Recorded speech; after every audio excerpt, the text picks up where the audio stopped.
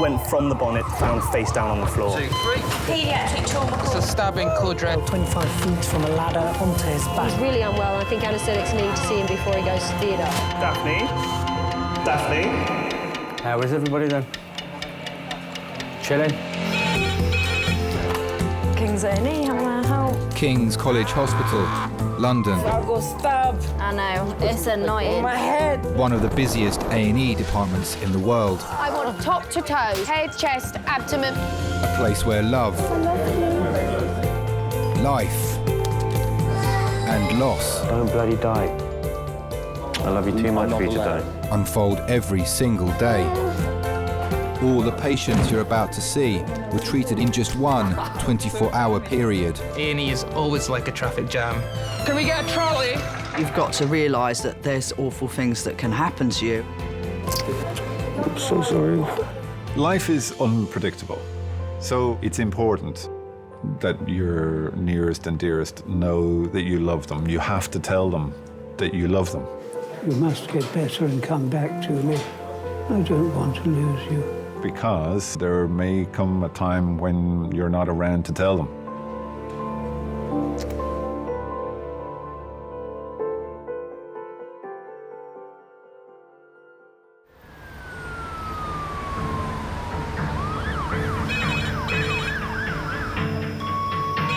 Pediatric Pens trauma in 10 minutes. That's pediatric Pens trauma in 10 minutes. Left-sided chest drain in situ, code red. Are we all right Has here? he got a line Managed in? to get bloods off? Got stats of 99. Can I get someone for the pediatric trauma call? It's a stabbing code red pericardial tamponade. Any Kings, hello? Now, we've got access in the right arm, I think. If we can get a second one, that'd be fantastic. A&E is always like a traffic jam. Thanks. That's another one. He's unstable. So I would just get his bloods and run with him to CT. And it's always like a traffic jam on the M25 on a Friday afternoon. Firaz is a consultant in charge of resus. We still don't have cardiothoracic reg, do we? Ah, lovely. Today, his department will treat up to 20 patients with life-threatening injuries. Is he seeing anything? Got a kid just pulled out a big shot, literally just arrived at the doors. Really? There's a kiddie being shot outside the door. Can we get a trolley? Trolley, please. I'm quite well known for scurrying around. I think it's the sight of my tiny legs going faster than my body will allow. I got keep coming back, keep coming back. Can you just get them to book in another meal trauma as the next one after? No, it's fine. We'll do it as a trauma code. I couldn't imagine being a GP. That's just not me. I need the little adrenaline buzz. I need to be running at 70 miles an hour, otherwise I will collapse and die and fall asleep. Fine. So do you want the blood? Hello, it's Firas, trauma consultant. I've properly had enough now.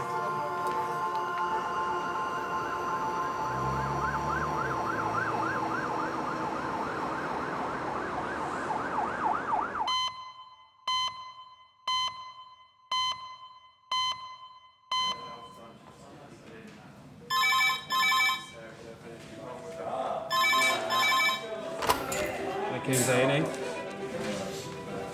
To where? Lower limbs. Okay, thank you. Cheers, bye.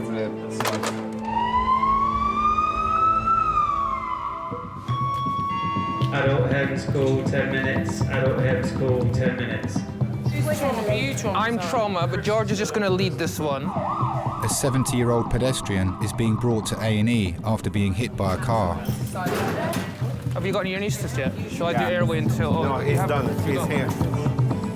Over 450 patients a year are admitted to King's A&E due to road traffic accidents. Right, they're in, guys. Have you got any anaesthetist yet? Yeah. Okay, guys, this is Pauline. 90 minutes ago, Pauline was a pedestrian stranding on the corner when a van hit a car and she was hit by the car as a secondary impact. Injuries top to toe. She has bilateral open fractures with devascularized right lower leg. Other interventions on scene are morphine to a total of 10 milligrams and reduction of the fractures. She's had no volume issues and has been stable since the injury. Thank you. Thanks. Would you be able to get a big line in for me and just whip off all the bloods? Would that be all right, please? Trachea is central, George. Trachea is central. Air entry, Air okay. entry. Pauline. Equal on both sides. My name's Firas. I'm one of the A&E consultants. We'll need to get some x-rays to make sure you don't have an injury to your neck. Because you've got a significant injury down there, we can't say that you haven't got an injury to your neck.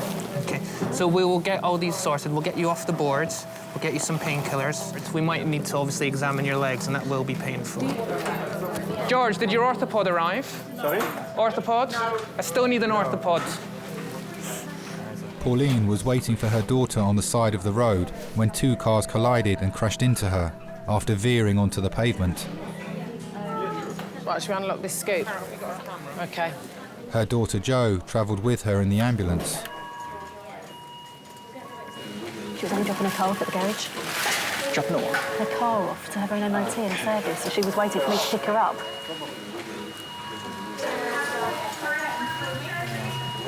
She just couldn't get out of the way. I drove around the corner and I could see something had happened in the road. There was a white van and a car, all the airbags out. Mum was laying on the floor alongside the car, awake, and she just said to me, "He's broken both my legs." And I just went into panic mode, I think. It was terrifying. She doesn't seem to be rolling around much. No. She's not got any sort of... I just wonder what sort of neuro there is. She's not got any back pain or anything. Sorry? She is incredibly active. She's much fitter than me, would have put me to shame. She's always been very involved with her different animal charities. Every Friday she would go to the RSPCA and they would deep clean all the kennels and then walk all the dogs. Her dog is a pet for therapy dog. Every Monday she would go to the old people's home and take the dog round.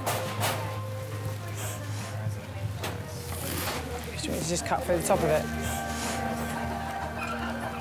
It's easier to just open it up that way. And... It took everything away in a minute. You know, just because someone can't slow down or isn't paying attention.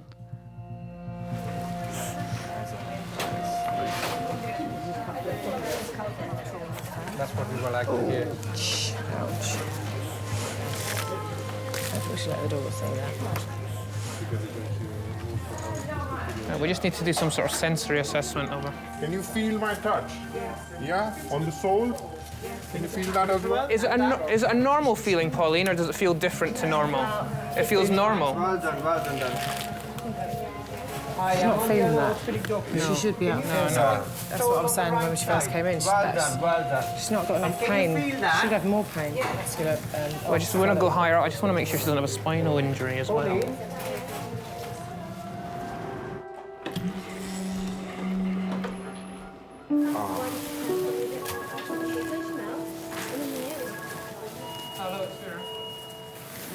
Right, that's that one. Let's start taking this one down. It's been an hour and a half since Pauline was hit by a car that swerved off the road. She has severe injuries to her legs.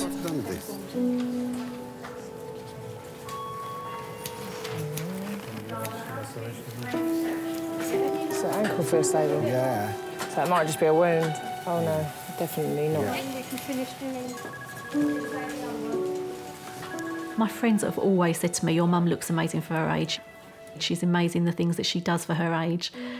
But I just think she's amazing anyway. It's nothing to do with her age. She has always been incredibly strong.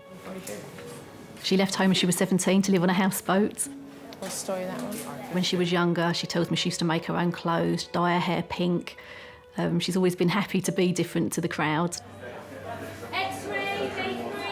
And when my son was young, she started to foster, so she's been probably fostering for 20 years now.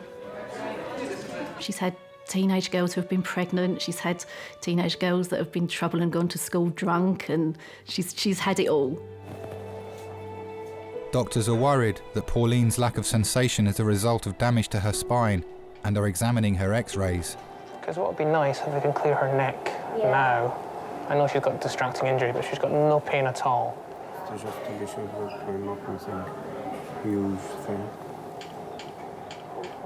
Clavicles are all right.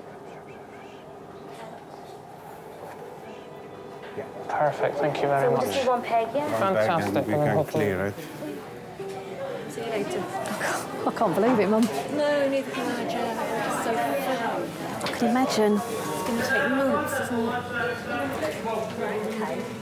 You're just going to be so bored, not being able to do anything. For a good time with the children. Oh, Mum, we'll work it out. We'll cope. We'll always cope. She's just that person that everybody goes to. I do. If I have a problem, I sort of think, oh, I need to tell my mum. My mum will sort it out for me. My mum will help me. And she's always been my role model. If somebody said to me, who is your role model? It is my mum.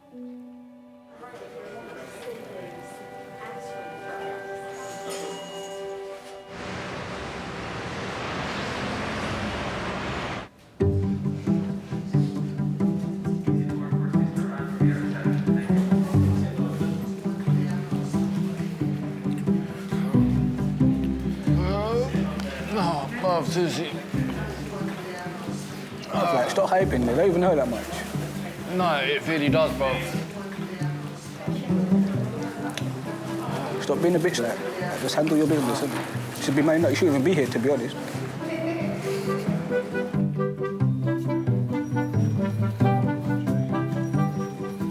Yeah. Normally we get to chill out, but it's not been a chill out day. It's not been a chill out day. It's not been a chill out day.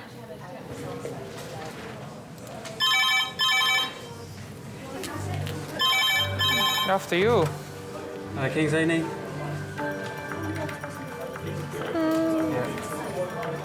Pediatric trauma. 11-year-old. Thank you. 3 minutes. Pediatric trauma, 3 minutes. Pediatric trauma, What's her 3 first minutes. name? Did you get her first name?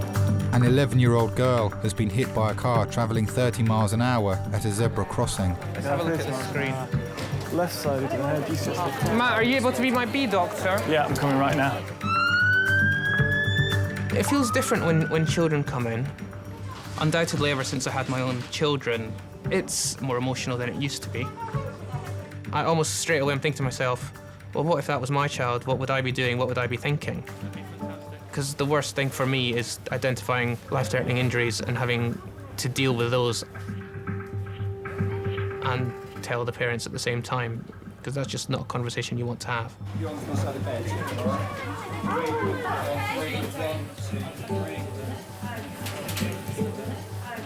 Coming right up. Scarlett is 11 years old, just crossing the road. Hit by a car at approximately 30 miles an hour, knocked into the air and out of her shoes. She's got large hematoma to the front of her head. Can't get blood pressure on her, she's very agitated, can't get a collar on. She has got she's got no recollection of the events. My name's Firas. Are you a doctor? I'm the head doctor looking after you today. Oh, okay. Okay, what happened to you? I think I got run over. Where were you going just now? To the Science Museum. To the Science Museum, okay. Am I gonna die? No, you're not, absolutely Have a not. heart attack? No. Scarlett, can you feel me pressing the back of your Yeah. neck? Okay, is it sore? Is it sore there? Don't nod or shake your head, just say yes or no. Okay. Pull your toes right up towards you. Who are all of these people? Scarlett, Mum, can you ask her to pull just focus on me for a minute, please? Yeah? Good, and again. You can say whatever you want. Is after you gonna have to do operation? No. Nope. No operation. Are you gonna have to do anything on my heart? Nope. You'll be absolutely fine. You know, the majority of the child trauma patients, they come in, they're lying flat on their back, they've got the collar and the blocks on, and then you're telling them not to move, and that's just completely unnatural for them. You know, what they want to do is they want to sit up and scream and shout, because that's what any normal person will do when they've been faced with trauma. She seems quite anxious. Yeah, she is. She's very, very, very shaky. But you've got to put these anxieties into context. Was she anxious because she'd had a bang to her head and was a little bit confused and didn't really have control of what she was saying or doing? Everything's gonna be okay. It is, Scarlett. You're going to be fine. It's fine. We'll just take a picture of your chest, that's all. It did make you think, has she sustained an injury to her head? Okay. So after this X-ray, we're going to get around for a scan of the head. So we actually want to visualise the brain, make sure there's no skull fractures, there's no bleeding to the brain itself. Okay. Is this her normal personality? She doesn't want to talk that much. She's really, really panicking. Okay. I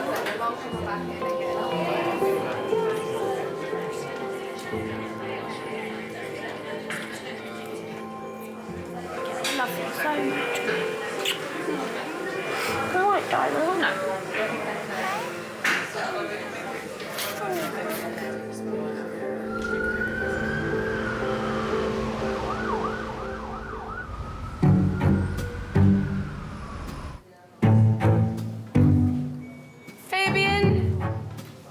Yo, I'm coming. You alright? Can I help you walk or you alright? Hold on, where's my phone? In my hand, fam. Hello.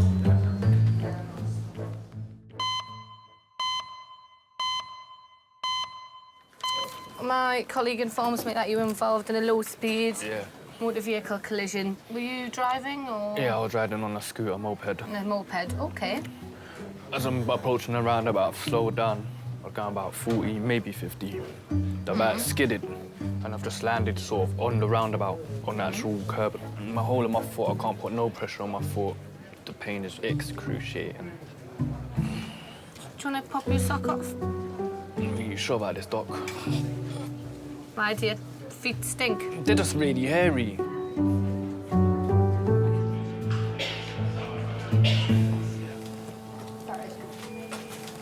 I can't now. Pauline's x-rays show no damage to her spine. But doctors want a CT scan of her legs. They are concerned she may have sustained multiple fractures. Yeah, if you go in where George is. So she'll go around for a scan now, and then she'll come back here, and then she'll probably need to go to the theatre. It's crazy. Yeah, the van just pulled in front of the car. He just wasn't looking what he was doing. He just said he couldn't see the car coming. My mum was a single mum for my brother and myself. Worked all day, would then do an evening job as well to sort of manage for us. We never went without anything. Mum worked so hard for us. She was a Samaritan when I was growing up. She was for years and years. And with the fostering, she gets so much from helping the children. Her foster son, Bob, he's only 17, and she's determined, I think, that she needs to be there for him, to support him. This lady is literally, her ankles is completely shattered.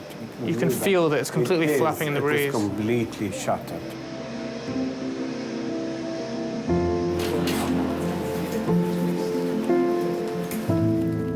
My husband's always saying to me, you know, why does your mum do all these things for everybody else? I don't think he really understands it, but she really enjoys it. She gets an immense amount of pleasure out of it.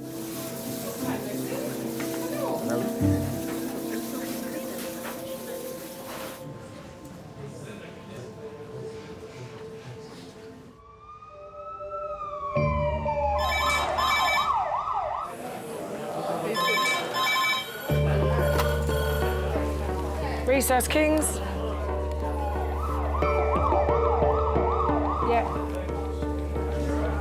Yep. OK, brilliant, thank you. Paramedics are bringing in a patient from another emergency department in Kent. This is the transfer from Darren. Veered off the motorway, hit a tree. Kings is a specialist trauma centre where only the most serious cases are transferred.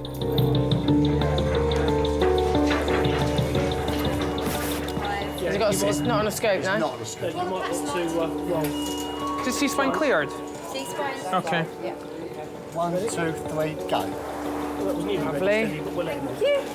OK. Clarifying what imaging he's had. He's had a CT of his head, plain films of his lumbar spine, and a CT of his lumbar spine. 48-year-old Steve crashed his car on the motorway after blacking out at the wheel and has broken his spine. I need to look at his keys. Is that CT booked? This chappie is in his 40s. He was driving about 70 miles an hour on the M20, lost control of the vehicle, went into a tree, was fitting at the time, and he fitted again in the back of the ambulance. taken to Darrant, found that he had some back pain, did some plain images of his lumbar spine, saw a fracture of L4, and then had a head CT done. So if we could see what CT images were sent across. Steve's wife and daughter have travelled from their hometown in Lincolnshire and are driving from the other hospital to King's. I met Steve on a night out in Nottingham. I'd gone to ask him to dance because my friend had met somebody else. So I picked the tallest, biggest man that I could see, and he came to dance with me. And he was just so handsome and kind and generous all the time. And we just had so much fun. We met in the January and married in the June, and that was 22 years ago. It was quick, but yeah, I knew he was the one for me. Firaz has received Steve's head scan images from the previous hospital to establish the cause of his blackouts. When you have someone that sort of loses consciousness in the context of an accident, you don't know whether they've banged their head and blacked out or they've blacked out and then had the accident. That makes things slightly trickier. Yeah, no, we have had to. I think when certainly for that. And you're thinking, right, has he got a bleed? You don't scan his head thinking, oh, I'm looking for a tumour here. Once we got to the first hospital in Dartford, the doctor came over and said, "Can I talk to you?" And said, "We found a tumour on the left-hand side of his brain, and it doesn't look good." I couldn't put into words how devastating that was. Steve, hello. Hello. My name's Firas, I'm one of the consultants here. I spoke to the bosses at Darrant Valley Hospital, which is the hospital you were at before, and they've brought you here because we're the sort of specialist trauma centre. Okay. From what they've said, you've got a couple of fractures to your lower back. Yeah. You've had a couple of fits, haven't you? Yeah. Have they told you why you had those fits? Because I was chilling the brain. Yeah, okay. Steve's initial scans revealed a previously undiagnosed brain tumour had caused his blackouts. Firaz will need to carry out more scans to identify whether it's cancerous or benign. Okay. And you've never had any fits before? No. You've been suffering from headaches recently? No. Nothing like that? No. Have you got relatives that know that you're here, or do you need us to tell anyone? My wife and daughter's just got to Darwin. It's at 10 minutes for the ambulance me over now. Right. No, the family's all been told. Okay.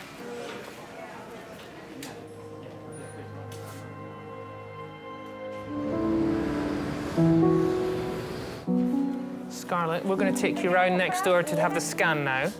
Now, Mum can walk with us, but she's not allowed in the scan room, OK? But she can come with us up until that bit, yeah? Cool. They come in, the next lady said she'd phone him down to them, OK? And they'll be down here, don't worry.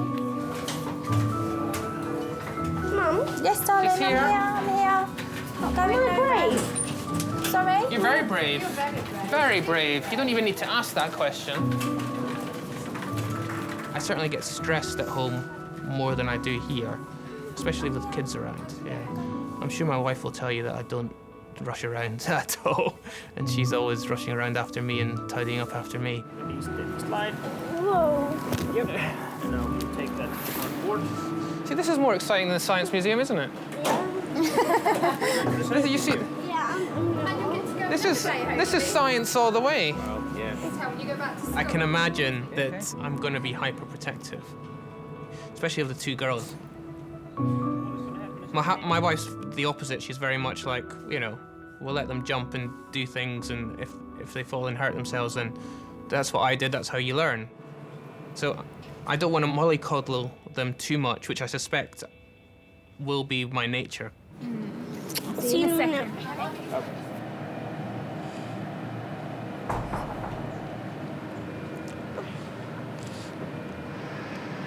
Where's everyone gone? Where's everyone gone? Is she all right? Sorry? Where have you gone? We're just doing the scan. Okay. It's okay. Scarlett. We're watching you all the time. Okay. There's a window over there. All right. Okay. Yep. We're standing there. I'm looking at you all the time. Okay. Okay. And we can talk to you with it. We've got a speaker. We can talk to you. Okay. But we're not allowed to stand in the room at the same time as you. okay. Okay. Because we don't want pictures as well. It's just for you. We don't want to interfere with it. Okay. Okay. You've been really brilliant.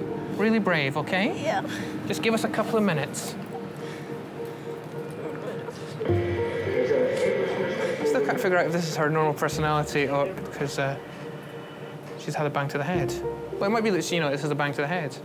My mum says she's more hyper now than she is normally. She's more talkative than she would do. Yeah.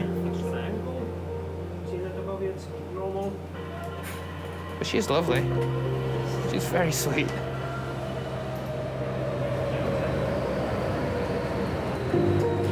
Well done, sweetie. Okay. All right, baby. They're just going to move you back onto the other bed, okay? Right, would you like a drink of water when we get back? Yeah, yes, please. If you're good to me, then I'll let you have one.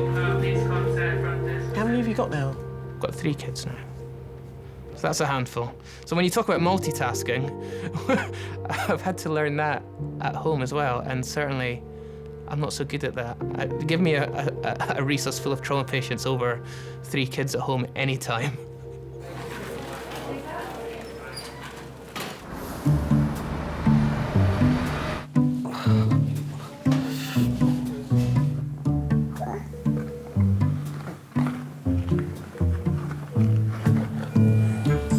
What else could we find in the bottom of here? Car. You're gonna drive him fast. Meow, meow, meow, meow, meow.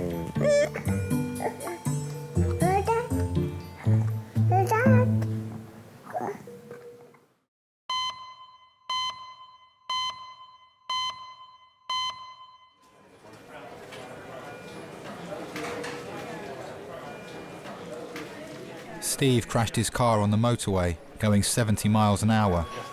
He was transferred to Kings from another hospital after they discovered a tumour on his brain.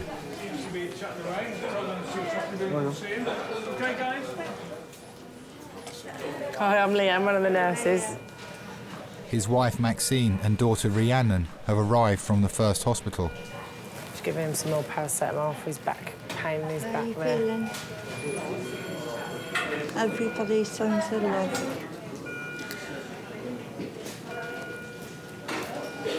Bad enough I've a tumour, but I've broke my fucking back. Don't do things by half. See you, babes. Huh?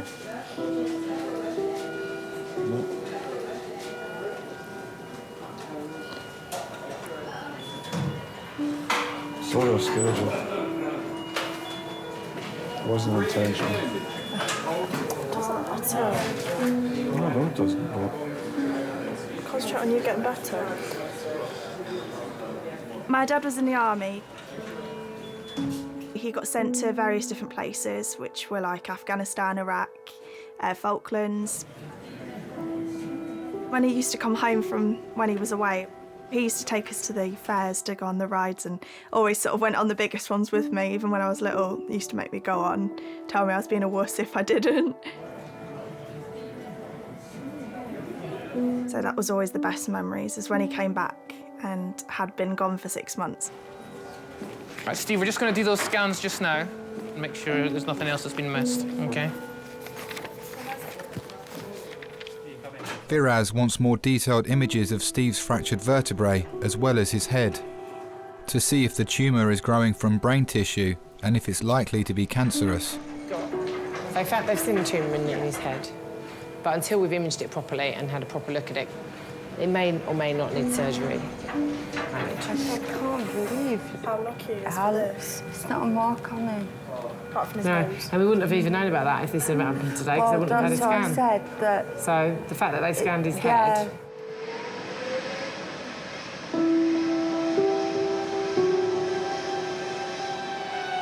It's made us all stronger, the fact he was in the army. I mean, it's made us all really close, able to pull through anything. And you've always got to sort of have to expect the worst. So when the worst happens, you can deal with it. Like, you're able to deal with it.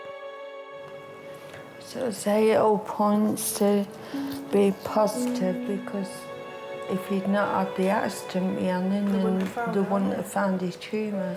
It's not just that. It could have grown too big for them to operate. Worst case scenario is it's cancer. And if it's cancer, look how many people survive cancer now.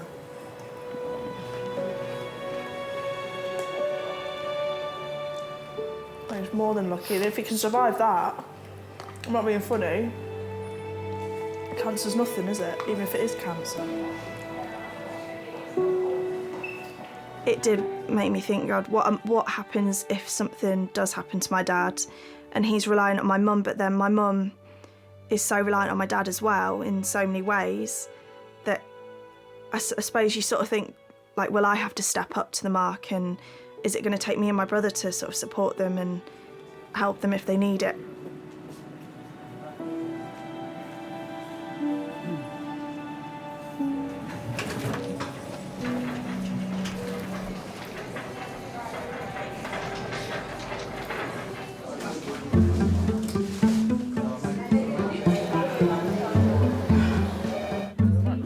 Thank you. How come you're down here?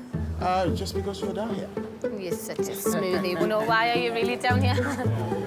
Why are you really here?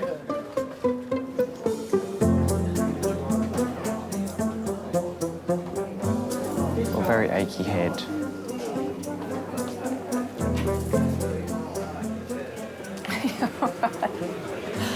Sorry, I keep laughing. It's really unfair. It does really hurt. No. Huh?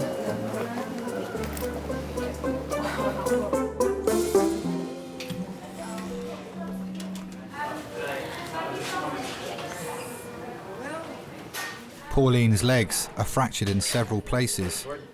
She will need to go to theatre for the first of many surgeries. Her daughter Jo has been joined by her husband Danny and her brother Nick. I mean, they reckon she won't be out of hospital for 2 weeks because what they're saying is she's got to have pins and stuff, and then skin grafts on the top, because apparently one of them is quite bad, like wound as well. But I feel better now you two are here. It's awful. So awful. It's going to drive her mad. Yeah, but the thing is, Joe, it is going to heal up. That's the thing. It's going to heal, won't it? I hope it heals up to be how she's used to it being. It's better than the alternative, isn't it? Oh, God, yeah. No, of course. No, she's going to get better from it. She's going to have to stop doing things for everybody, though, and that's going to be what she struggles with. You know what she's like. She likes doing it all. It's a feeling of being generally quite useless. I suppose we all see ourselves as that person, and I'm not that person anymore. You're right. Nick's here now. Oh, is he? Yeah. Hello, love. You do feel tension, don't you? Wrong place, wrong time. Yeah. Stupid. I was just so cross that two people in cars had literally messed me up. And a big part of me is actually quite still angry about that. I'm just so glad you didn't fall and whack your head on that brick that was behind you. So lucky it was not my internal organs, because it would have killed me. If it had been any higher, you know. Why don't people just slow down a bit? I think everybody's in a hurry to get places, and I know this is going to sound awful, but I actually had to go on a speed awareness course a couple of years ago. And since then, I have been driving very responsibly. Thank you very much for all coming up. Well, what doesn't get done? I've got this horrible thing that I've got an awful lot of ironings. I'll get it all dealt with, Mum, don't worry. That's brilliant. Because I've got a huge amount of ironings. It's fine, we'll get it all dealt with. Yeah. You really did, yeah? Yeah. Right, we're going to get off. See you later. Bye, lovely. All right, see you soon. So we'll phone tonight and we'll come up in the morning. Lovely. Okay. Yeah. If you want us anything, bye-bye, lovely. or you remember anything. See you later. Yeah, drive carefully, all of you, please. Yes. No. Okay. See you later. All right, then. Bye. Bye, Mum. Bye. I'd like to think that this has made me take more time out to actually not be doing quite so much, because I've spent my life really sort of doing, but perhaps taking more time out to relax and value what I've got more. I think more than anything else. I'm just really lucky.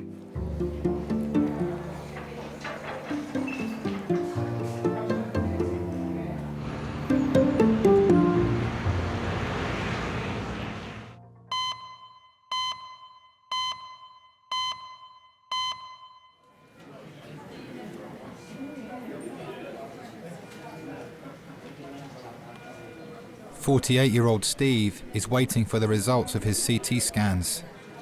Doctors are still trying to diagnose the type of tumour on his brain. I won't be in work for a while, so we'll just take it day by day, and that's not a problem. Okay, so that's sorted. Think you'll get bored? Hmm? I just think you'll get bored. No, I'm bored with you, so I don't care. He's been away a lot in the army. He loved going around the world. You know, he's seen so many things and so many places, and he loved that. But I always knew that he'd come back to me. I knew he would. And so you deal with it. All these things are going through my mind. I've sat lying in that bed. I was just terrified of leaving you. Well, that's what scared me more. Not the cancer. It's how you would cope.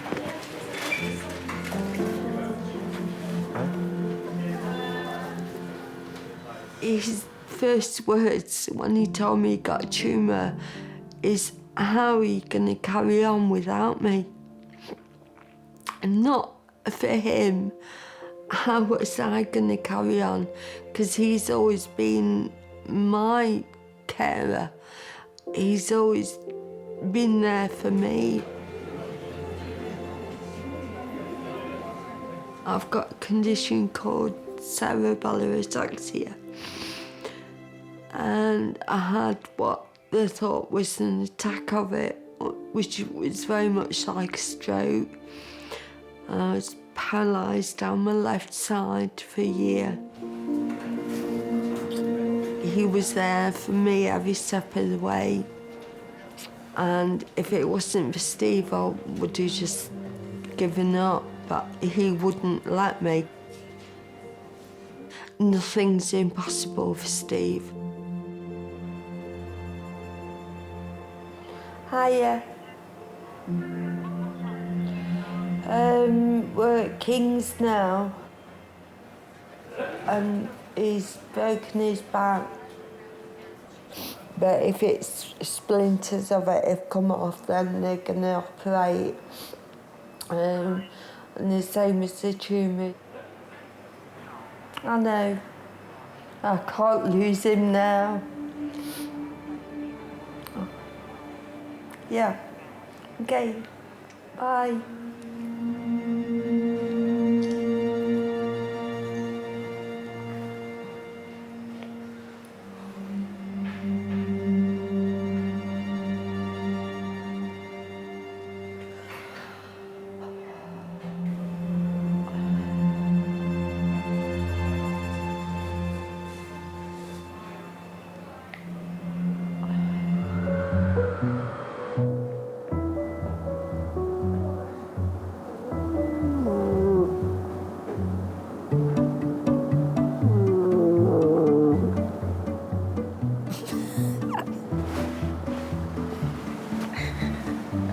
Look at nothing, man.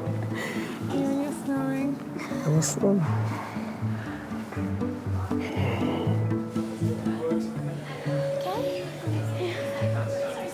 This is school holidays this week, isn't it? Yeah. This is the first day of school holidays. You haven't timed it very well. With Monday. Oh, I wish I could go to a science museum. Don't be able to tell you that. When will I be able to go out? To go out? As in... to go home? You've only just arrived.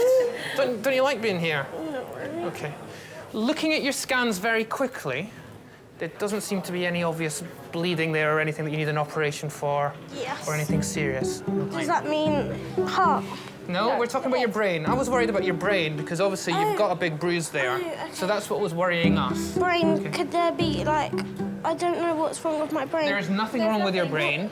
You obviously had a big knock to your head because you have that bruise and you can't really remember what happened. No. So that's why we did the pictures of your head. I'm not scared anymore. Good. I'm very pleased. So that's very good news that that scan is normal. Okay, but you won't have to do an operation. You do not need an operation. You promise? I promise you will not need an operation. Okay. I think lots of people travel through life too quickly and miss out on the really important things. You start, it's Monday morning, you think, oh, I can't wait for the weekend. You suddenly, that whole week's wished away and whistled by. How was it? Looks all right. Nothing that needs surgery. Lucky girl. And I think it takes a very special person to live through life appreciating every minute and savouring every minute. And unfortunately, I'm not one of them. Why do you think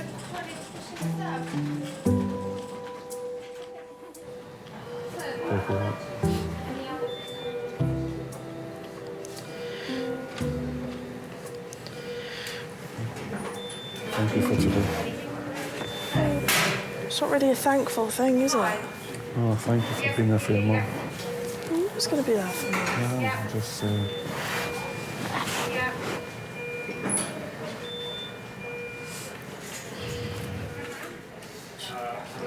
Hello. Steve, do you want me to chat to you, or do you want me to wait for your missus? She's on the phone to my grandma. She might be a while. I'll tell Mum everything at the That's time. fine. I mean, as they identified at Darren, you have got a fracture to 2 of your vertebrae. And obviously that can damage some nerves. That bit of bone is probably going to need to come out.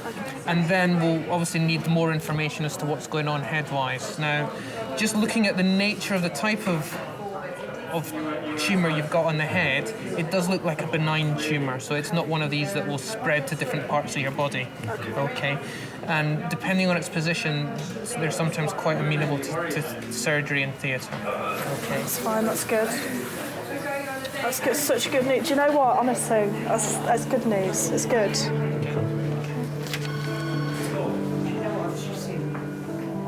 I think it's made him think about his whole life and things that are important to him.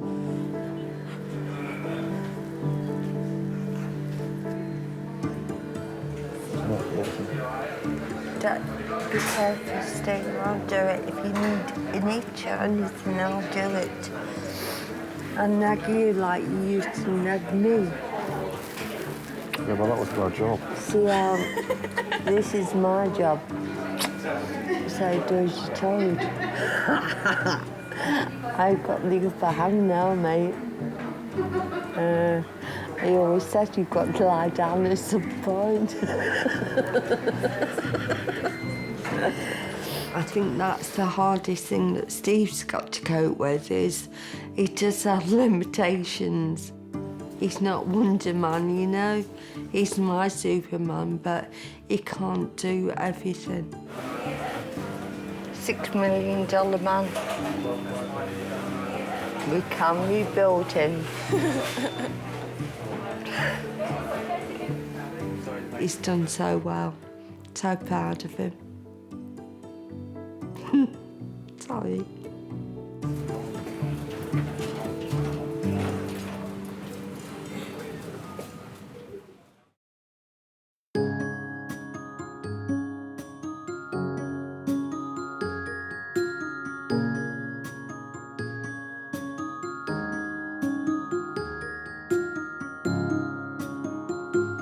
Not many people get that opportunity, actually, to find out what people are around for them.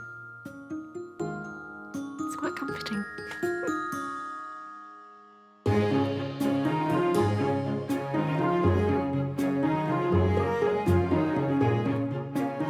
Balloons?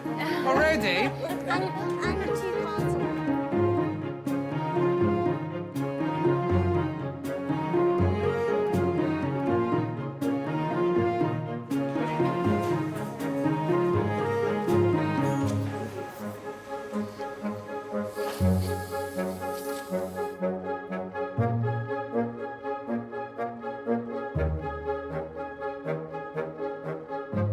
The loss of driving is biggest frustration.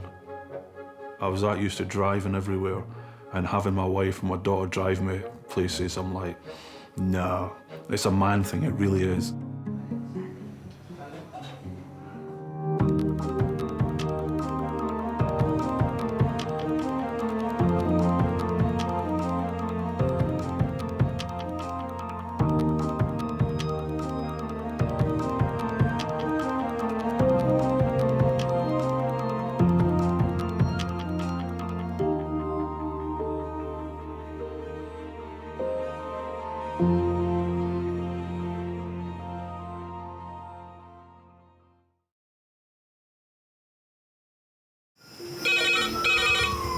Went from the bonnet, found face down on the floor. 2, 3.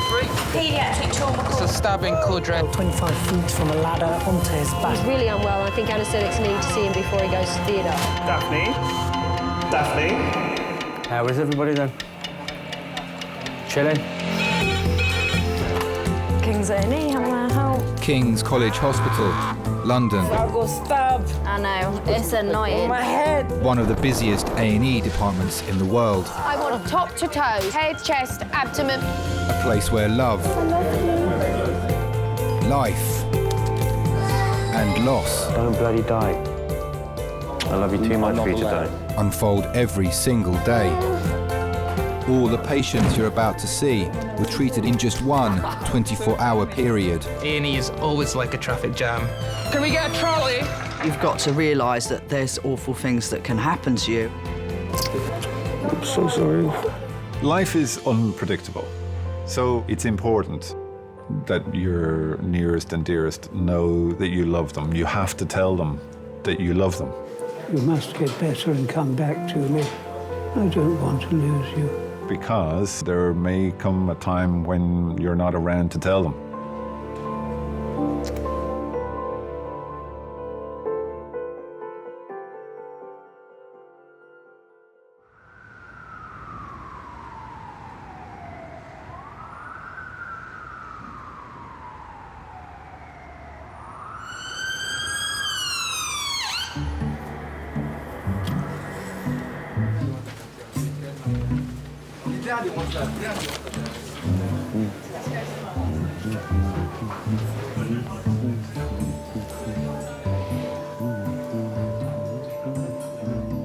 He is having IV fluids for sobering up.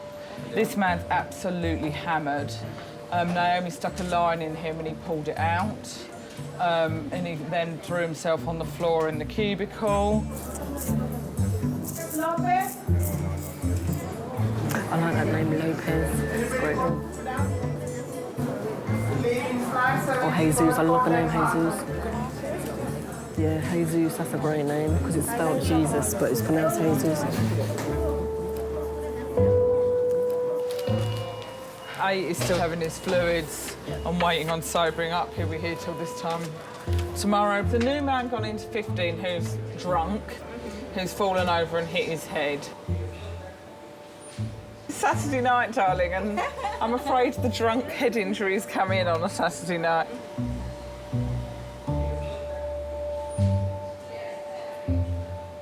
Look, these people are hardly sober, are they?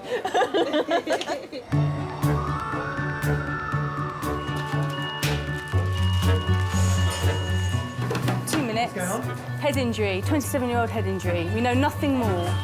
Dr. Fleur is the lead consultant on duty, responsible for every trauma case that comes through the doors. Quite combative and aggressive with alcohol, so it's on security. Okay, great, okay. It's her first week in the role. Do you want to just try and get keep on the bed quiet? for us? Go across that side. Lovely, okay. Okay, sir. Thank you. So we don't seem to have an immediate airway problem. However, we might have a assessment, sedation, need to scan problem. He's got an obvious head injury. Yeah. Yeah. Matt, do you want to just take the role of just trying to calm him down? If you'd asked me a couple of years ago if I wanted a consultant job at King's, I probably would have been too daunted to think that that was an option. Have you been drinking? Yeah. What have you been drinking? Jack Daniels. How much? A lot. What, since this morning or all night? All night long. Oh, okay. All night. Welcome to the world of trauma. Yep. Yeah. That's all you have. I've never been really searching for that trauma, adrenaline kind of medicine, but I've been totally surprised how much I've really loved it since I've been here. Okay. All right, sweetheart. Okay. We've got a trachea deviated to the left-hand side, a right-sided chest wound. I don't think I'd use the word exciting. Exciting kind of implies it is something that you're looking forward to. I wouldn't describe it like that. His friend looked a bit... Bit what? Youth. Youth? Youth. I don't even know. You're talking different language to what I understand. What do you mean? Hoodie, you know, or... No, but that is... they are our people. They are our people. They are our people, aren't they? Hoodie, a little bit edgy, dodgy. Street. Street, yeah, street. Yeah, absolutely. It's not for me, I'm not here. Hello, Kings A&E. We also have a lot of other patients there who are elderly, who have children. So it's a very challenging environment.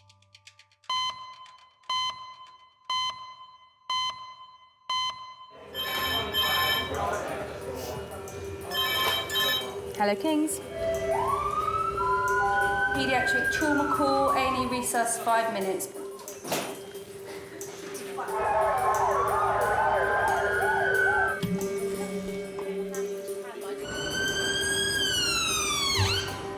Paramedics have been called to a flat where a 12-year-old girl has fallen down a flight of stairs.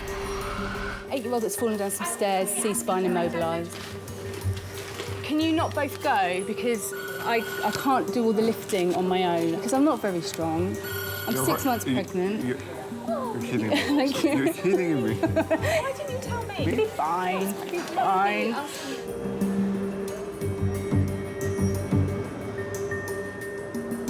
When they walk through the emergency department door, they're often at their most vulnerable and most scared. As a parent, you can't help but feel a slightly different level of empathy for that family. Yeah, get her across and then we'll take the hands over. Right, this is 12-year-old Grace. Grace fell down 8 to 9 wooden stairs. She's gone down on her back. Mum heard her hit the deck. She was grey and sweaty and hyperventilating. So when we got there, she was crouched over, complaining of back pain all the way down and C-spine tenderness all the way down. Okay. Okay, Grace, we're just going to check you out first, okay? We've got a pulse of 94. We're just waiting for a blood pressure.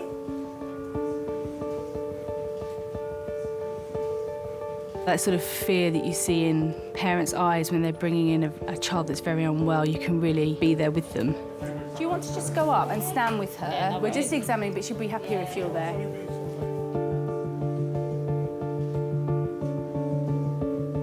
The way she fell and, you know, and how she did look, her face was grey and I've never seen her look like that.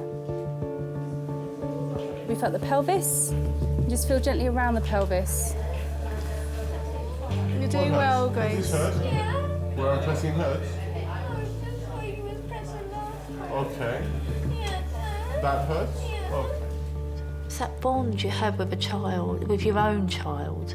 You know, it's you don't have to think about it. It's just an instant reaction to their needs.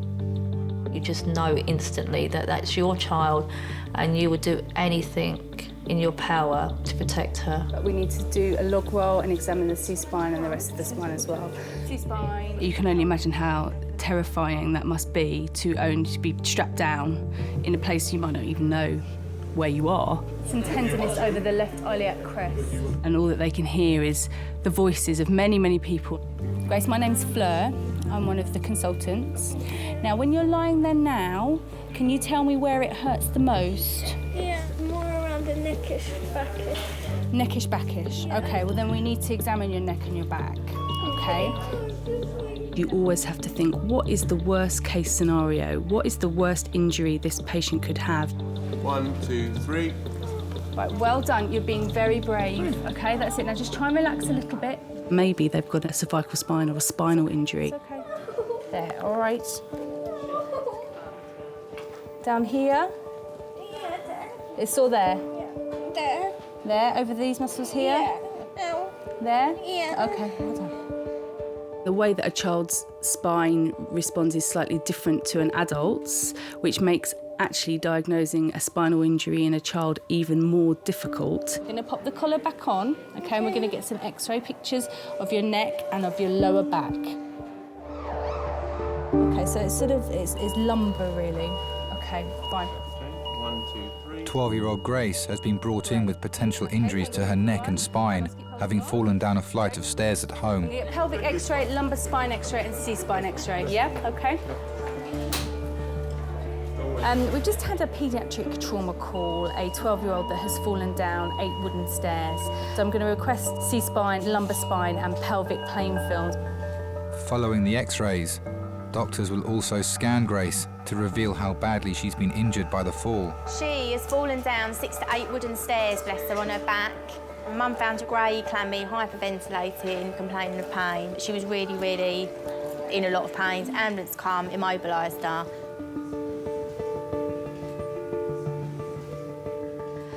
She wants to be a singer. She sings from the minute she gets up to the minute she goes to bed.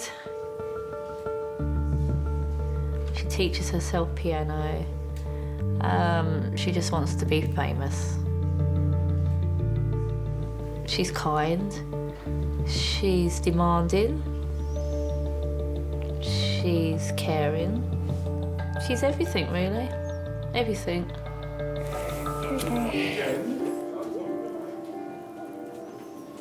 I would jump in front of a train for Grace if it meant that it would stop her getting hurt. Stop her getting hurt, I would take any pain whatsoever.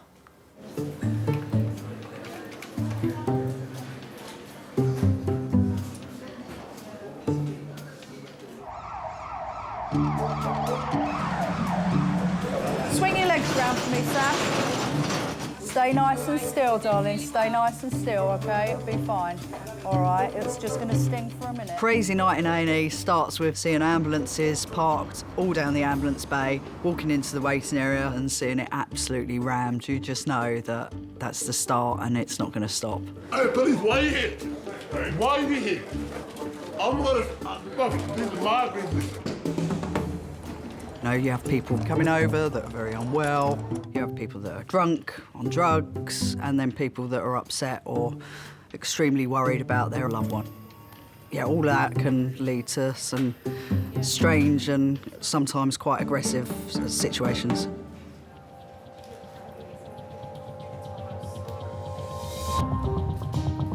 I mean, what are the police doing tonight? Are they bringing everything in off the street? Seriously, look. Hello. You all right? What's wrong with this charming man? Police have escorted a man into Kings A&E. Get him in next door, I'll sort him out quickly. Right, let's get him into number 4, please. Let's sort him out and get him out there. He's been tasered. He needs quick, brief medical clearance, and then can we get him out of here? That'll be our stabbing, I think. 3 sus. It's busy, it's noisy, there's always police. I'm worried about your head injuries. Because you've got lots of bumps on your head. You've got... Cool, baby girl, it's cool. No, I don't think Shit it is. You all right? Well, no, because this is going to cause me a lot of aggro. Well, they've tasered him, and they're like, well, he's very subdued now. Now, the police had to be called because he was so violent and aggressive on scene. They've tasered him, and of course he's subdued now, but that means they want to leave. So I'm going to end up having an argument, me feels. If he's been really aggressive with you, I can't allow you to leave. That'd be lovely, thanks. Patients are often under the influence of alcohol, so they can be quite aggressive. I know that fucking house. I love this shit. I love this shit. When we get people in that are aggressive, I always make sure that I tell them that they need to have a bit of respect, not only for myself and my colleagues, but also for the other patients and relatives that are in the department at the time.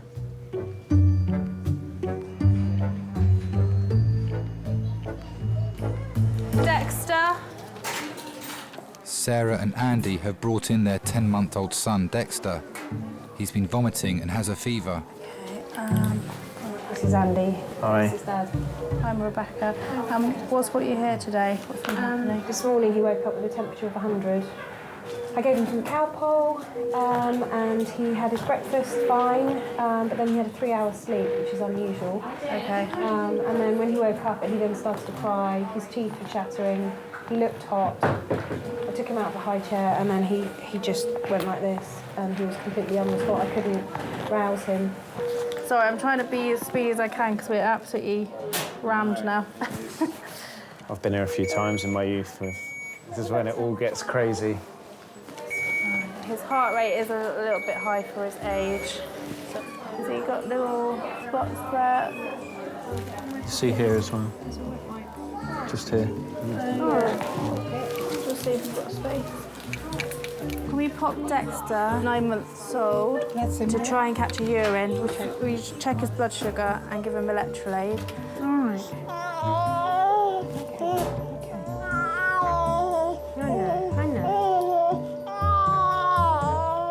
A&E is probably a very daunting environment for parents to bring their children to, particularly on a Saturday night where it's very busy.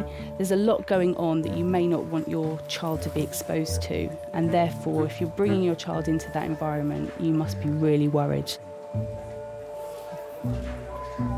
Can I have a porter to resuscitate the patient to theatre?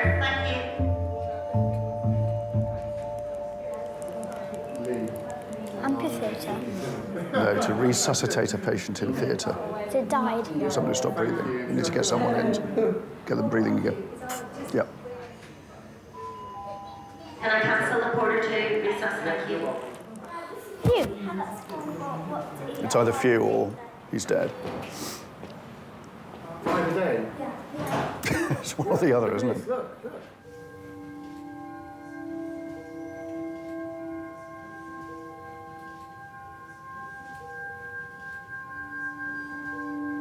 Dexter's fever could be a symptom of a serious infection. He's given fluids while doctors carry out a series of tests. It's so difficult because you kind of like, I'm watching him, his teeth chattering, and I'm thinking, so when the paramedics arrived, I had him wrapped up in his green blanket, so his green blanket was covered in bomb. So the paramedics goes, right, Mum, come on, strip him off, all the way down to his nappy. Come on, Mum. And I was like, but his teeth were chattering. And he's like, that's just a reflex in babies.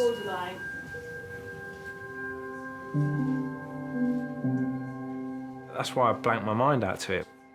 There's no point worrying about that worst case scenario. You know, just be optimistic, just think it's going to be okay, and if it's not okay, then you deal with it.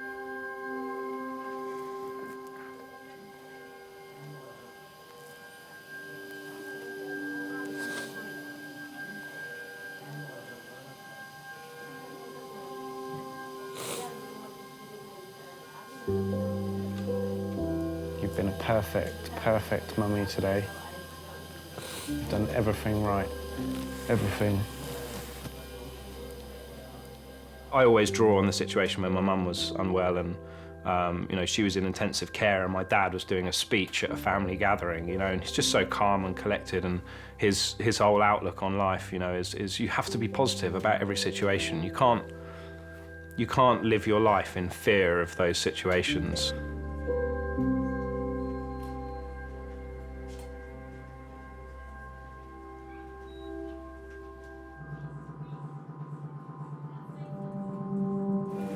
Grace has sustained potentially serious injuries to her neck and spine after falling down the stairs at home.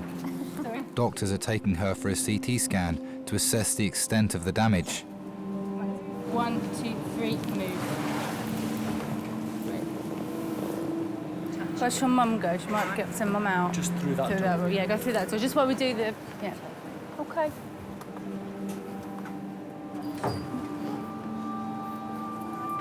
I think my mum, she was a lot calmer than I was.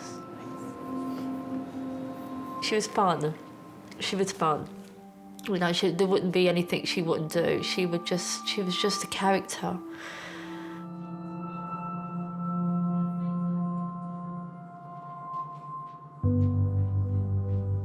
Her funeral, the whole of Bermondsey came out for her, which was amazing to see all the young kids. You know, it was just amazing to see that they all came out, you know, to pay their respects. Well, for a little old Irish woman.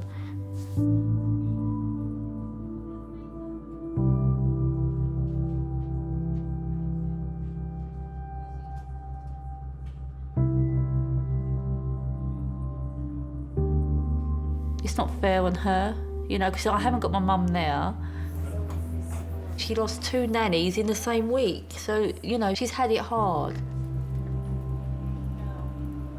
Because I am a single parent and she hasn't got her nans, and, you know, and other people have got their nans, other kids have, and I just think she's lost out on that as well.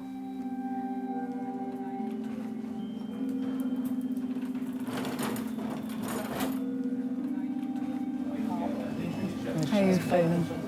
I'm all right. I just want it to be the morning time. Yeah, it'd be nice. I'm not really enjoying tonight.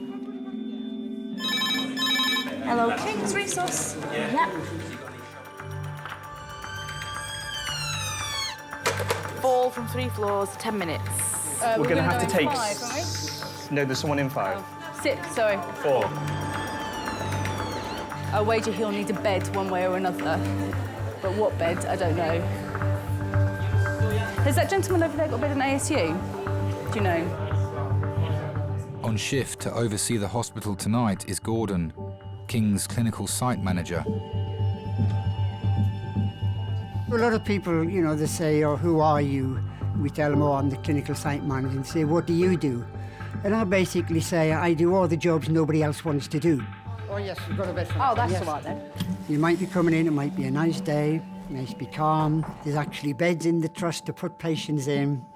That is the perfect scenario. But then you come in first thing in the morning, there's still 12 patients to be placed from ED, another 12 in AAU, and you know, you're starting from minus 24 beds, so you know you've got a hell of a day coming ahead of you. But you get on. Gives you a buzz. You know, I enjoy coming to work. Yes, I'm older now and I'm a little bit slower maybe, but I think because of my experience, I don't have to run around so much.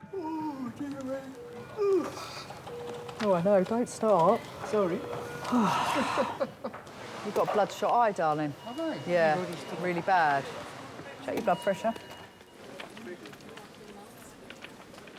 Look at my eye. Somebody says I've got bloodshot eye. I need to get my blood pressure checked. You want me to check it? Yeah, can you? Just to see.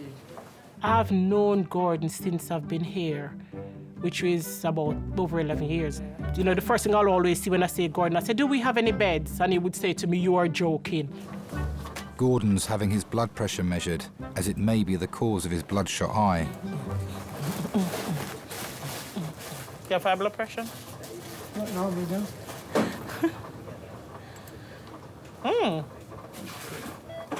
Wow, Gordon. No way. That's a little bit worrying, isn't it? Show me. That is high.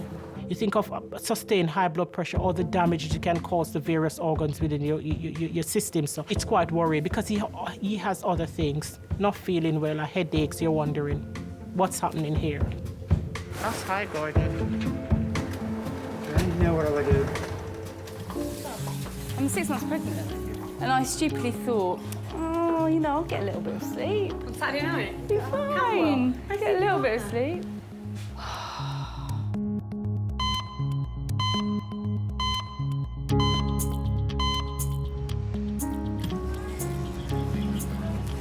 No, number 4, please. Don't like 6. Number 4. Spit it out for us. Spit it out. All right, it's very good. Good boy. You know, there's no point being, oh, poor you, poor you. Wake up for us. He's had so much diazepam, he'd be sleeping till next Christmas. At the end of the day, you need to either change your life or stop climbing up ladders with flip-flops on. You've got to be firm and fair. The patient doesn't want to stand up, well, we're not going to cure that, and she needs to go home. I'm just about to become a patient. I've got high blood pressure, 180 over 110. My right eye's bloodshot. He's got headache. After a colleague noticed his eye was bloodshot, hospital site manager Gordon has been taken off his shift with dangerously high blood pressure. Anybody else want their blood pressure taken? I'm doing a staff blood pressure check this morning. Anybody need, just come to my office. Get a full MOT. So I'm just waiting to be seen by the reg, and they said that possibly they might want to scan me. As medical professionals, I think we tend to carry on. And we carry on sometimes if we're invincible. I'm sorry about this. I care all day, and that's what I do. My job is caring, but we never stop to say, do we ourselves need that care? Number 4, Gordon, this is what it has to come to for me to see your chest. Into number 4, please. Gordon's blood pressure is so high that he requires immediate medical attention. Look after you, and then we'll let you look after the hospital afterwards. Sharp scratch. His symptoms could be a marker for a more serious underlying disease, and he'll need further tests to establish what the cause is. I think we're reluctant as medical professionals to seek medical help. That's one thing I can always say about Kings on a whole. We look after each other.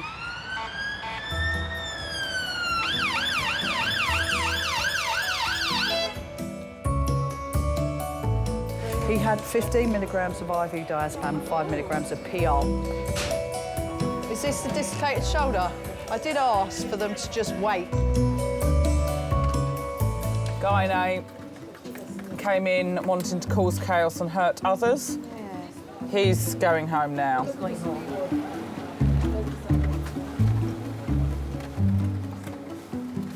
I was in so much pain, I didn't know what to do, Stuart. I thought, oh, am I going to have a major Heart attack. heart attack?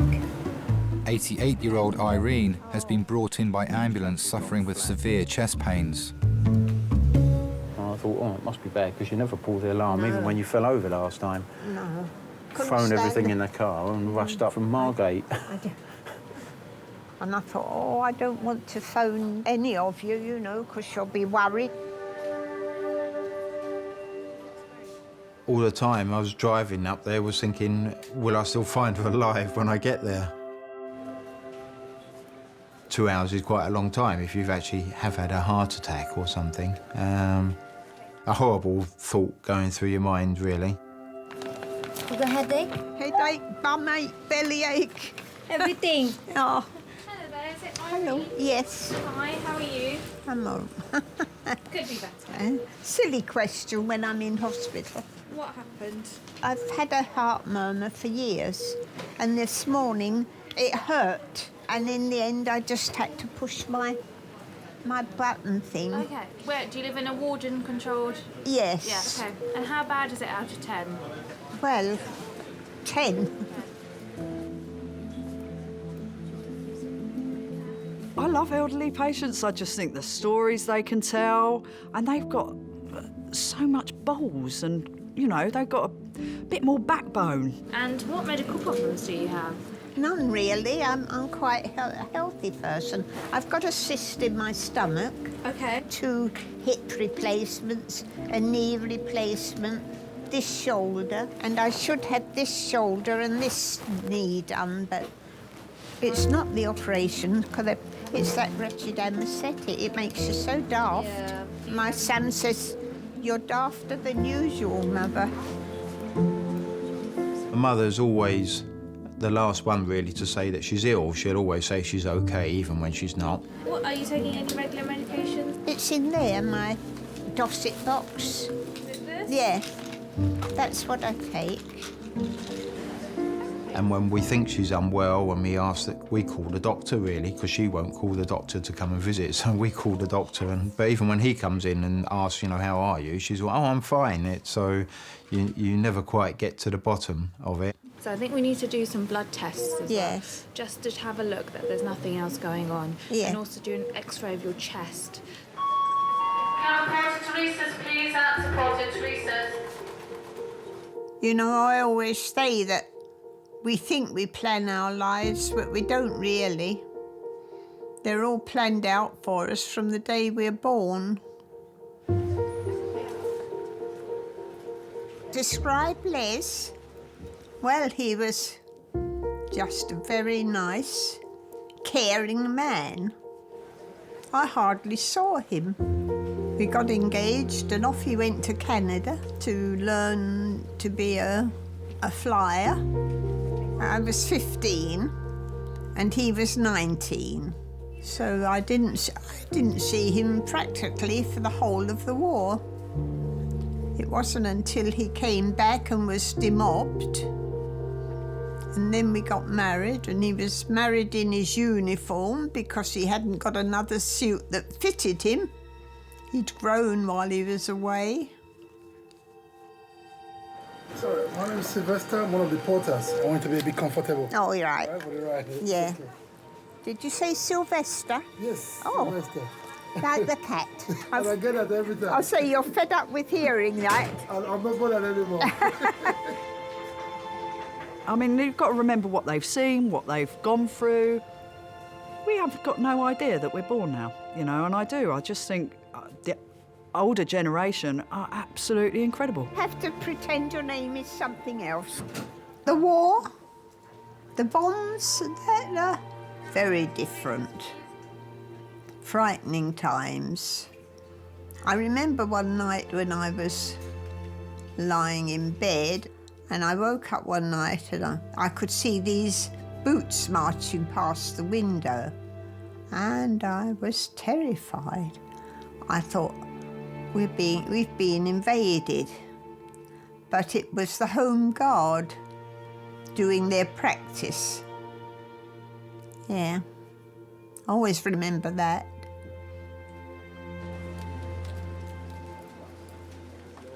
He's got a stable pelvis, but he needs skin traction. He needs to be consented, but he needs to stay here until he's awake. Yeah. You know, and I need to assess. Resource keys. There's some in the cupboard.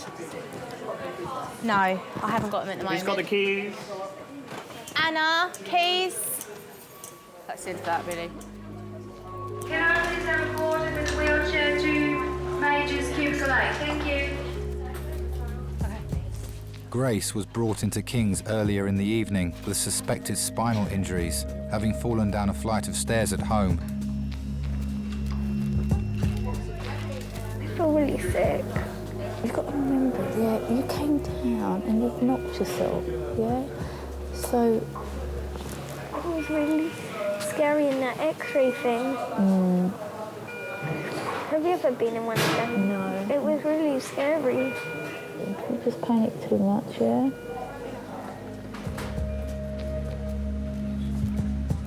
Doctors are waiting for the results of Grace's scan to see if the fall has caused any serious damage to her neck and spine. Have you got any funny feelings in your arms? Do they feel weak or pins and needles or anything like that at all? No? Okay, let me just have a look at them. Like this. Keep them up even when I press on it. Keep it up, keep it up, keep it up. Keep it strong. Stronger, stronger, stronger, stronger. Don't let me, don't let me. Ah, thanks. Oh, this might be them now. Hello? Hi. Okay. Yeah, I thought so. Bye. That's all. I think it all looks all right. Yeah. I think your X-rays look all right. So what I'm going to do is just take this off. When they first come in, they look one way, and then once they've been woken up and all of the blocks have come off, it's just amazing to see who that person really is. Ready, slow? Yeah. The all clear means that Grace's neck brace can be removed. Put your socks on first, Grace. How does that feel now that's off? Wow. Not very nice, this, is it? It's very uncomfortable. Tomorrow when you wake up, I think you're going to feel worse than you do now. Okay, because all that bruising where you've taken, everywhere's taken a bit of a bang. Okay. All that bruising is going to come out. Yeah, no worries. Shall I sit you up just a little bit? Okay. Yeah? But Dr. Fleur will keep her under observation to ensure that she is safe to go home. Do that if everything is okay. Then Yeah, that's fine. go home. All right, lovely. Thank you. Thanks. I never really had that chance to experience or show my mum the woman I am really now, and also the mum that I am. I never got that chance. I think that she would be extremely proud. I think that she would be... I think she was always worried about me. Take it slowly, because you haven't been standing up for a long while. All right. Thank you. Yeah, I think she'd be proud.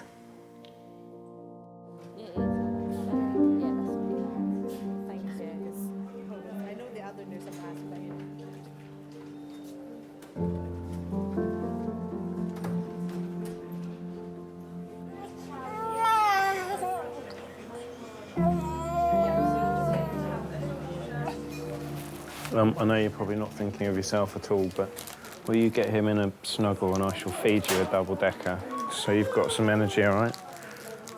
10-month-old Dexter is under observation, having been brought to A&E with a high temperature by his parents.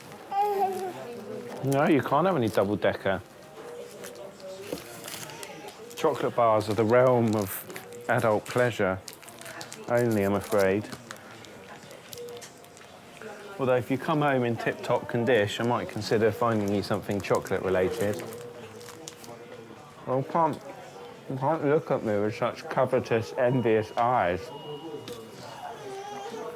You can just pick the bits off of Mummy's boobs. That beats the crap out of Diary-Light, doesn't it? Let's get this straight. 2 minutes ago, you were lying in a pile, lifeless, as if the world was about to end. 2 minutes later, after a little bit of chocolate, you're absolutely fine. I bet your temperature's dropped as well, isn't it? I remember spending 4 hours in A&E once when your mother had a fishbone in her mouth. Had a fishbone stuck in her throat. Long time ago. 4 hours? Fred, it's very boring being in A&E. You see, what happens is that if someone comes in after you and they think it's more urgent, it's a more urgent problem, and sometimes that's like a baby or something like that, you know, then they'll get to see the doctor before you. It's just the way it goes. Yeah.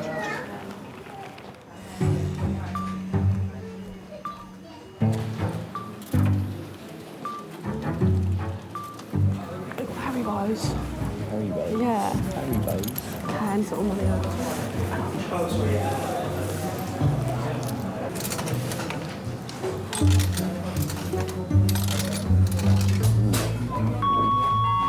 Porters Major's aid to take patient to X-ray, please. Porters Major's aid to take patient to X-ray.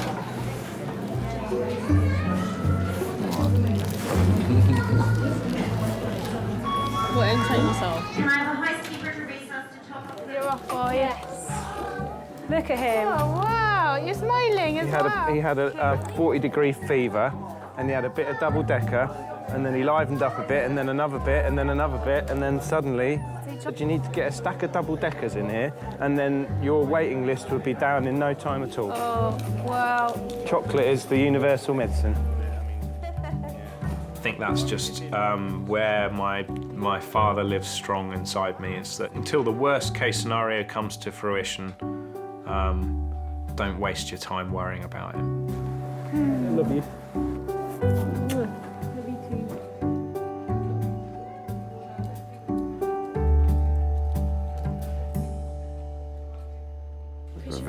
blood pressure.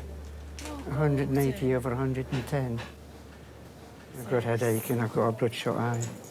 I said to you, didn't I, if you got a headache? So we're just waiting for the blood results. Doctors have ordered tests to find the cause of Gordon's dangerously high blood pressure. It's just you don't think about these things. No. You know, you just plod along and... You have to be fair, you haven't really been well for a couple of days, you're breathing and stuff. Yeah. I've just been tired. He was admitted earlier into A&E whilst working his weekend shift. Got to remember, you know, I'm not a spring chicken anymore. I'm the oldest in the team now. So it takes its toll.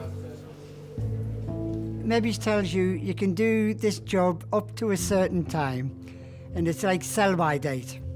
And I think maybe they're trying to tell me I'm coming to my sell-by date.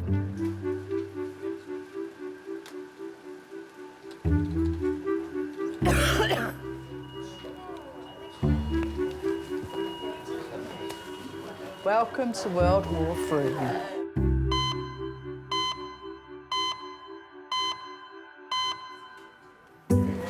That's been the theme of our night.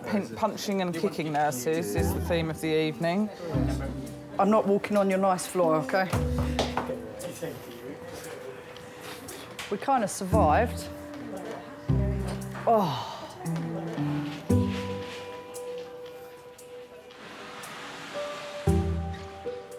88-year-old Irene has been brought into Kings by ambulance. She is suffering with severe chest pains. One of the carers said to me, "Who's that photo of that little boy?" I said, "What, me holding him when he..." "No, the little boy when he's got his fingers in his mouth." Oh, I said, "That's my Adam." That's Adam, yeah. She said, I used to do that. She said, and I still do it. Ah. Oh, dear. I don't think he does it anymore. No. Not like you when you were a baby. Yeah, thank you. Don't want to Your go green rabbit that Auntie May made you. Yeah. You'd had one ear up your nose. You don't ever stop being a mum. You always worry if something has happened to them.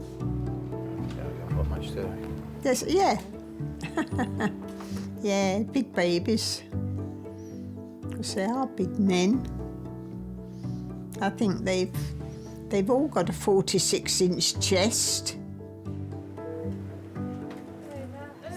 Okay, your heart tracing is actually fairly normal. Like that, No, that's... Which is good. Okay? Yeah. So probably move you into one of our areas that's a bit more comfortable than being on here, Oh, okay? right. While we wait for those test results to come back. Okay. And if they're all normal, I think you can go home. Oh, good. Okay. Makes you realise that, you know, your parents are getting older and they actually need a bit more care and attention now than they did. You always get used to them just being there and being sort of someone you can call on and ask to do something, and all of a sudden that's not possible anymore. And it happens to us all in the end. It's just, you know, you see it, you know, I suppose you get a view of mortality, don't you, really?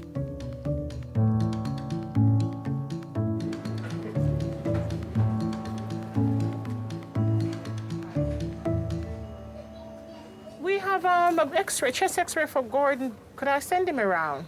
Thank you. I think a lot of times nurses and even doctors, they don't think about their own health.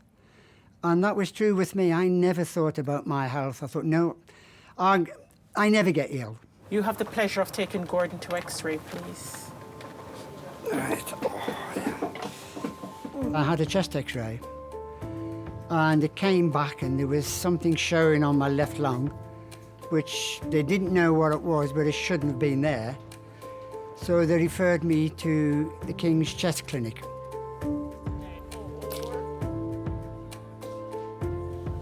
The first thing that comes into your mind is cancer. They made arrangements that I went for a special scan called a PET scan. Had the scan, then I went back to the clinic and I had lung cancer.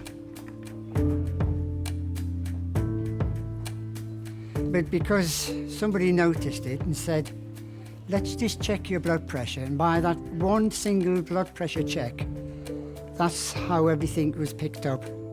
Possibly could have saved my life. Because now I'm getting the treatment for my lung cancer. Because if I didn't know that, goodness knows how long I could have gone on with this, not knowing.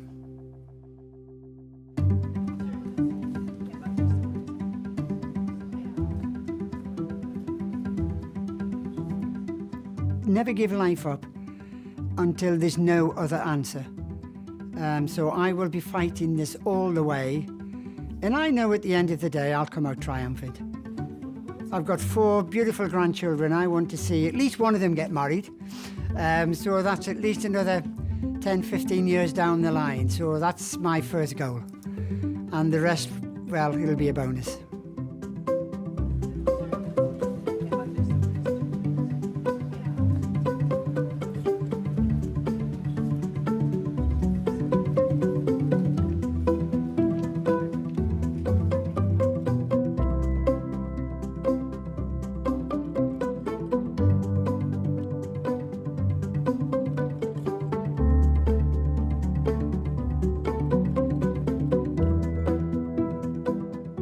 I paid for my funeral. I thought that's something less for my sons to get upset about.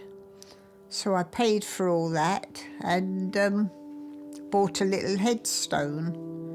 And on it I just put Les's date of birth and when he died, and just left room for mine underneath.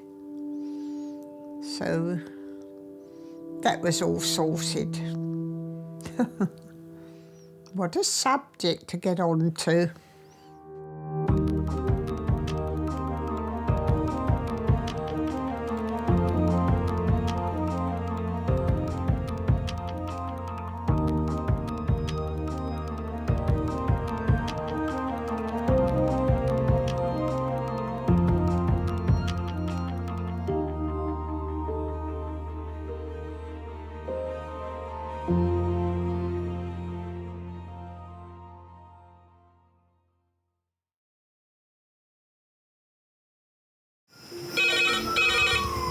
Went from the bonnet, found face down on the floor. 2, 3. Pediatric trauma. It's a stabbing, Claudette. 25 feet from a ladder onto his back. He's really unwell. I think anaesthetics need to see him before he goes to theatre. Daphne? Daphne? How is everybody then? Chilling? Kings A&E, how may I help? King's College Hospital, London. I got stabbed. I know, it's annoying. My head. One of the busiest A&E departments in the world. I want top to toe, head, chest, abdomen. A place where love, life, and loss. Don't bloody die. I love you too much for you to die. Unfold every single day. All the patients you're about to see were treated in just one 24-hour period. A&E is always like a traffic jam. Can we get a trolley? You've got to realise that there's awful things that can happen to you. I'm so sorry. Life is unpredictable, so it's important that your nearest and dearest know that you love them. You have to tell them that you love them. You must get better and come back to me. I don't want to lose you. Because there may come a time when you're not around to tell them.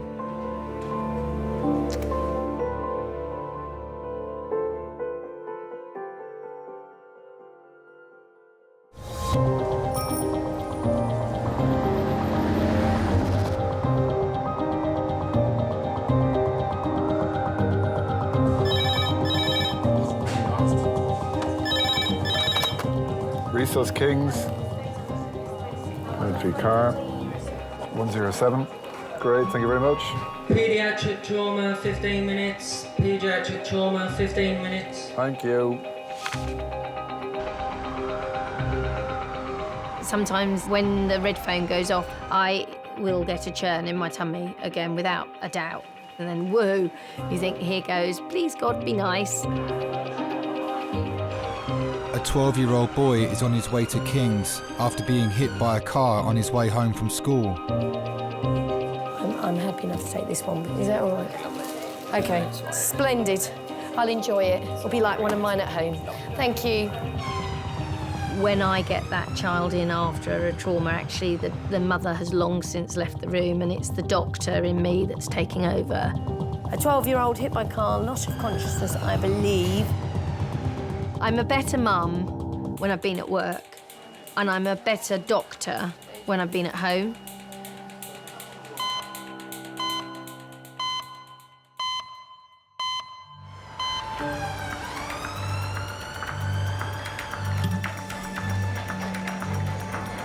Schoolboy Eddie is accompanied by his sister Chloe, whilst his mum is trying to get to Kings from a day out in central London.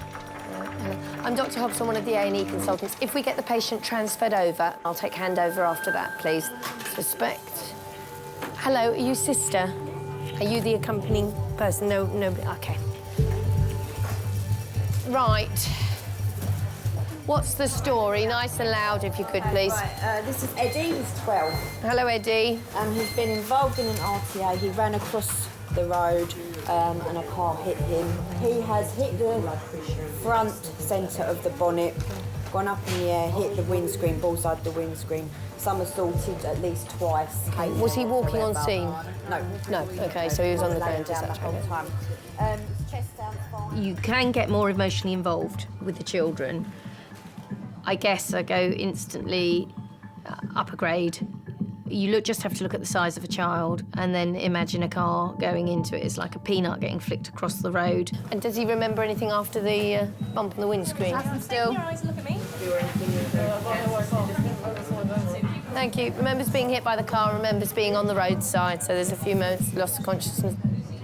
If they bullseyed the windscreen, the body comes rolling down onto the bonnet, and of course, with the movement of the car forward, it's then flicked off, usually at an angle, and at that point, the spine will end up across the curb. I'd be concerned about the back being broken or a neck being broken. Has he got any pain anywhere? Please, can we ask Kate if he's got any pain? Thank you. Orthopaedics, isn't it? Thank you. Your ankle's a bit sore, is it? Which one? The right one. Right. Eddie, is there pain anywhere when I do that? Cutting there. OK, I'm just going to have a quick listen. There's no such thing as an isolated head injury hit by a car. All right, sweetheart, you're doing really well, Eddie. And right. Eddie, Mum will be on her way. I'd had the day off work. I was uptown with my friend Julie, it was her 50th. Eddie rang me at 4:10, said, I'm OK, Mum, I'm going to go straight home, Nanny's going to meet me there. Charlie then rang me to say he was home from work. Then Chloe rang me and I said to Julie, oh, look, all three of my children ringing me, did it? And as I picked the phone up to Chloe, she said, Mum, Eddie's been run over. Is there anything there? Eddie, hold it together, sweetheart. You've been a superstar. I thought he was dead and then no one would tell me. I just wanted to get there because I just wasn't convinced he was OK. I didn't want it to be my Eddie, and that sounds really selfish. OK, now, Eddie, does your head hurt? Not much, OK? But your head hit the windscreen of the car, all right? So I'm on the commuter train, I'm crying, I'm shouting at my friend. Nothing moved fast enough. The train didn't come fast enough. We got to New Cross and the cab office was closed. 1, 2, 3, roll. In your mind, no one understands when you need to get there because until I physically saw Ed, I wasn't going to be happy. Any pain? Good boy, nice and loud. Do you feel touching here? Yes. Yeah, give it a squeeze. Touching here? Good boy. Well done, Eddie. It was horrible because I wasn't there. And it was the one day I wasn't there. 1, 2, 3, roll. Please may I have a quarter, matrix 11, to go to CT, go jiggly, thank you. Bravo 2 Alpha 5. Use call on 3422, please, mate. Yeah, no problems, Killer Bravo. I might ask the hospital who are actually double jointed, because no one's ever confirmed that. I've been told it. I don't just assume it's If you can do that, you're double jointed and Did anyone do that game with you when you were little where they pretend that they've thrown their thumb across the room? No, but they did the nose thing. Oh, yeah, the nose thing. That's it. You did it.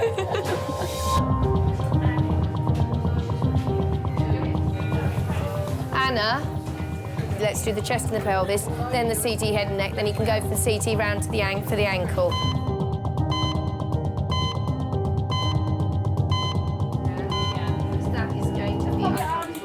It's 30 minutes since 12-year-old Eddie was knocked down by a car. He bullseyed the windscreen and somersaulted twice onto the verge. Just stay still, Eddie. Stare at the ceiling, darling. You're doing really well. Mum. Hello, Mum. Don't come in just yet. Don't come in. Hello, madam. I'm Dr. Hobbs. I'm one of the A&E consultants. He's come into us fully conscious, but I believe he did lose consciousness at the time. We will get a head CT and a neck CT because that's where the impact was taken. It's very difficult to say you can get an isolated head injury hit by a car. It doesn't make sense. He's got pain in his right ankle. So I will do the significant things first, and then we'll go searching around for little breaks here and there. Is that all right? You can go in and kiss him and talk to him, but you lean over him, you go to him. Don't expect him to come to you. Is that all right? What's your name, by the way? Justine. I just went in there thinking, oh my God, I hope my baby's okay and they've not lied to me. That was it. I didn't care at that point. As a mum, you have to see them and touch them. As soon as me and Julie arrived at the hospital, then I think that's when he was like, that's it. Oh, I can cry now. I can tell him what hurts. I can do this. He can become the little boy again, can't he? Parents can absolutely help tremendously. Holding a hand, being gentle, quietly talking, doing the reassuring, even though every bone in your body wants to jump out and scream and shout. You know, if they can hold it together, it works so much better for the child. And the clock is ticking. Anything you want to report? Thanks.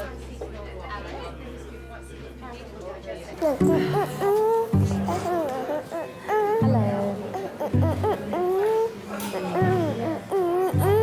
Ow. It doesn't really hurt, does it? Does this hurt? No. Does this hurt? No. Yeah? Does that hurt? Ow! Yeah.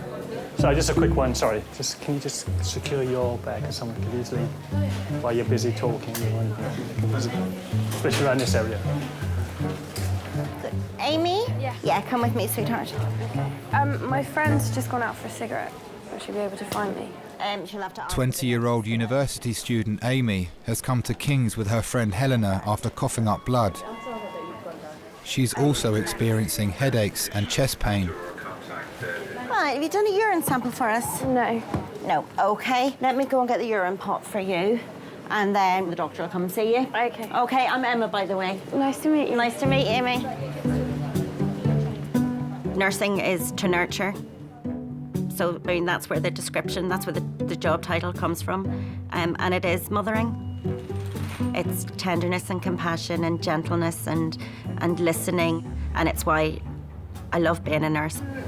Well, I thought that I was coughing up blood. And how much blood was there? Probably like half a cup. What colour was it? Like bright red. Scarlet? Yeah. Okay. Ever happened before? A tiny bit before, like I cough up phlegm and it'd be like a tiny bit, but never anything like that. Been treated for a chest infection recently? No. Felt like you've had a chest infection? Yeah, I have asthma. Okay. I don't have any inhalers at the moment.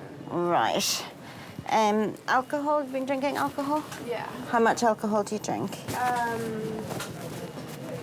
that much. I don't know. You smoke cigarettes as well? I did. I stopped like a week ago.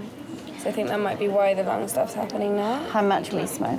I don't know. Okay, sweetheart. Right, you're ready to pee for me now.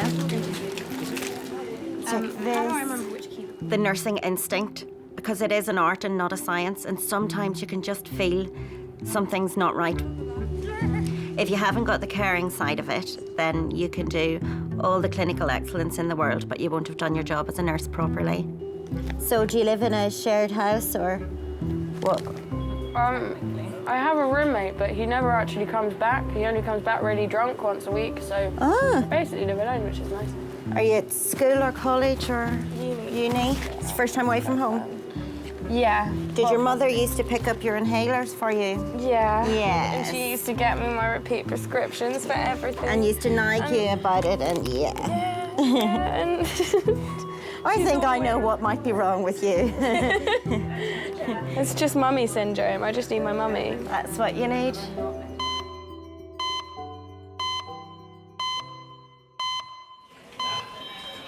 Girls, we're going to CT. Right. It's less than an hour since Eddie was in a road accident. Just chase the blood results. He was thrown over a car bonnet and his head hit the windscreen. The pelvis and the chest when it comes through. Thank you. You know, the quicker and the safer I can get a patient into the CT scanner to see if there's a bleed there or not, then the quicker I can get them to the neurosurgeon in a better state for that patient to come out. Children, particularly, are extremely resilient. They have an amazing ability to cope with something increasing in volume in their brain. So they have this amazing ability to actually be well, but actually have a bleed going on. When they do drop, they drop like they're dropping off the edge of a cliff, and you can't scramble that time back.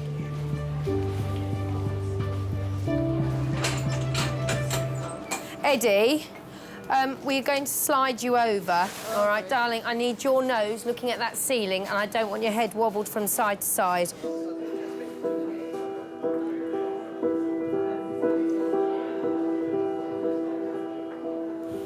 Well done. Stay still.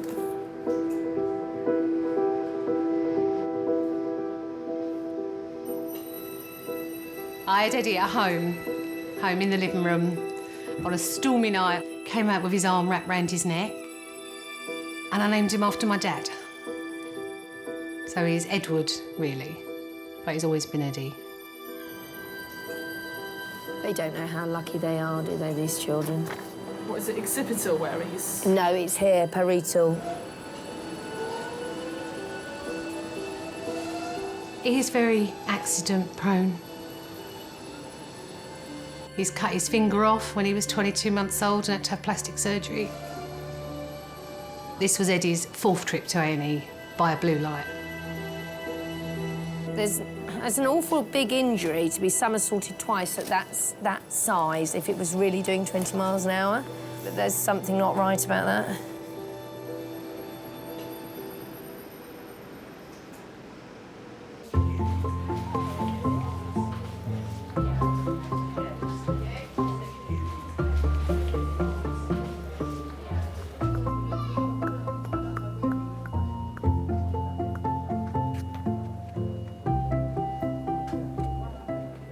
It's gone around there somewhere.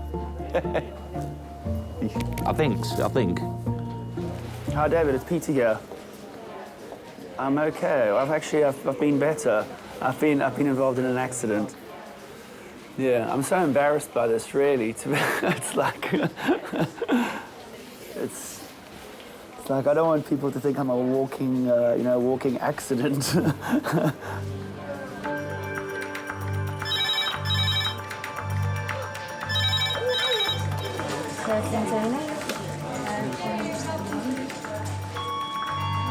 Aldred for 2 minutes, that's Aldred for 2 minutes.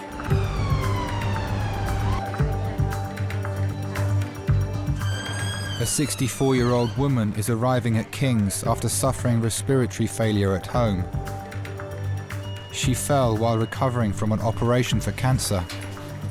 Ready, steady, slide.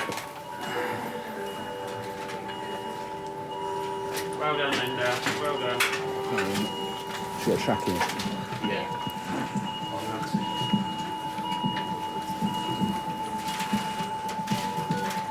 So tracky's out, that's why. Essentially, a tracheostomy is a hole that's made in your windpipe, your trachea. And it's made there to help allow you to breathe, really, and to ventilate. Sorry, Linda. I'll be a second. I just want to make the trachea back in the right position. Without immediate help with her breathing tube, Linda is in danger of suffocating. I'm sorry, Dan. That's all right, that's him. Yeah, and stented as well. Often the tracheostomy is part of an operation if someone's got cancer of the larynx, where the larynx, the upper part of the airway, has to be removed. Okay, we're just going to pop a bit of oxygen back on them. And obviously if they've had their larynx removed as well, their vocal cords are gone, they can't speak. Is that better, Linda? Yeah, sorry. That's all fine now, that's in the right place. I think If we can just get a pillow. Yeah, just a pillow just to pop under her head as well. So tell me how you first got sick. I had trouble swallowing. I couldn't eat anything solid. Then I had trouble swallowing liquids. And the doctor took one look and said I had cancer of the throat. And it had wrapped around my voice box. And that it would all have to go. Now it's gone. How long have you had the trachea, Linda? 3 years? No. 3 weeks? How did that news hit you? Like a shovel round the back of the head. Because I couldn't imagine not being able to talk. Right, your trachea was quite a long way out and very blocked, and I'm sorry I had to push it back in to make off, but hopefully it's helping you breathe now. I know it's not very nice when you have them popped in like that. Okay, is your breathing more comfortable now?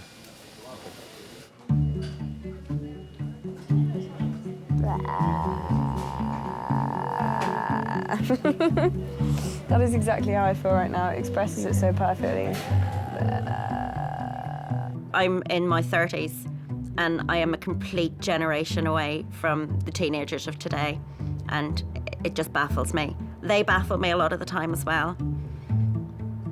And the clothes baffle me. Do you want me to give you a breakdown about her? Yeah. She's first year university away from home. She's an asthmatic. She's been smoking, increased alcohol intake. She's been coughing up a little bit of blood. Her mother doesn't pick up her prescriptions for inhalers anymore. That's it. She's probably got a little bit of a chest infection. Okay. Cool. Yeah, Thank you. she's nice. Stroke call, 10 minutes. Stroke call, 10 minutes. Strobe call. I had stroke. You had strobe. I had strobe, but maybe it's just a call for everyone to stroke each other. Maybe there's a specific time every hour where everyone just has to stroke each other. Well, that would probably make people feel better. That would cheer me up. Yeah, definitely. Being stroked. It's a nice thing to be stroked. I would never be a teenager again for anything in this world. It is a really stressful time. I survived, and I would never want to do it again. I'd go back to my 20s in a heartbeat. That was fun. I like the Irish lady. And the doctor's hot. She's nice. The doctor's good looking.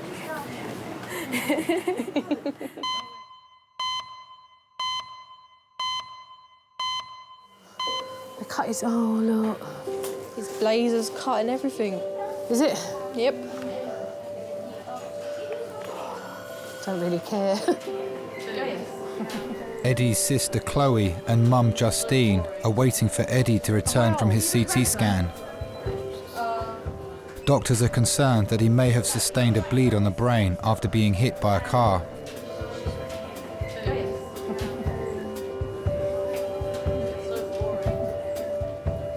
They don't work from this end.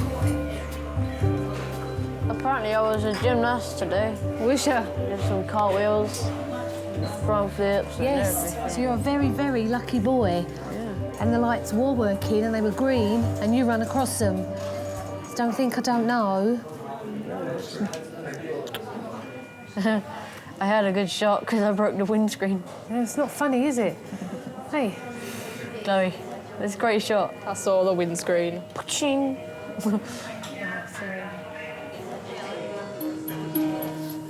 He's got blood in his urine. A small amount, Des, but I think I'm going to earn myself another trip to the CT scanner. You can always ask the radiology guys if they do an ultrasound rather than CT him, just as a young boy who you don't want to Well, irradiate. this is the thing, and he's already had a CT scan. Yeah. You know when you sit there and think, oh, actually, no, I'll just do his head and neck, and you think, why are you smelling him? Of course it should be top to But with kids, we should not You be know, rushing to top to toe them, that's the thing. Oh my God, I'm Right, going to Eddie, honey, there's good news and there's some not quite so good news. The good news is that the head and the neck, they appear okay. There is a big bruise That's there. the main thing. There is a little bit of blood in the urine. Right. And seeing as he's got a graze on his back, I'm just going to have a look at that. It might well be that we have to go and scan the kidneys. Oh, more scanning. More, yes. I was trying to protect you from the luxury of that, sir. They can make you a bit Eddie's mum, Justine, is a manager in the paediatrics department of a local hospital. Oh, sorry, sweetie. I know that what you see at first is not always what is, because I thought he's got away with this, he's really lucky, and then at that point when they said he's got blood in his kidneys, I'm thinking he's not. Yes, blocks away, please, and then the hard collar away, please. But I knew it could have meant surgery. It could have meant he'd damaged something inside, he'd split something, he could have been bleeding. All the things you know, but you don't let them penetrate your brain. That's it. Breathe out and say, I'm calm. And I knew that they wouldn't be able to tell me that night that he was okay. To the right. Look over, all the way over, so your ear touches the mattress. Good boy. And smile. Oh, it's also hurt there. Was that on your head that it hurt? Yeah. Sometimes I think there's something not right here, I just haven't found it yet. You know, if a child's been hit by a car, bullseyed the windscreen, bounced off the bonnet and landed awkwardly on the curb, can they truly have nothing wrong with them, or is it just that we haven't found it yet? So it's a road mark, is it? The kidneys just need to get flicked to start producing a little bit of blood in the urine, and it can become quite serious. Can I have that washed off just to see what we're actually up against? I do believe that somewhere along the line you pay for these major traumas. You don't walk out of it scot-free. Eddie, move right forward, please, onto your bottom. So he's got like a scuff mark there, hasn't he?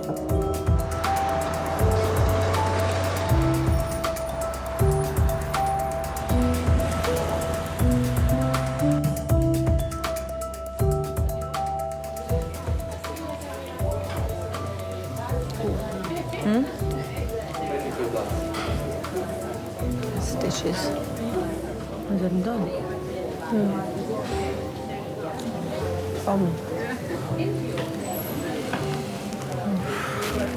That one is eyebrow.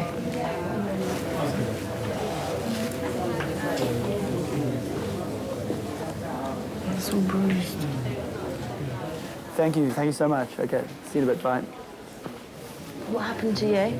Cycling accident. What, a car? Motorcycle hit me, On your bike? Yeah, I was on my bike, yeah. Did you have a helmet on? You know, I usually often do wear it, especially if I'm commuting to it, but I didn't have the helmet, unfortunately. And, so it might have made a bit of a difference. Swollen on your eyebrow. Yeah, I reckon it'll swell up quite a bit. Headache But later. Yeah.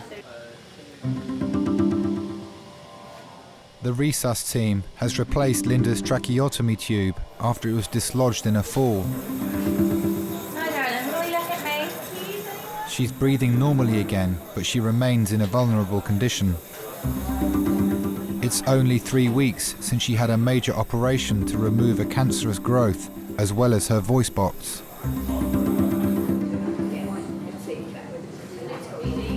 So, I mean, she's in the wrong place, isn't she?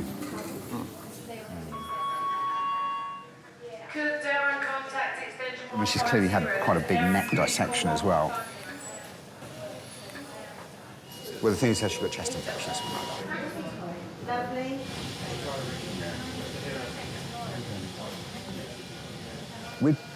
When you fell, did you trip or did you pass out?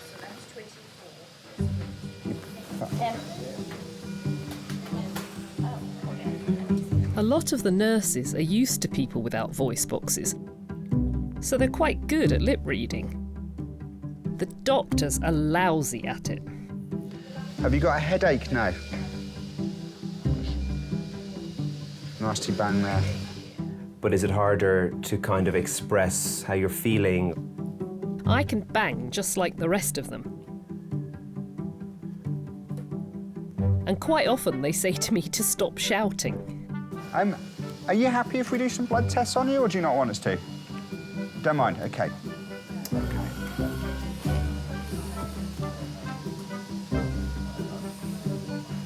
Do you knock on Tuesday?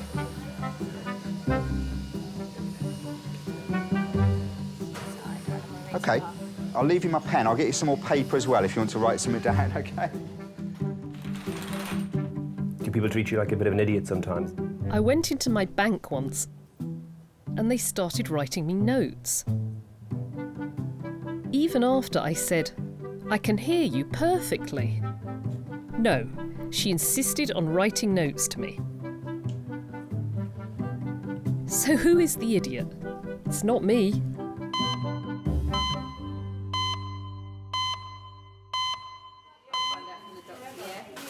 I haven't eaten since like 9 o'clock. Why did you not have lunch? He had a packet of crisps, as he said. Yes. No, they're terrible. For They don't lunch? always. Blimey. It was a big one. They don't always. What, a big packet of crisps? I could not survive on a packet of crisps. What did you have for breakfast? Nothing. I woke Probably up a bit nothing. late. Probably ran out the door. Do you have a lot when you get home, though? Sort of. I've been on my own since I was 8 months pregnant because the kid's dad left at that point. So I've brought them up on my own. He sees them every other weekend. My dad died when I was 9 and I've got 2 brothers, so my mum brought us up on her own. Yeah, my mum's a really... I'm gonna cry. She's a really great mum. I probably don't tell her that often enough. I couldn't have brought the kids up without my mum, to be honest.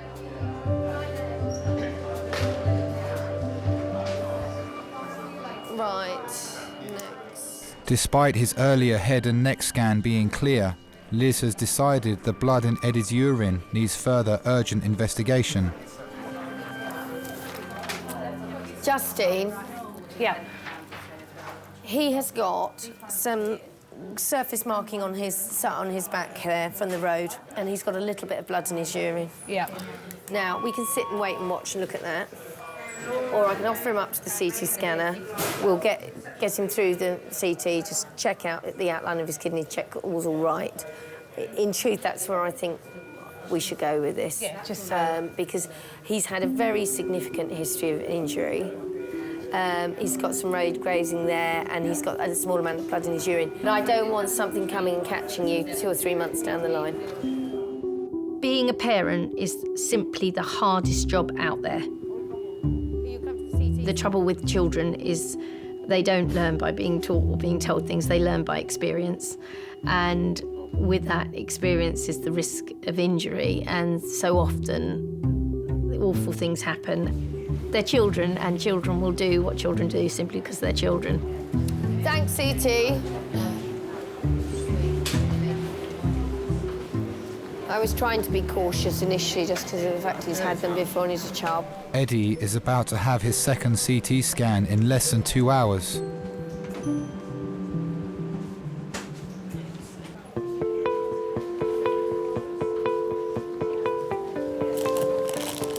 It's horrible, actually. No toast. No, they're too... No, they're just too chewy. Takes ages. 20-year-old Courtney has been sent to King's by her optician, who has detected an unusual swelling behind her eyes. Courtney's always been a bit of an actress all the way through her life, and a very funny girl. She's a bit of a comedian. The social life is brilliant. Well, brilliant every payday, and then it sort of dwindles out until the next payday. She lives life to the full. She loves festivals and concerts and just generally going to the pub. Yeah, I'm not staying in overnight. You never see her at a weekend. She's always out. OK, Courtney. Look, please go this way. Got to see just here. So the eyes can tell us an awful lot about what's going on. People may go blind in one eye, go blind in a certain area of one eye, which may indicate something going on further back in the brain. They may have had a stroke, they may have a tumour. Lean forward just there for me. Is we have optic nerves that connect our eyes to the brain. And if there is pressure around that nerve, you can see that pressure as an effect on what's called the optic disc. That may say to you, the pressure in the brain could be raised. I've already spoken to the medical team. They're going to admit you, and you're going to have a scan of your head to rule out anything there. And they're most likely going to try and do a lumbar puncture to see what the pressure. No. A raised intracranial pressure is not good. If your pressure inside your brain goes up, it's harder to get blood and oxygen, nutrients up into the brain, and your brain will become damaged from that. I think we was a bit dumbfounded when we walked out of that room and she just started crying. I don't think I even knew what to do. I even thought then, why are you crying? It's just fluid behind your eyes. I don't know whether I was self-consciously thinking, don't cry, because then she's going to feel even worse. It's not good. She's got to stay here. There's pressure in the back of her eyes, so something's pushing against the back of her eyes, basically. So until they do a CT scan, they're not going to know what's there. She's crying her eyes out.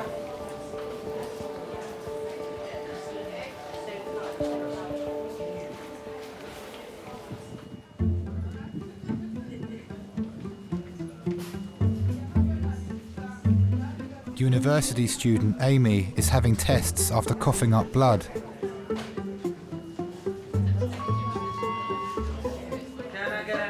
I think when people leave home and mummy's no longer taking care of them, they don't realise that they have to take that responsibility on themselves. But it is about teaching your child as a teenager how to be independent, how to look after themselves, how to look after their health, and I think most of all, how to take responsibility. We've gone wrong. I have a very, very close relationship with my mummy. We speak several times a day, every single day. Yeah. You're in A&E? Yeah, I thought so. Yeah, but just which A&E were... Oh, no, dude, we were here. Qualities of an Irish mummy are the kettle's always on, the fridge is always full, there's always something in the oven, your bed's always made, your bath's run, and she never gets annoyed for more than a couple of minutes. I found it. We're here. We're in the right place. I still get the look if I've been particularly naughty at this age. I'll still get the look off her. She doesn't have to say anything, she just looks at me, and that's enough. And can you do the look? Emma? Really?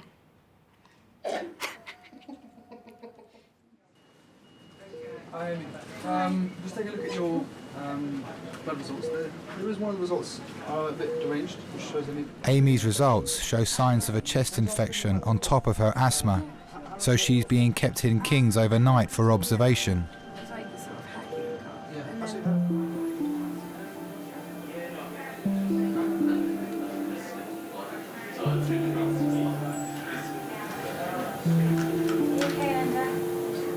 The medical team has come down to examine Linda's tracheotomy tube.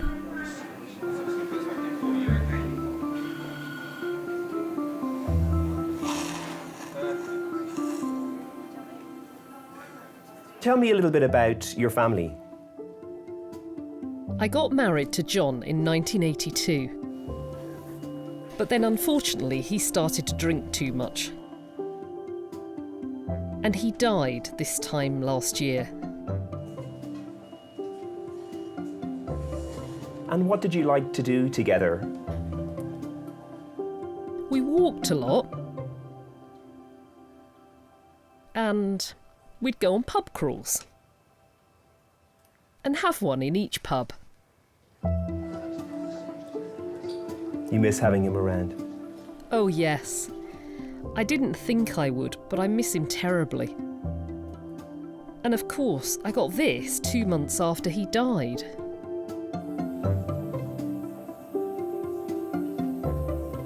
Did you ever have kids? No, I never wanted any. I'd I'd be a regimental sergeant major.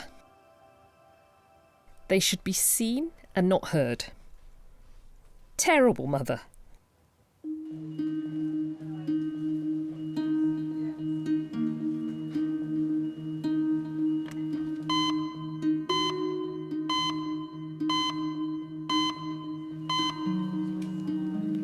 I don't know how long I'm going to be at hospital, but she's going to have majority of the tests tonight. But we don't, because it's so busy here, we don't know. Hold on, let me ask her what she needs. What do you need, Courtney? Oh, I don't know if I've got to stay in or not. You Some have got pyjamas. Right, some pyjamas. Deodorant. Oh, and deodorant. Right, her 2 phone chargers are on the floor. She's got 2 phones. She doesn't know how long she's going to be in here. Mum. Oh, right. 9 o'clock. All right then, I'll see you later. I've got to go. Right. Courtney's having a series of tests to discover what's causing the increased pressure in her brain. This? Yeah. You just think about things that might be going to happen later on. How am I going to cope if she's got cancer? Further down the line, is she going to go?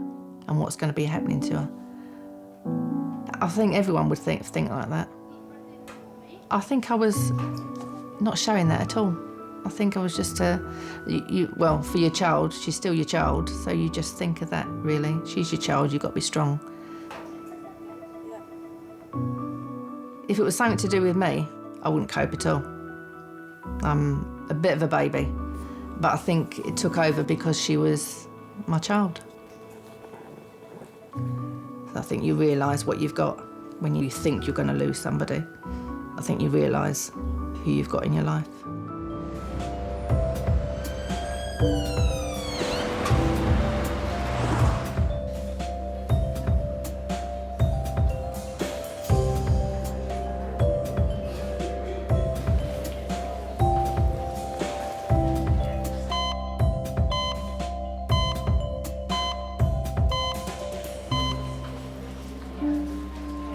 It's 2.5 hours since Eddie was rushed to King's after being hit by a car on his way home from school. He's had a second CT scan after doctors became concerned when blood was found in his urine. Provisionally, that looks okay, Mum. I know the orthopaedic doctor's been thinking about worrying about the... She said, I can't pin anything on him at the moment, all right? You know, and it's a really remarkable story that he's had. Unbelievable, so I'm very isn't it? cautious, ladies, if we can say that. I think it's like anything. You don't think it's going to happen to you. Eddie would never have thought it would have happened to him. I'm a lucky lad. You are. Very lucky lad. You want to have learnt your lesson big time. Kids don't. You just don't. You just think, yeah, I'll make that. That's easy. So I want to put him overnight on the ward. It might be in the morning something will crystallise that we need to look at. But we know the main nuts and bullets of everything in there are good. OK. When you're older, you think of the damage it can do. You think of the impact. You think how much it hurt. But when you're a kid, you don't, because you just don't. You don't think it's going to happen, so you don't think of what could happen if it did happen. And that's the difference, isn't it? The difference between growing up and being young. Have you got any questions you want to ask me, Eddie? Can I have a wheelchair? He wants a wheelchair at home. Sweetheart, don't say I that. know, silly. Eddie, there are people out there, children like you get hit by cars who never get out of a wheelchair. You have your arms and your legs. You have your brain. You have your mum. You have everything to be thankful for. Don't ever ask for a wheelchair, sweetheart. Listen, I thought you were going to be a zoologist anyway. That's what you told me. Zoologist. Right, well, let's stick to the plan, shall we?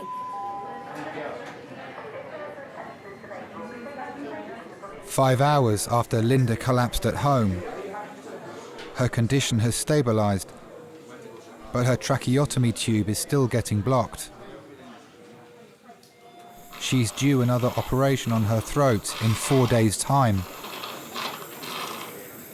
Is she blocking up again? Yeah. I've got a feeling we're going to keep her.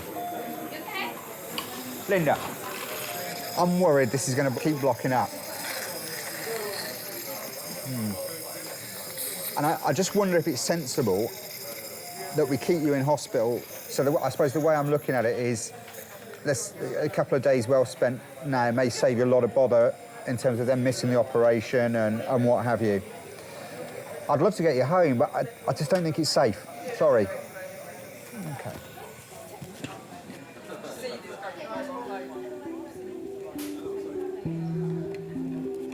Tell me then a bit about your various careers. Lately, I've worked in the funeral trade, arranging funerals, dressing, laying out. I absolutely love it. I'd love to go back to it, if I get a voice box. And having cancer, does doing your job make it more difficult in terms of thinking about death? I think you have more empathy with people, because you can't control cancer. I wish you well for Monday and Tuesday, OK? I'm sorry we've met in these circumstances.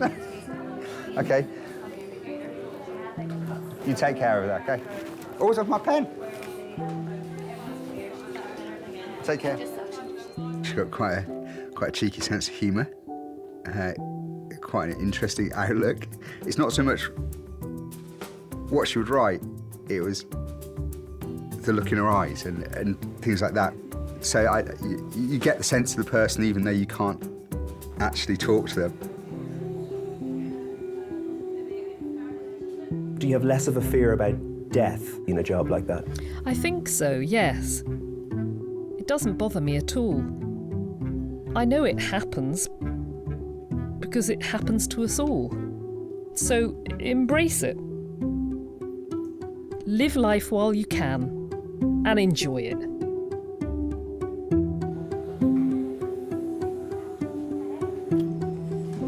Linda is being transferred to Guy's Hospital, ready for her next operation.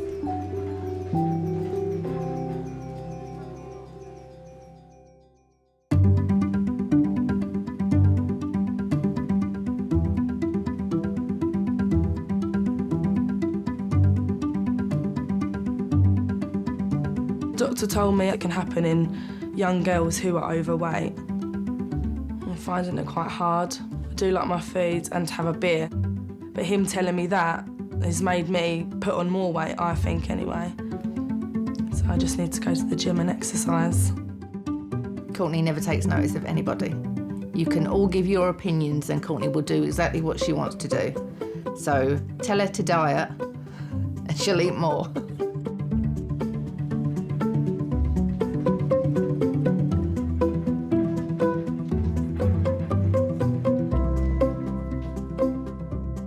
I was in a little bit of trouble with my mum because she didn't want me to get hit by a car. She didn't want anything else to happen to me after that, so she didn't let me out for quite a bit.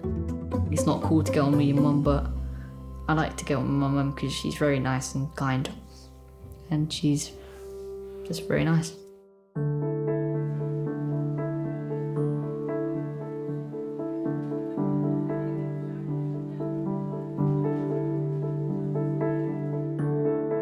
I know you've had a few cheeky brandies through that tube. I have. That was Andy Murray's fault. When he won, I started crying my eyes out, and I don't know why. And I thought, I've got to celebrate. So I bought myself a very large brandy and lemonade. Luckily, I had my tube, and I thoroughly enjoyed it.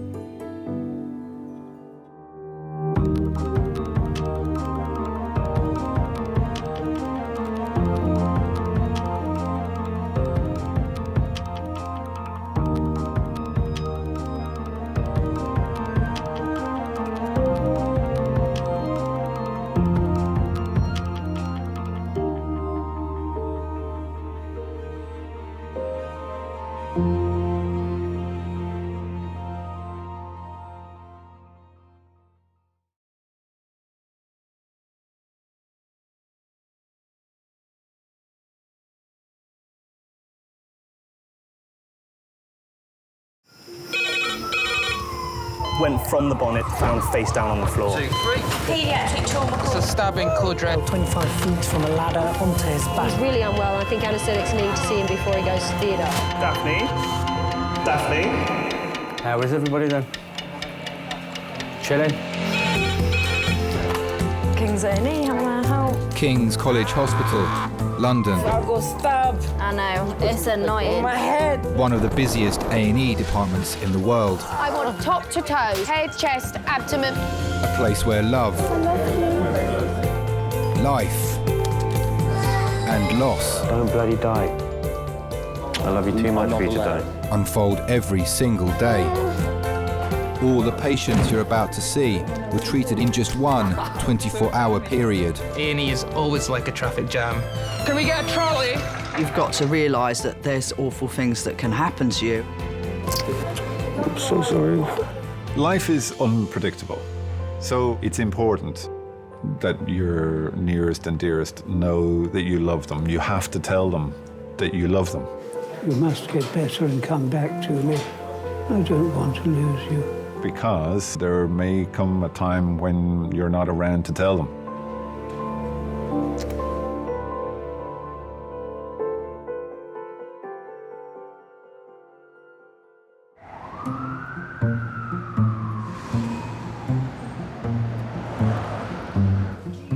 Have we got plans for everybody? Yes. Tristan, you mustn't do that. Just looking. Touch things, please. How you doing, Liddy? Hey, you. How you doing? All right, thanks. Are you out of it on that Entonox? Yeah, I'm doing well. All these tattoos you've got. I know. You were obsessed with flowers. No, I'm obsessed with Michael Jackson. Let me see. These are 3 of them are what he autographed on me. He autographed them? Yeah, so like this is the first one, this is the second one, and this is the third one. Oh my gosh. Oh my God. Oh. So like you went to see him and then you got him to sign his arm and then you didn't wash it off and then you went to a tattoo artist.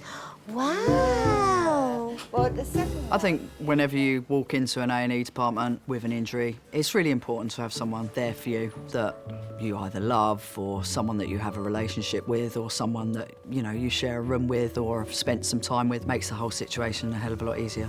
All right, love. Well, I'll see you later. I'll come and check on you before I go home. I'll give you another little moment. Oh. You are really good at that. I've got 2 left feet, darling. I couldn't dance to save me life, I tell you. I can't even do the moonwalk. I think everybody needs someone. It's unfortunately not everybody has somebody. And that's where we are. You know, we fill that little space where no one else is.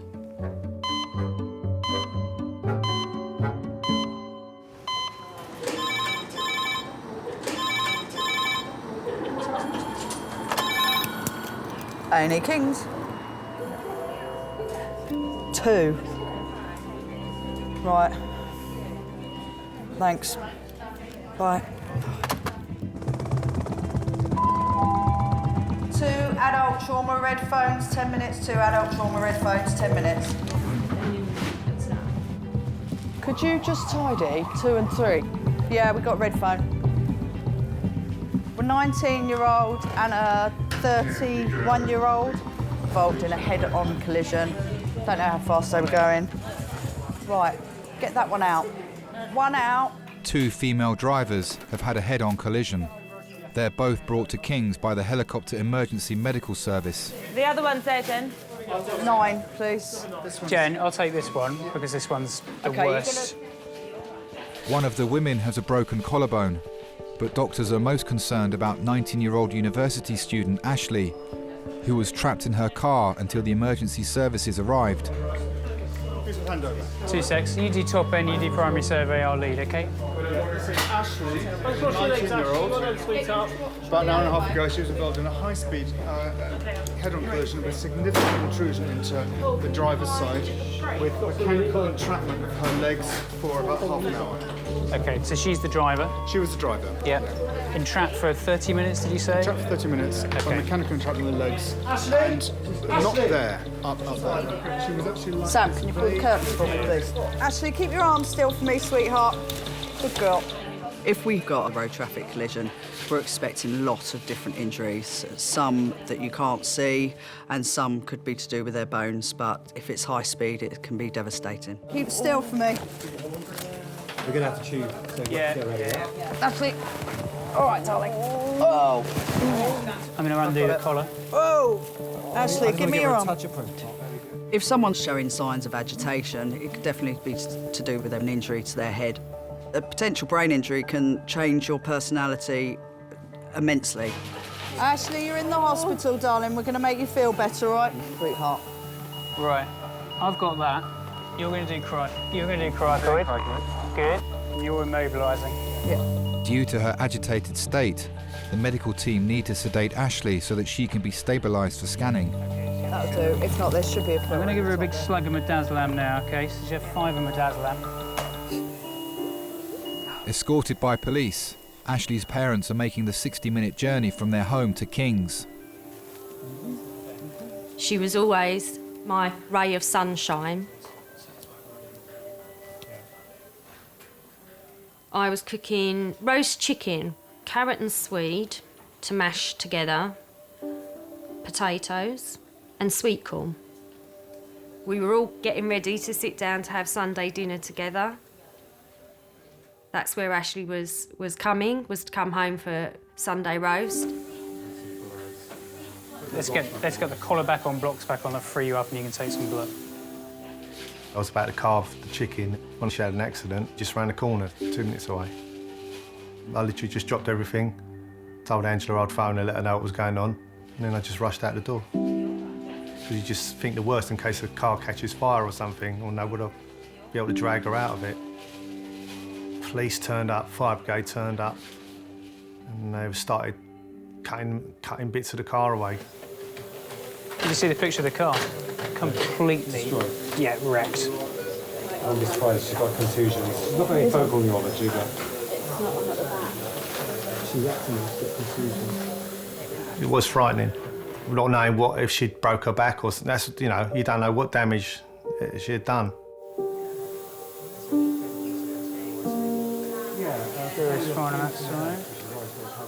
She was a fantastic child. She used to like astronomy. My dad actually bought her a telescope so that she could look at the night sky with him. As Ashley was growing up, I didn't have to persuade her to do her homework. She was very conscientious. She's always loved animals. She's been pulled towards being a vet.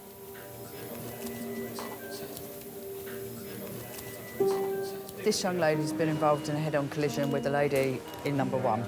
Separate cars. Don't know how fast they were travelling, but complete decimation of the cars. We've only just done a primary survey. My mum always said to me, appreciate what you've got, never take anyone for granted. You've got to realise that there's awful things that can happen to you and there's life-changing experiences that can happen in the drop of a hat. You could walk out the door and may not come back, or you definitely might not come back the same way. We've got somebody here who needs a full-body CT, please. When she got here, she had a GCS substantially less than that and was very agitated, so she's been intubated, ventilated. We'll be ready in probably about 10 minutes once we've got off the scoop and done a few other things. With no obvious external injuries, the doctor's main concern now is possible damage to Ashley's brain. I had a quick chat to the family, just told them that we were going to CT. We don't know anything. We've had to tube her because she was very confused when she came in. And I said we'd come and tell her as soon as we come back from the scan. My biggest worry was that Ashley would lose her fantastic intelligence. She's worked so hard, 16 GCSEs, 4 A-levels, to suddenly think that she wouldn't be able to finish the course that she's studying. It absolutely terrified me. injuries you can overcome, but if you injure your brain, that's a completely different setup.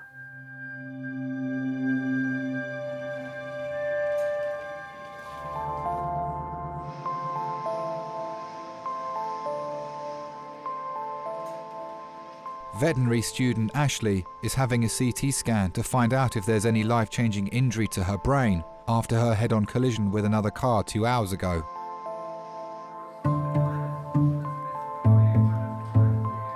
Ashley's mum, stepdad and dad have arrived. They're waiting outside for the scan results. Text Ian to let see if he can let the manager at Dartford know.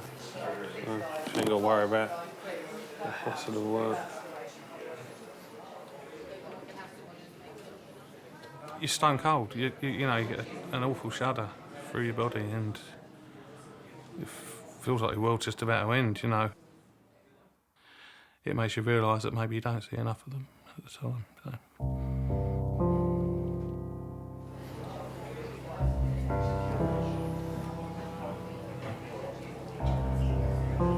Ashley was 7 when we split. She was quite angry, I think, that her father and I couldn't work things out.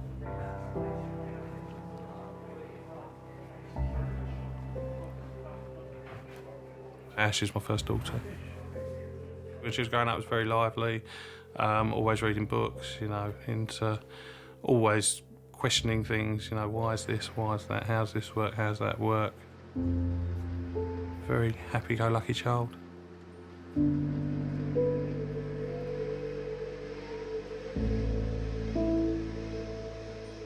I still saw them quite a lot after we initially split up. But as our lives have gone separate ways, you know, the contact's obviously got less.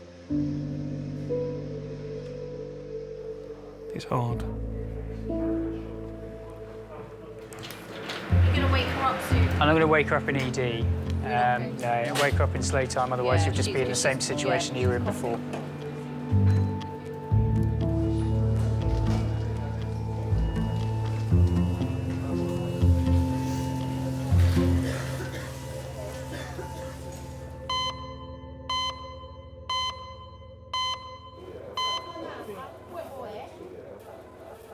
Hello, I just hurt my nail. You know what? I don't know what happened, but I knocked my hand the other day. When I woke up this morning, it was proper swollen and hurting and stuff, so I think something's wrong. I come A&E, innit?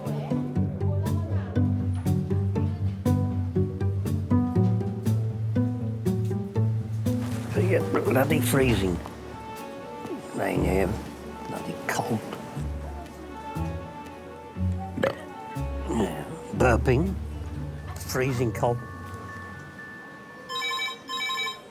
Hello, Kings A&E. For a minute. What's her name? She fell out of a tree. Fell out of a tree, yeah. Yeah, and we'll call Kate.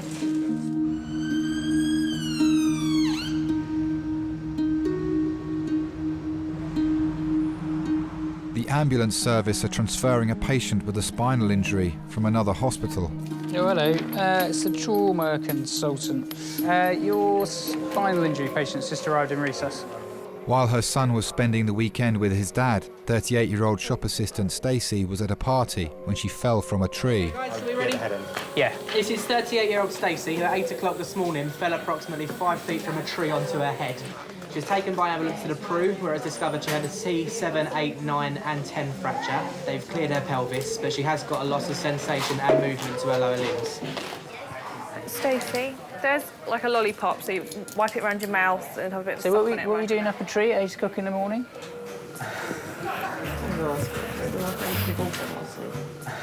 Divorce party? Yeah. That's new. I've had a very quick look at the images, the pictures they've sent over from Bromley, and it does look like you've got some damage to your back there. We're going to re-CT the whole spine, chest, abdomen, pelvis. She's the absolutely crazy one. I'm the boring one. If it's going to happen, it'll happen to Stacey. I saw her the night that she was going to the party. I went round to her house. She was going to go, and then she wasn't going to go, and then I said, you're sitting here on your own. I'm going home. Go to the party. She said, but I've got work the next day because she had work on the Sunday. I said, yeah, it would be sensible, have a couple of drinks, come home at 11. No. It was an all-night party. And the accident happened in the morning. Her friend Laura and ex-boyfriend John followed Stacey to King's when she was transferred. Who's next of kin for Stacey? You or me? Who's your next of kin? Who wants to be it? Take your pick. Me or John? You can both be if you want. Yeah. I think they was all taking it in turns to see who could climb the highest. And, of course, Stacey went the highest. Stacey looked all glamorous as well before she went. She was going on about how nice that dress was last night. Any more? Whose dress? What? She was going on about how nice that dress was last night. It was. It ain't anymore. Did you lend it? No, thank God. Cut it off, didn't they? Yeah, it was her dress. Was it a new one she bought? No. She's had it ages. Oh, where can I afford to buy dresses? I've bought you so many over the last 3 years. No idea where she gets her positiveness from. I really don't know. I've never been like that, so I don't understand it. Do you want any more?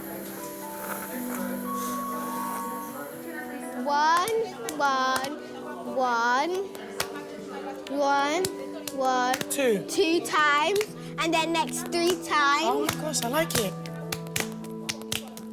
4 times. Oh! Let's start again. Oh, okay. I really want to kind of eventually move out of London, be closer to my mum and dad. And they're only an hour and 20 minutes away, but they ain't getting any younger. And especially when you have kids, you kind of realise how important it really is. Do you know what I mean? Hi. She's got Michael Jackson's signature tattooed on her, signed by the man himself. Look, look. Look. You mad? No, she loves him. And he loves him too. And he loves her. Looked into my eyes and said it on more than one occasion. Oh, do you know what? I have to say. Did he? Did he? Once.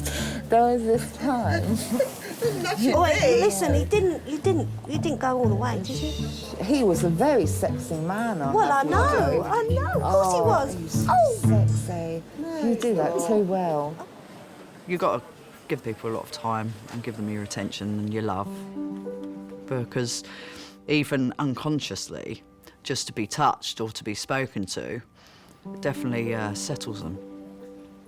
I do believe that even if someone is unconscious, they have a tube down their throat, breathing for them, and a relative or a loved one comes in and holds their hand, their heart rate goes down. Even, you know, people that don't respond, they definitely respond well to touch. Mum and Dad, do you want to come through? Bless her.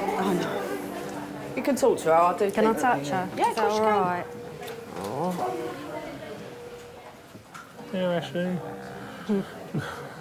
Although her CT scan shows no obvious internal injuries, Ashley is still under sedation and doctors will wait until she is woken up in intensive care tomorrow before confirming the results. All sorts of thoughts go through your mind. You want to be able to take any pain away that they may be suffering. You love them so much that if you could swap places, you would. We've got some pyjamas for her. I don't know whether they can. I know she can't put them on at the moment. Not at the moment. What's going to happen is that you're just waiting for a bed to be ready on ITU. She's so tall, isn't she? Well, I hope she takes after me in a lot of ways. That would be nice. PlayStation, Xbox, computer games and things like that she definitely gets from me. The brains she definitely gets from my mum.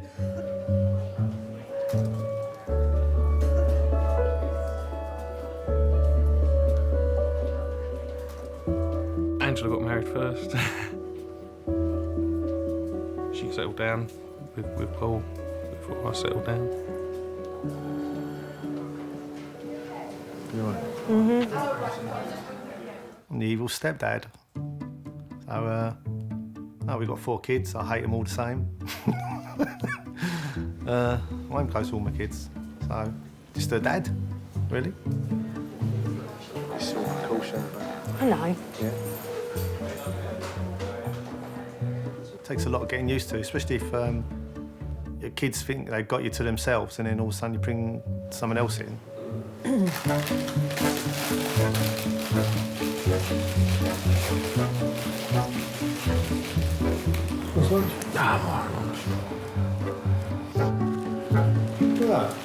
How many are you getting it? Remember Rubbish. the packet used to be like that? There was a danger of actually falling in the packet when you were in. They were 7.5p as well, weren't they? They used to be like 3/4 of that on the top.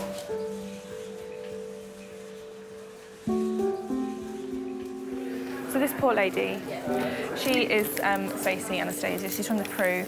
She basically came as a transfer. She fell out of a tree this morning onto her head. She is going around for a head, complete spine.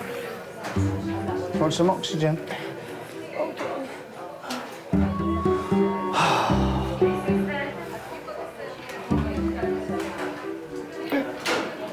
I don't know what to do. Hey? I don't know why she split up with John, really. It's a shame, because they are such a good couple. I think a lot of stress.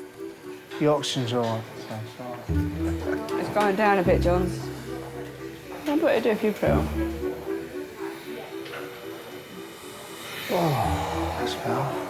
Yours, it didn't go up at all. They two were very close, but both very hot-headed. That's it. So if one of them had a problem, they wouldn't talk about it, it would be a row.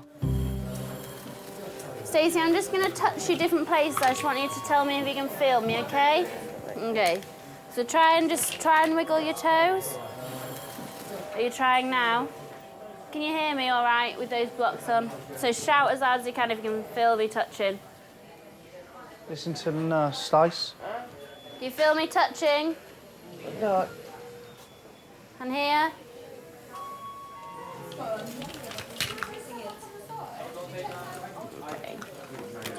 And it's about there, isn't it, where you start feeling it? So here. Hip level. Okay. All right, perfect.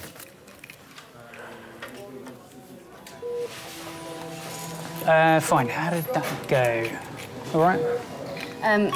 She can't feel. She can't feel anything from her hip down. She can't wiggle her toes. Right, she's paraplegic.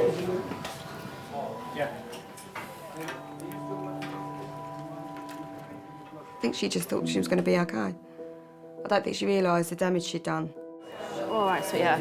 Let's get you around. No. We need to just go around and scan. She really didn't realise she'd broken her back. I didn't either, until the doctor came round and started sticking pins in her feet. And that's when I realised she couldn't even feel them. She couldn't feel her feet at all. That's when I really did panic, because she didn't even know they were doing it. Stacey is being taken to the CT scan to find out how serious the injuries are to her spine and neck. Can we please have 2 members of staff to Golden Jubilee CT for a long roll? Thank you. We all do silly things. We've all been drunk. We've all climbed trees, but it's only 2% or something that fall out of them and end up in A&E. Can we try and rearrange this collar? Yeah, let's do that now, actually. I think that things in life are unfair, and I think if you think about why it's happened to one person, why it's not happened to another person, you'll go absolutely crazy. Sometimes rubbish just happens to certain people. You're right. Your back's hurting, is it?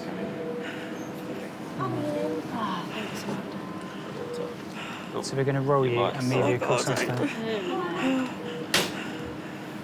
You gonna be all right? Yeah. Or do you want some more pain relief? Can I have some pain relief, please? I think we're going to need to give you a bit of stuff before we move on. She's not very happy. Let's give her a bit more morphine. We'll give you a bit more stuff before we move you, okay?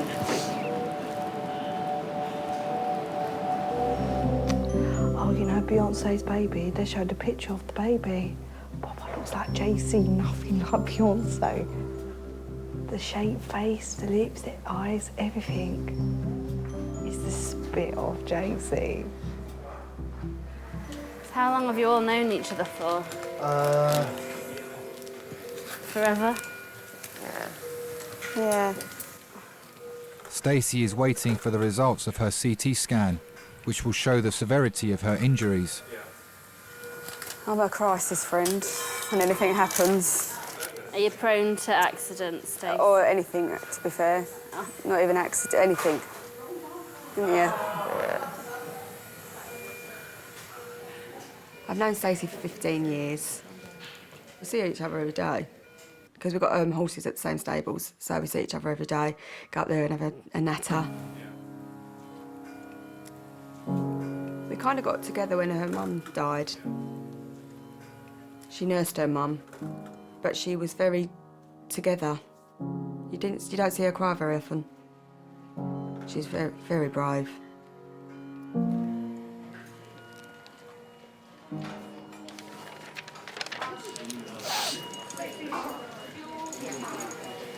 Hello. Hi there. You all right? Yeah.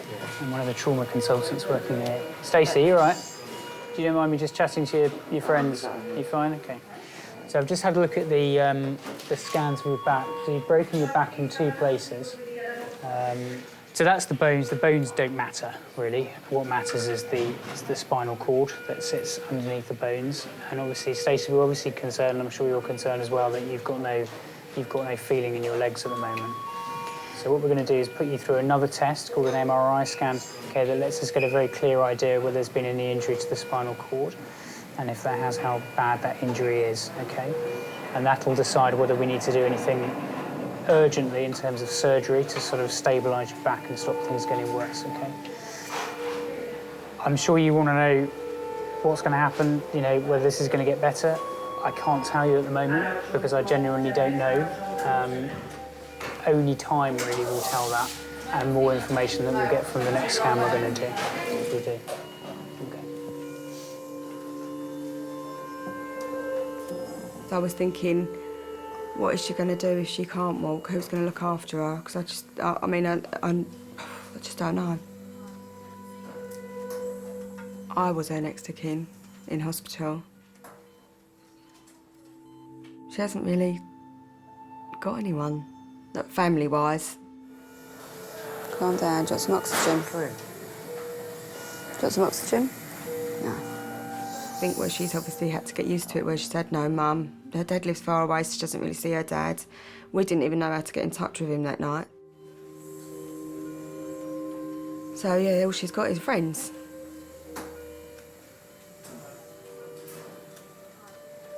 I knew that I was responsible. It was scary.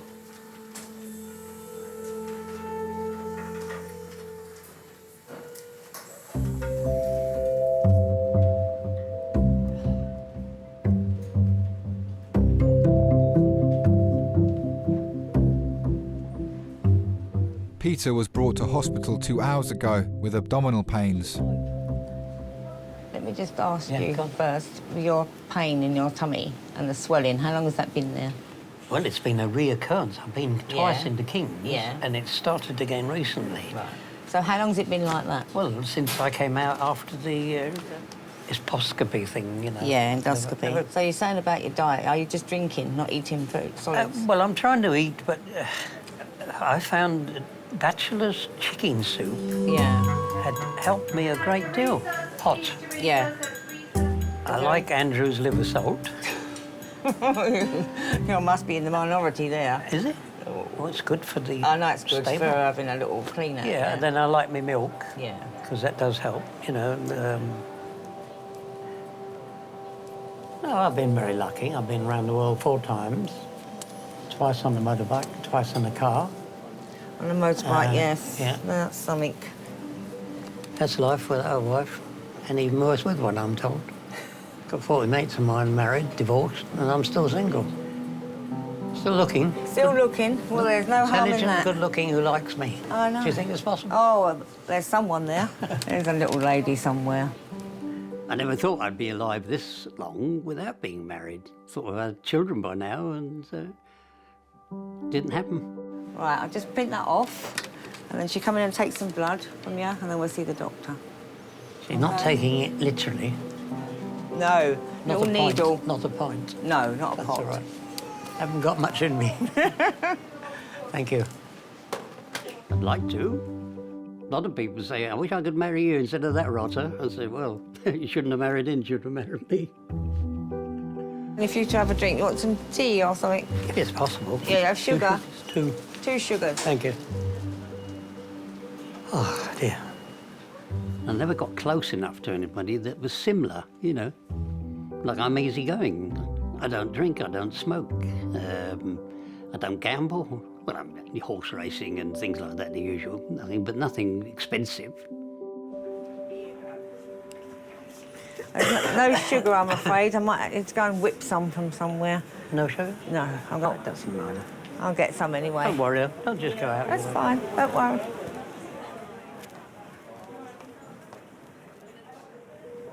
Is that what you call tea?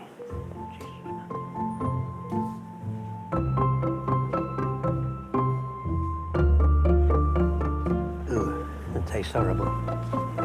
No sugar.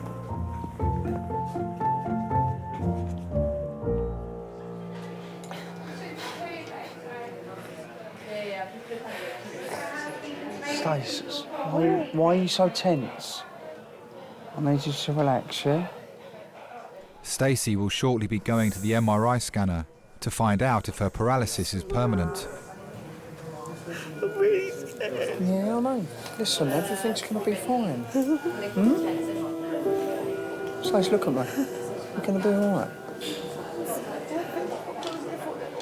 What's wrong? Yeah. Sweetheart. You won't, because you're going to sing to yourself in there. You'll sing. Eh? Yes, I know you are. Stace, come on, darling. We're here, aren't we? Stacey, look at me. Stace, look at me. Stace. Stacey, look at me. Don't cry, because you'll lose even more fluid. Come on now.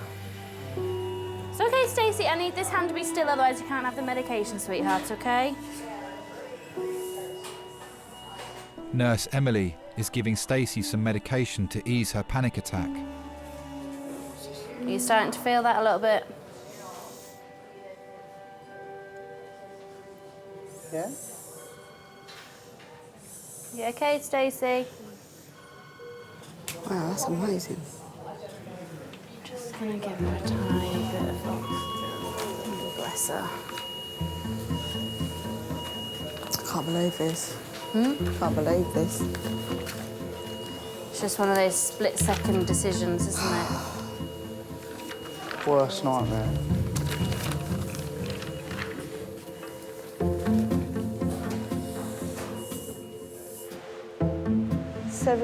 Over 70 over the hill, what do older people contribute? Both Nelson Mandela and Winston Churchill were over 70 years old when they were eminent leaders of their countries. Ageism is everywhere and can be so insulting. Before it used to be over 60. Yeah, but there were leaders over 70, but they weren't doing any manual work. I saw on London tonight there was this man over 100 and he was still working in the office. Over 100 and still working, bloody hell. And there's people like youngsters that can't even be bothered to find a job. They should be ashamed, really. Yeah, but that's the generation, isn't it? What is the new generation going to be like? It makes you think, innit? Hello. Hello. I'm Amanda, I'm one of the technicians. Just pop your arm straight so I can take the blood and pop in the tube, OK? Hello, Amanda. Hello. Am I going to be dead or alive when I finish? I was born in 35, right near the war. We lived in Austria. Mother was studying the doctor in Heidelberg, right? And I lived with her uncle and aunt. The Germans came in 39, as you know, and walked in. I mean, not necessarily declared war, but the Gestapo just came in, you know, and boom. You and you, there, you and you, go, cattle trucks or whatever it was, and you disappeared. It seems so strange. All these things, I've never been ill in my life. As I said, I was in a concentration camp for 6 years, never was ill once. Did you? And I weighed 3 stone when the Russians released me. I had blonde hair, blue eyes, spoke German, Russian, Polish. Mother was Polish. Well, you've still got the blue eyes. Yeah, they're still there somewhere. A little bit lighter, shall we say. There aren't any next of kin. I'm the only one left. Mother died. My father apparently had been killed just before the end of the war, so I never saw him again. So really, I'm on my own. Not much I can do. Busy life you've had, haven't you?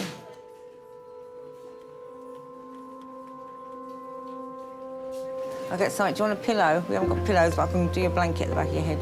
No, it's all right. I'm you quite sure? comfortable. Yeah, thank you. Thanks for your help. All right.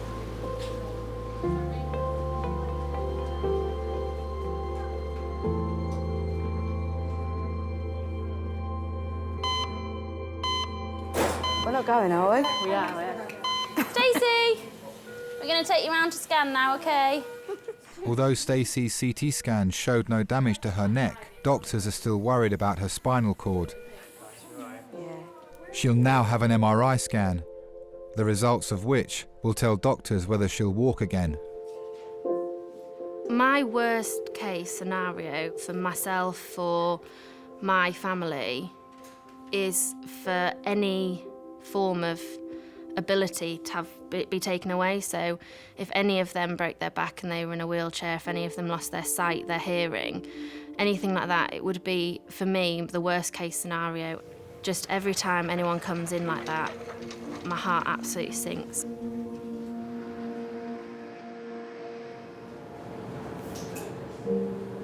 Responsive. Hello. Hi, my name's Michelle. I'm one of the radiographers. We have to do a quick MRI scan for you today. The MRI scanner is very noisy.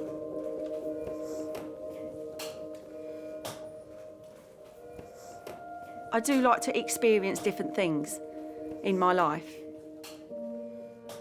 Me and Laura went to Ramsgate last year. We had a brilliant time. It was in the winter and it was snowing, and we took our shoes and socks off and went in the sea just to experience the cold sea.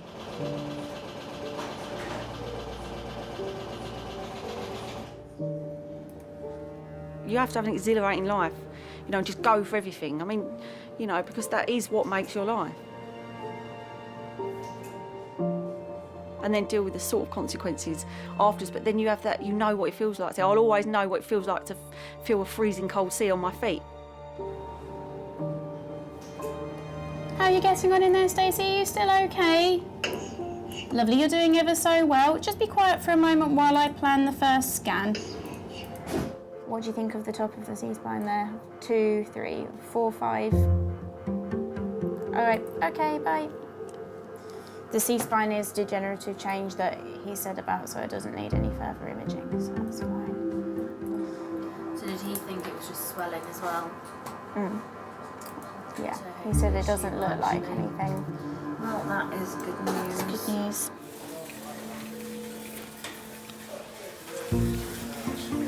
She had a nice little nap. OK, thank you. Cheers, thank you very much. Stacey's back from her MRI scan. Yes, so they're still waiting on the report, but on the scan it doesn't look like there's any major compression of there. Obviously, when there's any type of fracture, there's some swelling around the bone. They were saying that they think that it's going to get better and better with reduce of the swelling, and obviously there isn't any massive spinal cord injury, so it's the best outcome, really. Good. So you're a very lucky lady. Very lucky. Very lucky. Okay? You always will them to get feeling back. Thanks for everything. No worries. When they say, I can feel that now, all of a sudden you get these butterflies in your stomach. You think, oh my God, this is amazing. This may not end up to be the awful story. On the in that side. That side, John. Scratch. Don't watch it to the back. Or if I do this, could you just stick to the bottom of my back? No, fucking sit still. Don't be so stupid. You're such an idiot. So scratchy. John, can you reach my leg again, please? Please, love, just this one. Please. Why is everything so hard for you, just to scratch my leg? Because you want us to itch you constantly for an hour. I'm really itching. Just itch it. Yeah, there. Just scratch it really hard. Can you do 2 hands? No. Please, John. Please, I fucking can't do anything. Is the morphine making her itch? Yeah. Really scratchy. Driving us crazy. She's coming back to normal. I don't like normal, Stacey. Stacey, moving you back. Shut up. No, you shut up. No, I'll tell you what, you're fucking taking a piss. You are, you're being stupid. I'm taking a piss, I'm itching. Don't talk to me like that. I'm itching, I don't really understand. I miss them not being together. I think Stacey secretly does love him. She's gonna kill me for this. I don't think you realise that it's fucking... Your back is broken and they're telling you to lay still and you're arching your back. John, if you was in my position, I've been through enough today. I don't need you having a go at me. No, we didn't work as a couple. It was just too much arguing. But, you know, there's always someone out there for everyone.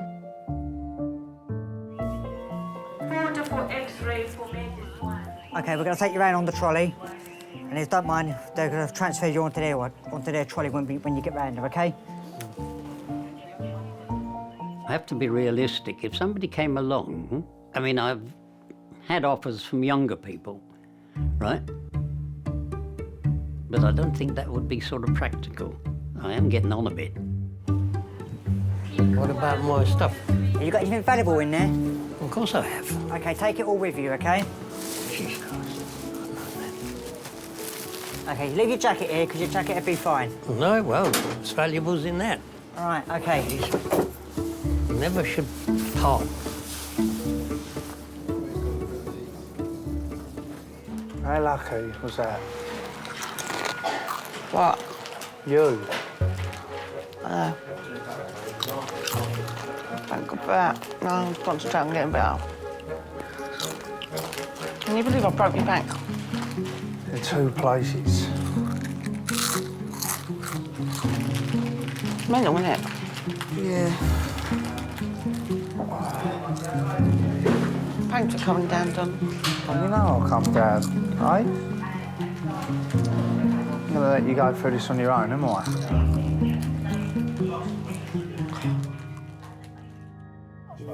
They roll that off. They're doing £2.5 for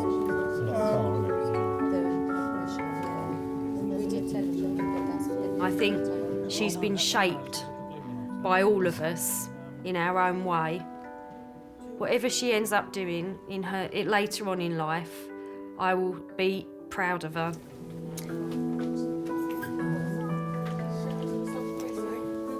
I see her not as much as I'd like to. I'd like to see her more. And I suppose that's down to me to make the time and the effort to make sure we see each other. I am very, very lucky. I mean, family's the world to me. There are lots of things that go on, good and bad, that they've helped me with. So, no, I am very fortunate to have them.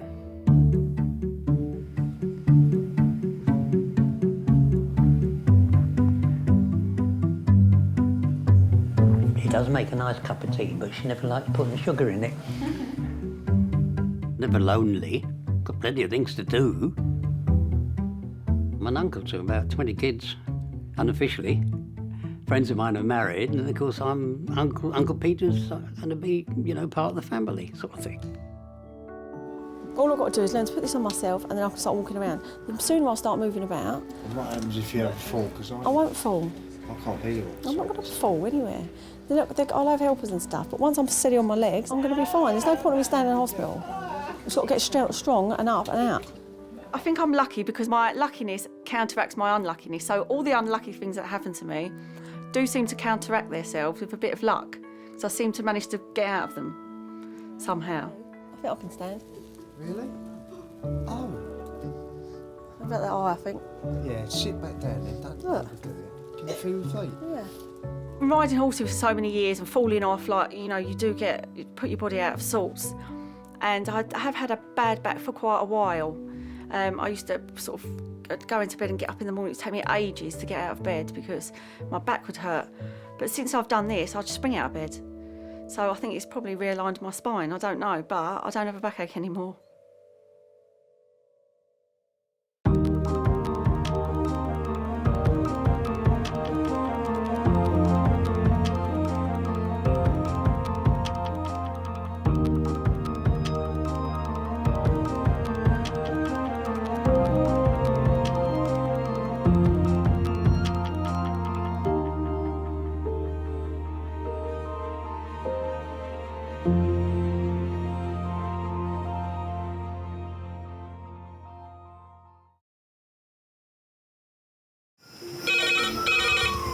Went from the bonnet, found face down on the floor. 2, 3. Pediatric trauma. It's a stabbing quadrant. 25 feet from a ladder onto his back. He's really unwell. I think anaesthetics need to see him before he goes to theatre. Daphne? How is everybody then? Chilling?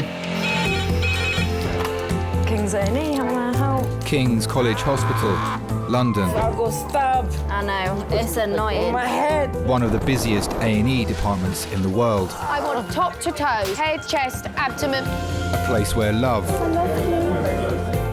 life, and loss. Don't bloody die. I love you too much for you to die. Unfold every single day. All the patients you're about to see were treated in just one 24-hour period. A&E is always like a traffic jam. Can we get a trolley? You've got to realise that there's awful things that can happen to you. I'm so sorry. Life is unpredictable, so it's important that your nearest and dearest know that you love them. You have to tell them that you love them. You must get better and come back to me. I don't want to lose you. Because there may come a time when you're not around to tell them.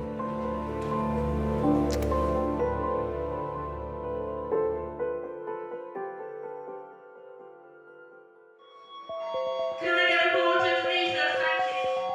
Porter to recess for a ward transfer, thank you. Can I bring up porter to recess, thank you? Hello, Kings A&E. Right, let's keep going. All we need to do is get to theatre. That's what we need to do. How much acid has she had? It's in orange.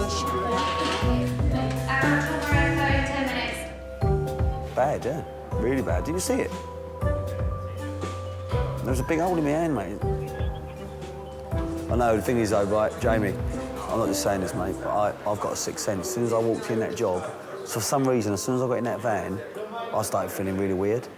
No, I don't want to be. I'm not going back there. I'm never going back there. Never, ever going back there. For what the job was worth, it really weren't worth doing. You know what I mean? Anyway, well, it was. The job was worth 700 quid. But what I'm saying is, it was a bit more involved than what I thought. I mean, that was a lot of lino having to come up.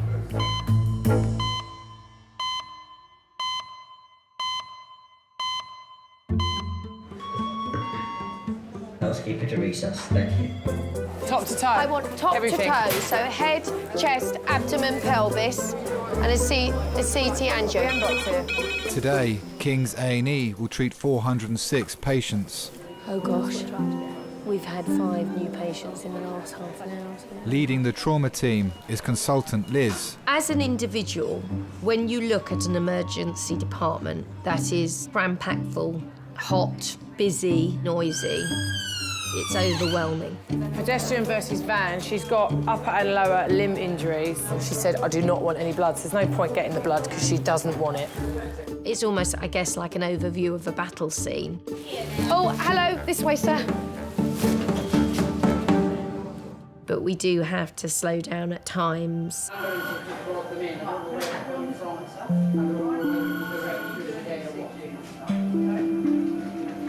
Because quite often it's the quieter patient that's the most serious one. Those sort of things require a real degree of loving care and patience, and it's then that I truly value my nursing staff. I'm just going to pull the curtain for a second, just swap. My name's Anna, by the way. I'm one of the nurses. My name's Clement. Hello, Clement. Nice to meet you. 85-year-old Peggy has been brought in by ambulance after a fall at home.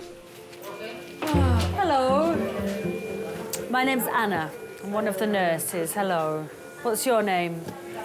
I'm called Peggy. Peggy. Hello, Peggy. It's her second serious fall in 2 months. My name's Muriel. Okay. I just found out 5 minutes ago. But she likes to be called Peggy. Fine. And is that your husband, Clement, out there? Yes.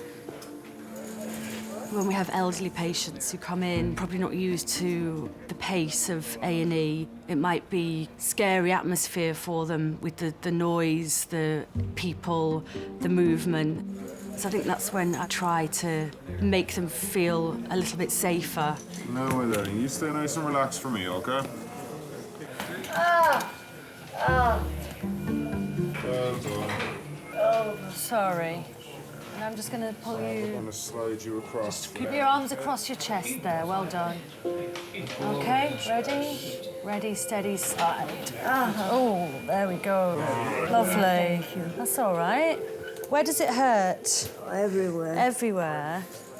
It's sometimes exactly what you need, rather than everyone around them and lots of things happening. You need to slow it down, maybe just have you and them, try and make a bit of a connection with them. Peggy comes from home. Yeah. Lives with hubby, has carers 3 times a day. OK. Dementia, Alzheimer's. Right. Hypertension was released from here on the 19th of March after having a similar episode where she collapsed. OK. She fractured her left hip. Witnessed by the husband again today, using the Zimmer frame, got to the bathroom door. Same thing. Same collapsed. Found her in the hallway. She's complaining of right knee pain. Sorry. Oh, swollen knee. Okay. So then we did the ECG. Okay, with 12 lead, which shows left bundle branch. Peggy was very self-sufficient until she fell and broke her leg. She's still used to the cooking, the laundry, all these things. Obviously, I was concerned, but not unduly worried because, OK, you know, in 6 weeks she'd be OK again. Peggy, yes. The doctor will come and have a chat with you, and you'll probably go for an X-ray, or they'll do an X-ray of your knee here. So we need to see what's happening with your knee. All right. Thanks. Thanks so much. Thank you. When she came home, she didn't seem to enjoy any food and drink. It wasn't like her. About 5 days later, she fell over again, so they took her straight away down to Kings.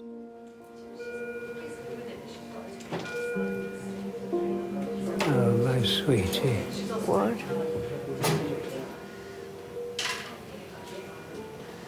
You must get better. You must get better and come back to me.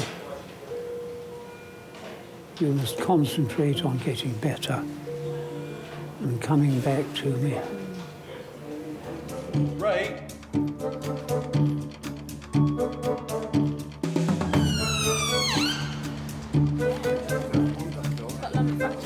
Yeah, exactly, and she's just gone over a trolley. It's all right, sir. It's fine. You're OK.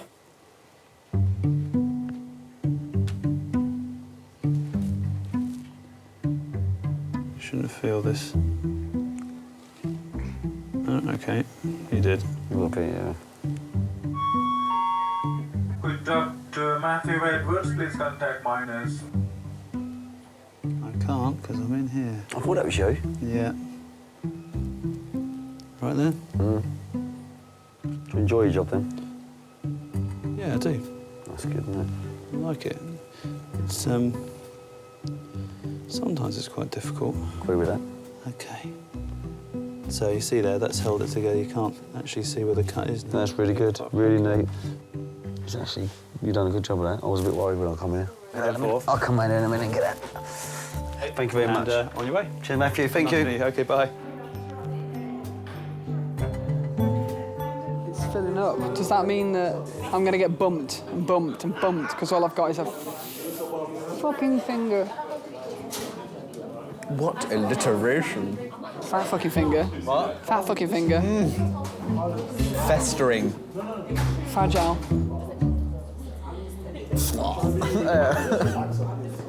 Trying to think of more. It's your turn. I'm trying to think.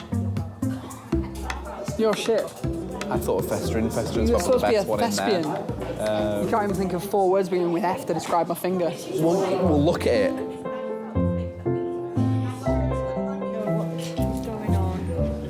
So I'm just going to wire you up. Darling, the ambulance man gave me this as a memento. Oh, is that a souvenir? As a souvenir. 85-year-old Peggy is waiting for her knee to be examined. Medics also want to find out if there's a more serious reason behind her fall. Is my husband still here? So how long have you two been married for? 58 years. 58 years. Yes. Marvellous. For better or for worse. Absolutely. And we're still waiting for the better. And how did you meet? At a friend's 21st birthday party. OK. Yes. Those days sound so romantic. Well, it was quite romantic because it was a dinner jacket affair. OK. But I'd grown out of my dinner jacket, so I had to wear white tie and tails. Oh, really? Just like the youth of today do when they go out courting. Well, that made her think. The girl who was throwing the party said, "Oh, Peggy, there's a chap here I'd like you to meet." And I just knew. I don't know what it was about her. I just fell for her straight away. And can you remember what Peggy was wearing? Well, she was wearing a black dress, I know that. OK. Looking very glamorous. Hand-me-down. A hand-me-down, was it? Well, it did the job. Yes, I always wear hand-me-down. The only problem was that I'd gone to the party in a pre-war Austin 7 with a very dodgy battery. And in those days, you had to have parking lights on the car. And I knew the battery would be flat if I put any parking lights on. So I parked in the lights of a large, gleaming Humber. And it turned out that Peggy's current boyfriend was the owner of the Humber. So how does an impecunious, hopeful engineer with a dodgy Austin 7 prize his girlfriend away from him? Not easy. Anyway, we hit it off. When are you going to have some time off? When am I having some time off? No, don't worry, I have plenty fun when I have time off. I work hard here and then I have a lot of fun. That's the I'm way. very glad to hear it. Lots of boyfriends? Loads. No. No. Just one special one? Maybe.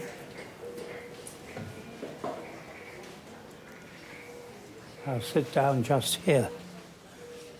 Can you remember how you proposed to Peggy? Yes, it was something of an accident. My mother's parents were staying with my parents. They all knew her. And the conversation somehow got round to rings. My mother's engagement ring originally belonged to my father's mother. It was one of a set of 4. It was a set of diamonds, rubies, emeralds and sapphires. So I said to Peggy, "Well, what sort of ring do you like?" And Mother leapt to her feet and said, "Oh, Clement, I'm so glad." And my father said, "I'll open the last bottle of 1927 port." And I thought, What are they talking about? You see, have they gone raving mad? And of course, then the penny dropped. And I saw Peggy smiling away, and I said, ah, ha, ha, no. Yes, that's it. And somehow that is how we got engaged.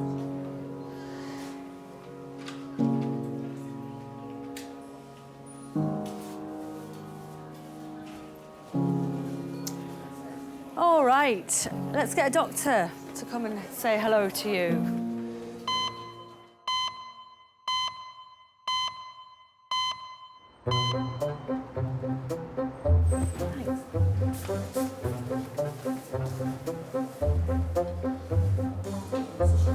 One man. Go on, sorry. Don't know what I was going to say. One man, two... Probably one man, two governors. Yeah, but about I don't know what I was going to say, but it was good. 25-year-old Ben has come to Kings with a swollen finger. He's here with his younger brother James, who's come down to London for a drama school audition. No, me and James are chalk and cheese, really. We get on brilliantly, but we are quite different. I'm into sport, and he's not. He's quite forthcoming, quite theatrical, and I'm certainly not that. All right. I realised I did that. Staring over my shoulder. Who do you reckon's the funniest out of you and Ben? Well, I don't like to blow my own trumpet, but no, I'll go with me. He doesn't like to be late or doesn't like to leave things to last minute. I think that's the opposite to me, so we're a good balance. He's a lazy pain in the ass. He doesn't really do what he needs to do sometimes. He needs a kick up the backside to get him moving, but he's 19. He's going to be like that, isn't he? Good addition to my stay here. What, visiting Kings College Hospital A&E department? Because your brother's got a gammy finger. Shows. A&E. Hospital. Brilliant.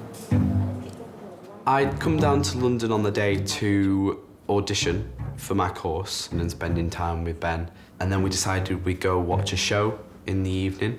So we went to see One Man, Two Governors. I couldn't really clap in the show, and when I got out, my hand had swollen past my wrist. So the only thing I could do was go to A&E. Felt a bit stupid, to be fair. I had a cut on a bit of a swollen finger. So am I coming with you to see the doctor? You're going to have to. You're my next of kin. Yes. Apparently. Yeah. So in the eyes of the hospital, do I have no parents then? Because I've had to put my brother up. Probably. Oh. Orphan. Adult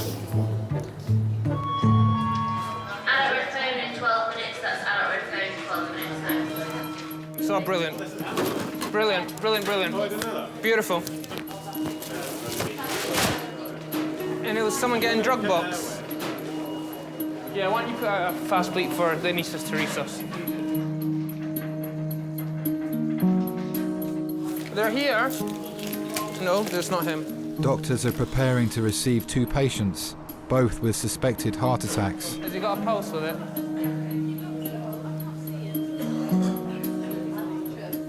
75-year-old Bob has a history of heart disease and has already had a triple bypass. Doctors are concerned his heart could stop at any time. Can I have 2 A&E doctors to resus, please?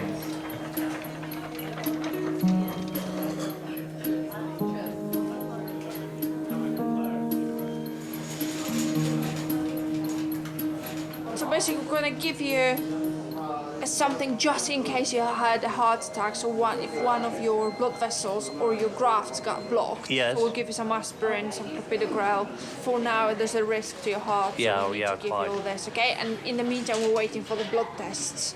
Yes. To find out whether you had a heart attack or not. Okay. Right, as a cardiology doctor should be coming shortly. Thanks.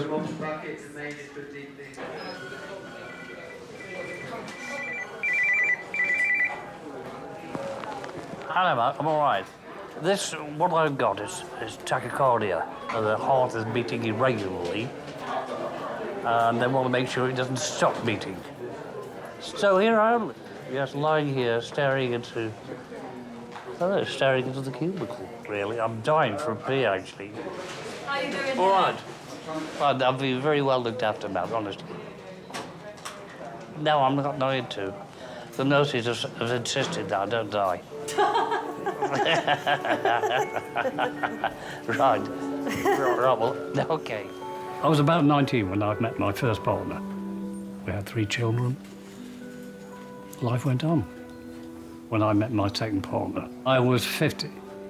I have one son, Matthew, and a stepdaughter, Olivia. I promise, all right? See you in a minute. All right. Bye. Love you too. Bye. Oh, is that your son? Yeah. Is he worrying? He's gonna fucking die on me. Did you say? But he's only 25. Really? He's only a young boy. Oh, so you had My him quite youngest late in life? Yes, I was 50. It was very interesting at that age to start a new family. Thoroughly enjoyable to once again be able to push a pushchair around the park and do things with a young child that you hadn't done for a long number of years. But as time went on, you realise that you haven't got the same physical strength that younger parents have got.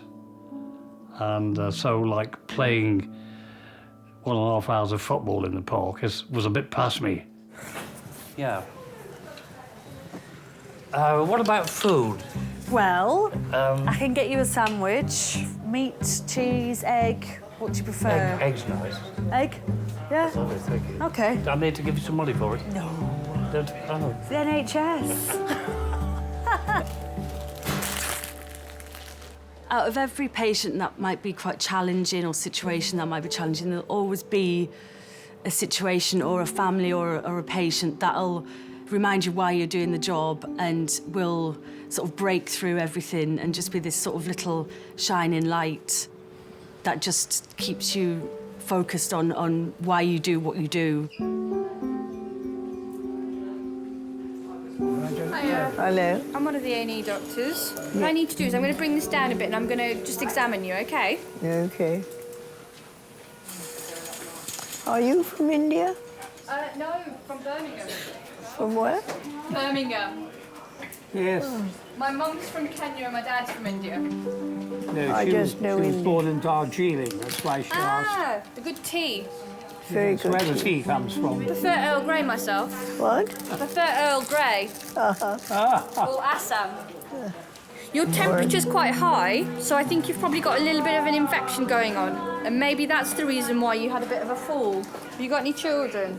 Yes, I've got a daughter and a son. My daughter lives in Chelsea and my son lives in America. I hope I'm not hurting you. No. You girls are very good. I'm glad you didn't call me a lady, because I can't be called one of those. Well, you are a lady. I don't feel like a lady. You don't feel like a I lady? don't feel like a lady. She has a lovely personality. She's always been very artistic. She's done sketches, mostly portraits. She prefers doing portraits of people rather than landscapes or anything like that. I'm afraid I'm not artistic, purely and simply an engineer. You know, it's rather unexciting. What you're going to get is a chest X-ray. We'll probably need to get another urine off you, and most likely you'll need to stay in. But I need to examine you as well. But let me just send these bloods off first, okay? And then I'll be back. What happened? I don't know, you just suddenly let go of the Zimmer frame and fell over. I don't know why. I don't know why.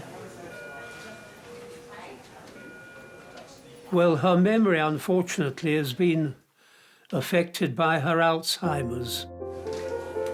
What was it I didn't want to do? What? What was it that I didn't want to do and you said, no, you've got to do it? You didn't want to go for a whittle. And that's when I fell over. You were almost there when you fell over. Her memory is erratic. She will ask me what day it is, and I'll say, oh, it's Tuesday, you see, and then half an hour later she'll say again, what day is it? And she might ask the same question 4 or 5 times. On the other hand, more distant memory is rather more reliable. There's no need for you to stay now. Well, you know where I am.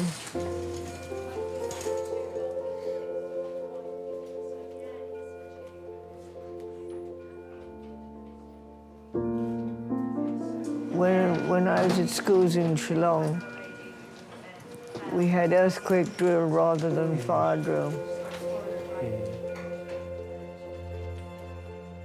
I know it is a progressive illness that can be slowed down but cannot be cured. You better go home, darling. Well, I'll stay a little bit longer. She doesn't forget who I am. Well, we've known each other for 59 years now, so I think I'll take a bit of forgetting. Could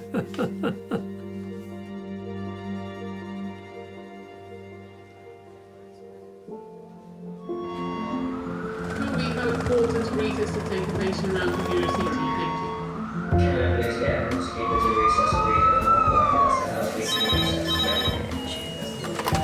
Is it neurosurgery that she's under? So there's VBGs here. Porter to recess for a ward transfer, thank you. How is everybody then? Chilling? Chilling? Happy and laughing. Ben? Ben. I'm coming with you, aren't I? Okay. Hello. Please come through. My name is Dr. Kuzmin. I'm one of the doctors here. Please come through.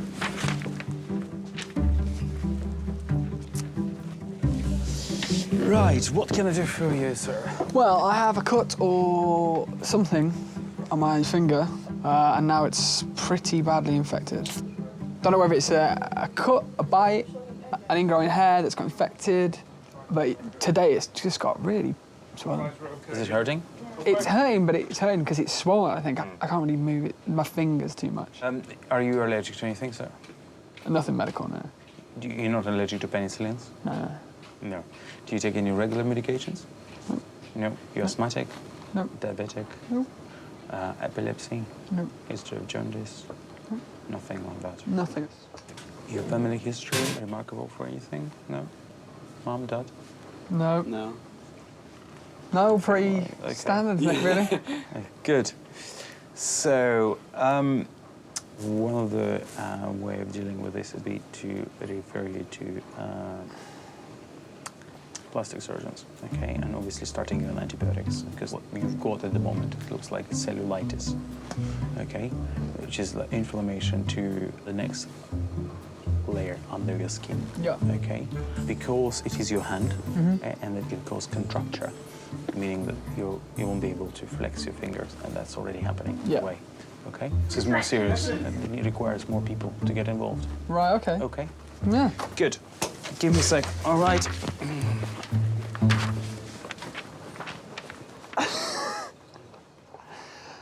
Well, I'm glad we came.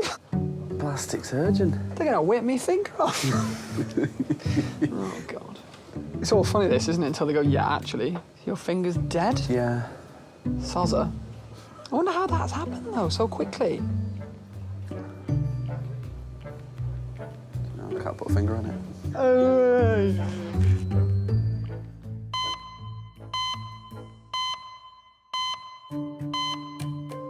Was this? I delegated that because I felt there were 3 doctors in there, but I've given it. Adult blue light, 4 minutes. Adult blue light, 4 minutes.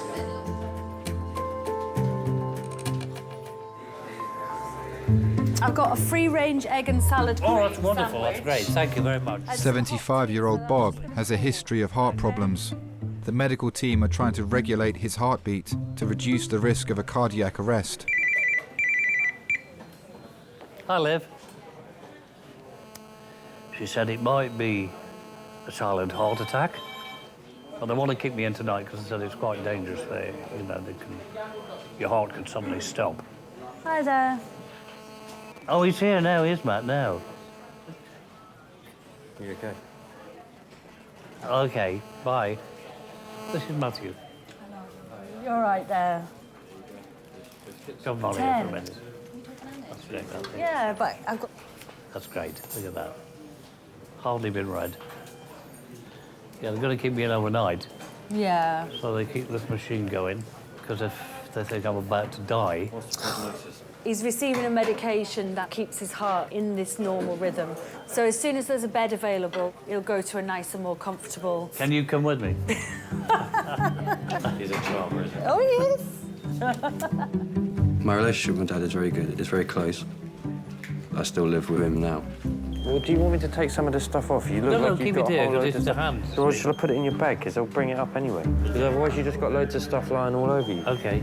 It's usually him telling me that I need to do stuff and me not doing what I'm supposed to, but we get there in the end.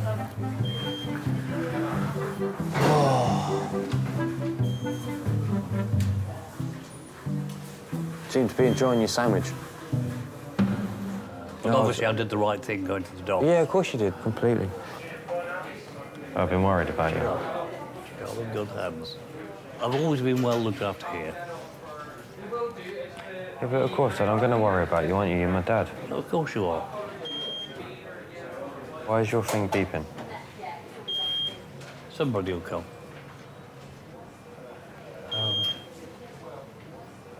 You can't tell if it's a lead come off or what.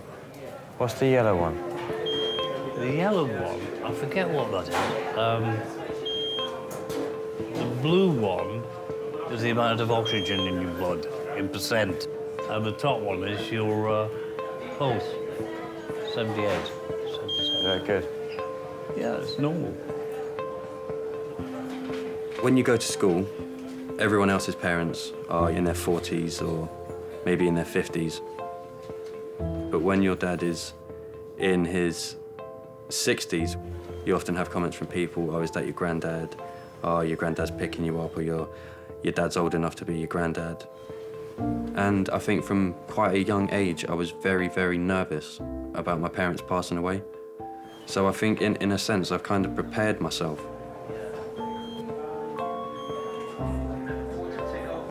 Sorry, I don't mean to be worrying you. I think I'm worrying more than you are.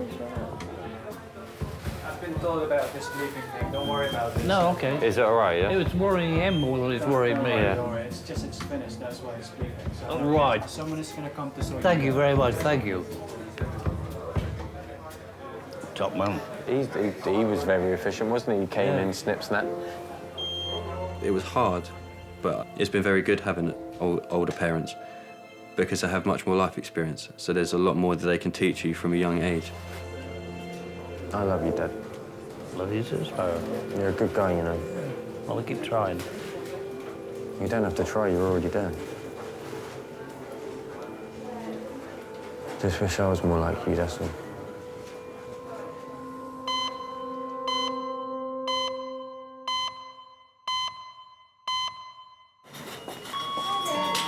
If anybody knows where the weighing scales are, can they call Majors 2410? Thanks. Just misplaced them. She can't find the bucket. She can't find the weighing scales. Isn't it? Oh, hello. I need to speak to plastic surgeon's registrar. The doctor is consulting with specialists about Ben's infected finger. It's quite aggressive. And he needs a plastic surgeon. Severely. To decide whether he's got to whip my finger off. What? Take a bit of flesh from, like, your inner thigh. What, and turn it into a finger? Just like a stick of meat. A floppy stick of meat. I play cricket. I think I'd be all right with that one missing, but yeah, I wouldn't want to have 3 fingers, definitely not. And this ring finger is flexed. He can't extend it fully now because of the pain. I'm supposed to be going out on Thursday night. But you're not doing that. I'm not going to do that when I've just had my finger amputated. Antibiotics as well. Oh, I'm still going Can out. Porter bring a trolley to Majors Trolley? 24/7, please? Bucket. Weighing scales. Weighing scales. So he came back. Oh, he's there. He's just researching amputation. They accept the patient. It's very serious. it's very serious usually. So they want X-rays, they want bloods, they want 1 gram of augmentin, and then send it to them. Just word serious 3 times. It's serious, it's very serious. His hand is very serious. Don't say things like that, because I'll have to get chisel out. I was shocked because I didn't think I'd have any problems. We were still thinking it was going to be something, nothing, here, have some tablets, off you go. And we overheard someone say severe and extreme, and we knew he was talking in relation to us, so we were both sat there thinking, oh, maybe there is something wrong. Can I please have a quarter to resource, quarter to resource, thank you. Yeah, that's what sounds like theme hospital when they make those announcements. Ding, ding. Yeah, it goes ding, ding. Could the nursing ward free please clean up the dead body? And that's right. Bob is being monitored as doctors think he could still be at risk of a cardiac arrest. Oh, God. You okay? That's better. Did you leave is my watch kicking around somewhere? Or? Where would you have put it? No. It might be in there somewhere. It's not under that private eye, is it? My dad's a very easygoing kind of guy. He doesn't let things get to him. Oh, there it is. Where is it? I think that's it. Yeah. Just... Mum bought that for you. Eh? Mum bought that for you. Yeah. I remember going with her and choosing it in Marks and Spencer's. Yeah, it's a very good watch. I had new batteries put in. My mum, sadly, she's passed now. She died 2 years ago. But she was an amazing woman. No, I've never met anyone like her. I don't think I ever will. My dad loved my mum beyond words. And yeah, when she died, it was a massive loss for him. At first, we didn't actually, my mum didn't know that she had cancer, and she started to have pains in her leg, and she always thought it was sciatica. But the pain just got worse and worse, and stretching wouldn't do anything. And when we went to the hospital, they took a long time to get the test results back, and she came back and she said, I've got some news and it's not very good, and she told us she had cancer. And I remember saying to her, but you're going to be all right, aren't you? And she just looked at me and she just shook her head. And I said, what do you mean you're not going to be all right? She said, but they gave me 6 months. I just can't describe that feeling. It was surreal, really. Because you know that it's real, but part of you doesn't want to accept it. But it was difficult because the cancer kind of, you could see it slowly just taking its toll.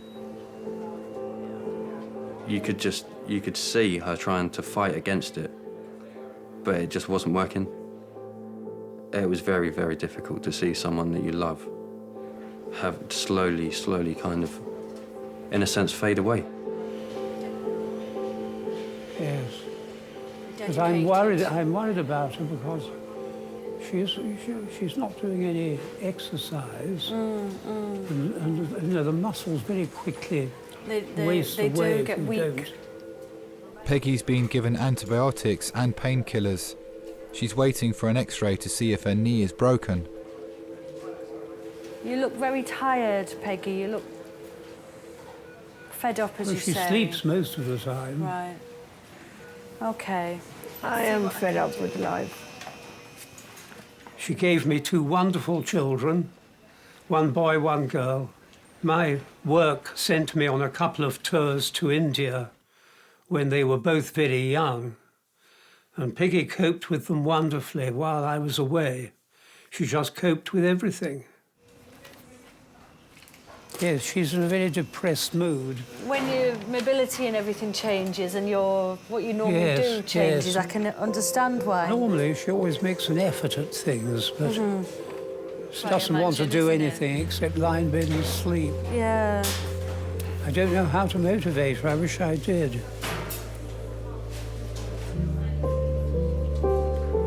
Oh, I hate it. I hate it. It's most unpleasant seeing her going downhill. I don't want to lose you. What? I don't want to lose you. You're my sweetie. In through my nose and out through my mouth. Helps the pain. Good. To breathe in through your nose and out through your mouth. I simply have to face up to the fact that she is going to deteriorate. And all I can do is hold hands. I know it sounds ridiculous, but somehow it's very comforting.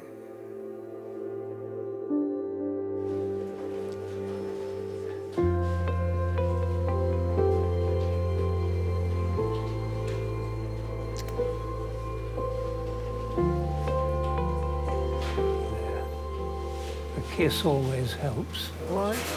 A kiss always helps.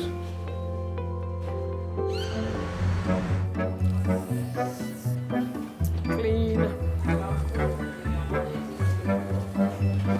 Well, Wow. That's ridiculous. I honestly thought that it would be straightforward. And I've got to come and see a plastic surgeon tomorrow morning. Yeah.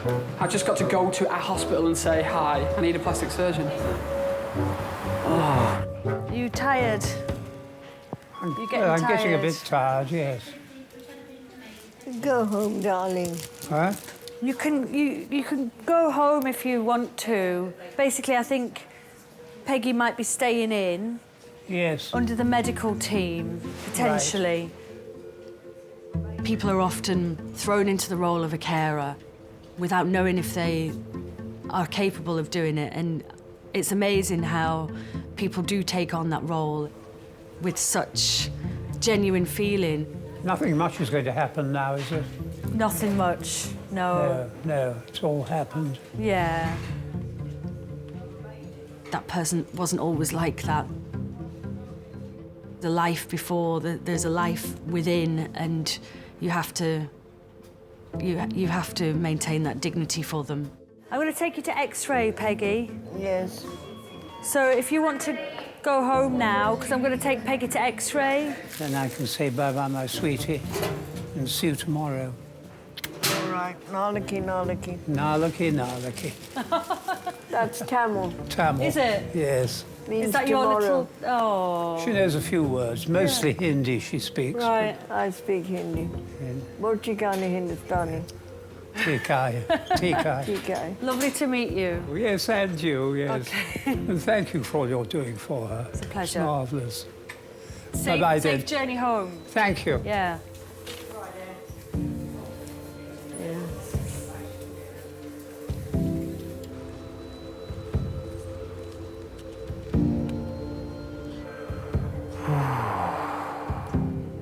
You don't have to hang around, mate. I'm tired. Oh, I want to wait for you to move, Dad.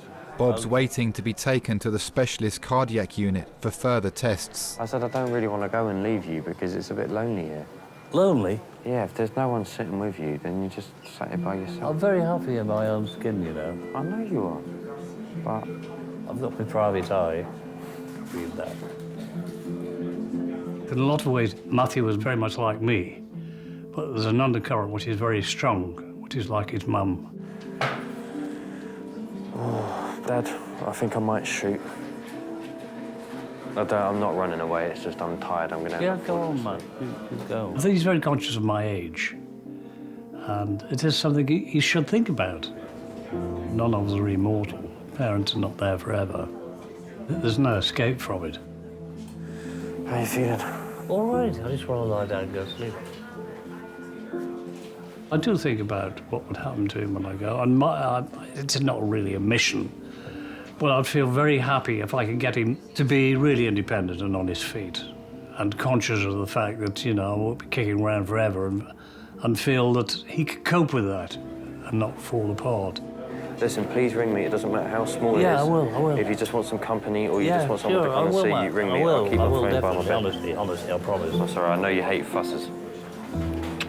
See you later. Go on, have a good night's sleep. Enjoy that cottage pie.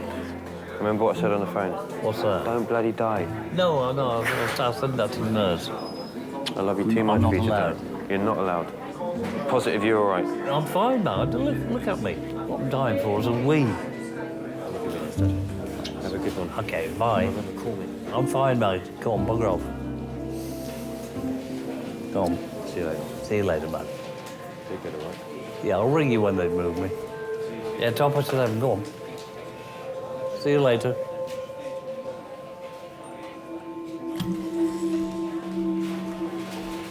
See you later.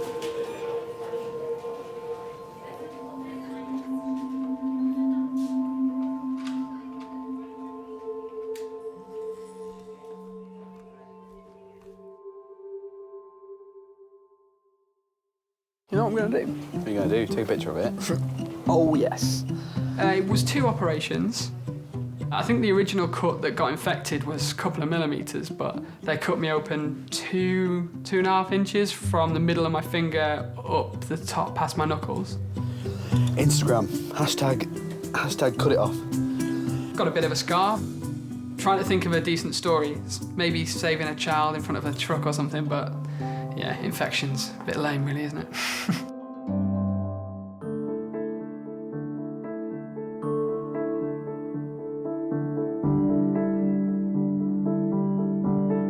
Should I get an attack of arrhythmia and worse still, a cardiac arrest, it gives you a shock of 800 volts across the heart. Fortunately, so far, it hasn't kicked off. I know that because the surgeon said, if it does kick off, you'll know it. It's like being kicked in the chest by a horse.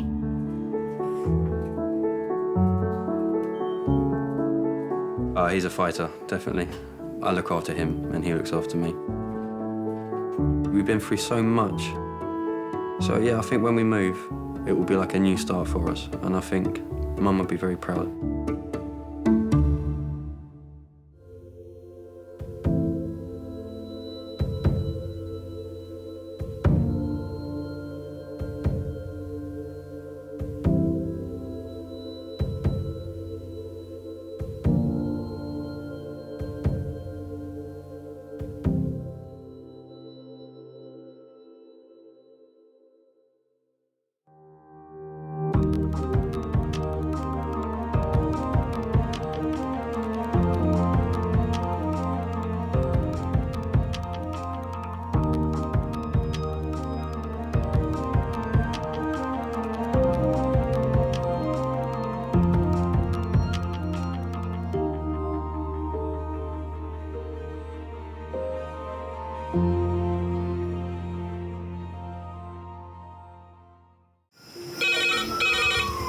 Went from the bonnet, found face down on the floor. 2, 3.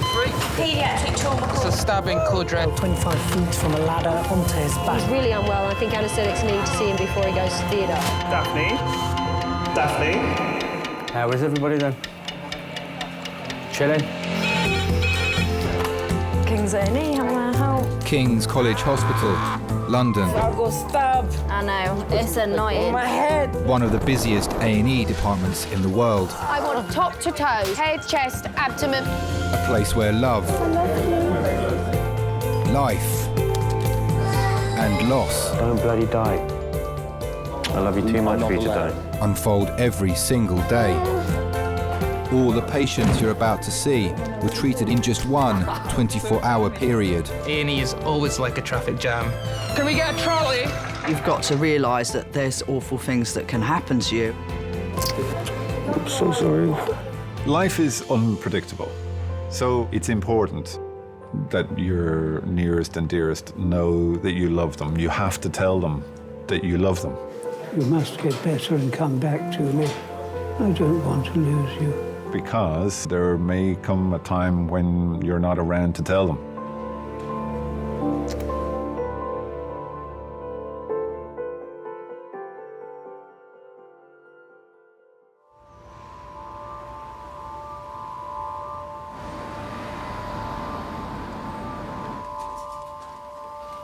Pauline?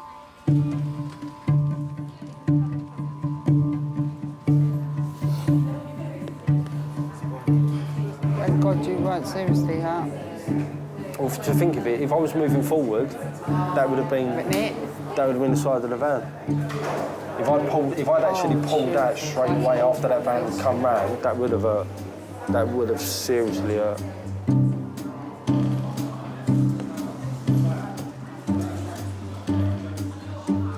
ET tube.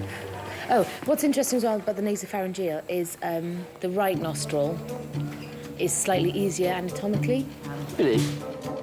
Student nurse Matt is on his first week's training in King's A&E. Supervising him for the day is staff nurse Dominique.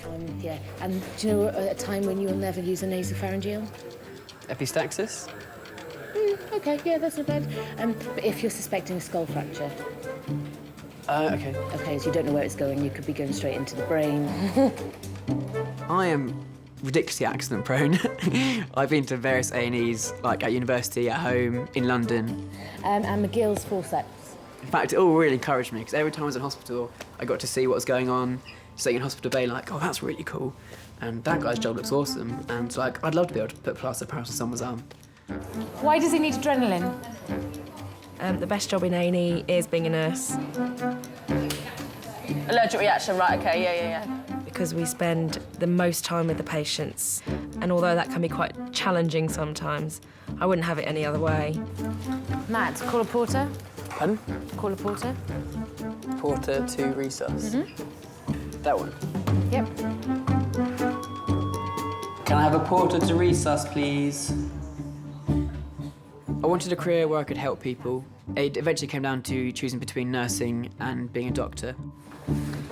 My perception was that a doctor treats a disease or a problem, whereas the nurse, treats the whole person.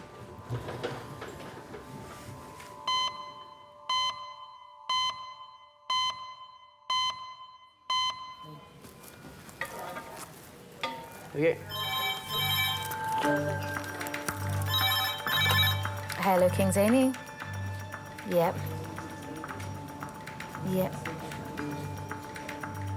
2461. 5 minutes. Okay. Thanks very much. Bye. Pediatric. I think the first time I heard the red phone, I instantly felt a thrill. Pediatric red phone, 5 minutes. Pediatric red phone, 5 minutes. Hey, we've got a 19-month-old baby, acute DMV, no past medical history, floppy, lethargic, eyes rolled. It really hammered home how real it was that I was in an A&E department, and that in an ambulance coming, screaming to Kings now, is someone that needs the team's care, otherwise they might die, and that I'm now part of this team. Are you able to just phone 1881? Yeah. Just ask them to bring a culture bottle round to resus urgently. Yeah, 1881. Baby Zane has had diarrhea and has been vomiting throughout the night. Her parents, Steffiane and Nicole, called 999 when she became unresponsive. It was weird. She just wanted to lie down.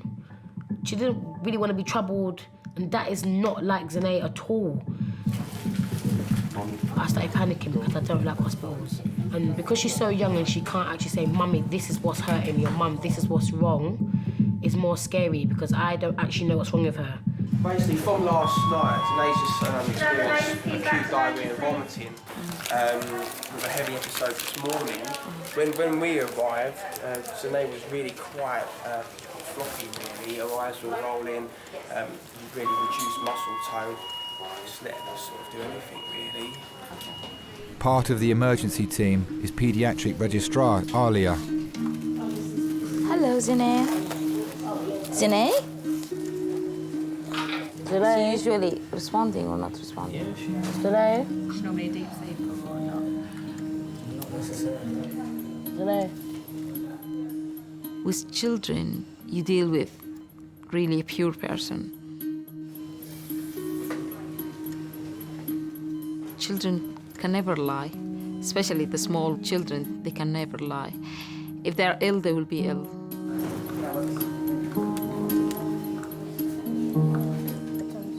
For her to be 1.5 years and being quiet will make us very tense that this child is not okay. I don't understand. I'm trying to think. It's weird. She hasn't eaten anything. Just don't stress. Doctors are hoping a strong mixture of antibiotics and antiviral drugs will stabilise Zanae. Because she's 0.65. Is it worth putting another cannula in so she can have fluids as well as... Yeah. Does she need another one? Because she's not responding well to us now. And we are in this situation, we will be afraid that there is infection around the brain and in her spine. This is my only child. I don't want to lose my only child so early. That's what I was thinking. If there was another word created better than love, then yeah. Love doesn't cut it. It's above that. So yeah, that's my soulmate right there. Now, maybe possibly tomorrow or something they'll be. So does that mean she's going to be staying here then? She's staying here. She's definitely staying here. Okay? Sorry for that, but we need to make the things. What's happening? Her Glasgow coma scale is dropping on and off, and she's becoming stiff on and off. Okay. I'm worried that she has encephalitis. Okay. When you have encephalitis is inflammation of the brain. So your breathing can be affected, your sight, your memory, every area in your body can be affected. It can be fatal. I need you here to the resus room, please, because I do have a 19-month-old. We found that there is a fluctuation of consciousness, and she's stiff on and off. We are planning to... Alia's worried Zanae might stop breathing and calls colleagues in intensive care. Okay, thanks. She's in the resus room, A&E. Okay, thank you. Now she's becoming again more cold. Maybe I'll give her a diazepam. Can I go to her, please, now? Okay, thanks, bye. If you didn't put the right action or you didn't do the right action in the right time, then you'll feel guilty the whole of your life.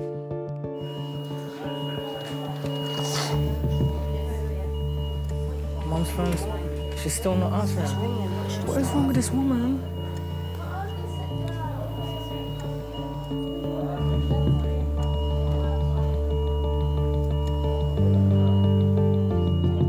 Needles, wires, tubes. Just this little girl in a big bed. It's all random, isn't it? I just don't understand, like, where this come from.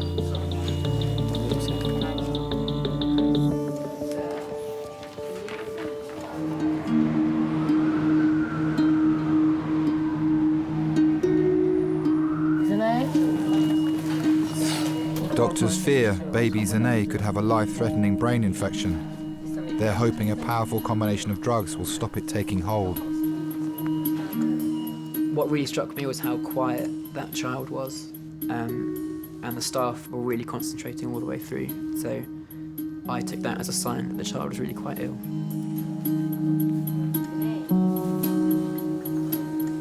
What are you drawing? Also at the hospital is Zanae's 4-year-old stepbrother, Kamari. What are you drawing? Who's that? What about drawing the scariest dinosaur you can think of?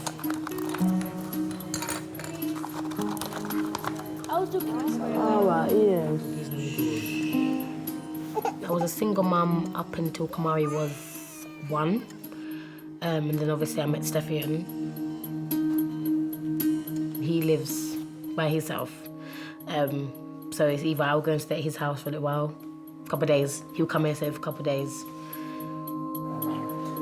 I know you don't expect things like this to happen, but things happen, innit? Some days we can love each other. Some days we just hate each other. But I know that when we need to come together, we do come together, especially when it's regarding the children. We do come together.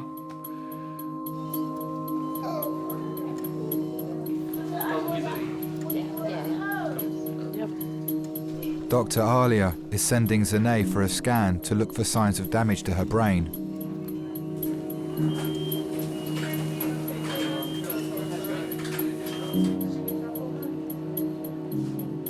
When you're a young parent, to hear that, oh, your child might have an infection in your brain is the scariest thing ever. I was thinking, I hope she's okay, hope she's okay, hope she's okay. And it's going to be all clear. And they're going to come back and say, oh, she's fine. They're just doing it for procedure.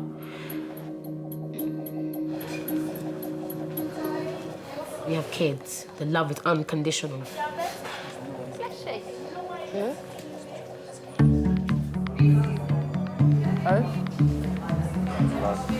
It was funny, actually. It's like when I turned up there, she was like, oh, I've done you a cup of tea already. I was like, blind, though. She went, there's a pork chop there as well. I went, Pork chop? Pork chop with 2 roast potatoes and a bit of bread. I was like, Nan, you are a diamond. And then I went, oh, one sec. I ran into the van, and what it was, Rachel had cooked like a curry like the night before. She used whole grain rice. All right. Yeah, it's probably good for you. Who? No, not us. You know what? It's everyone getting the same but us.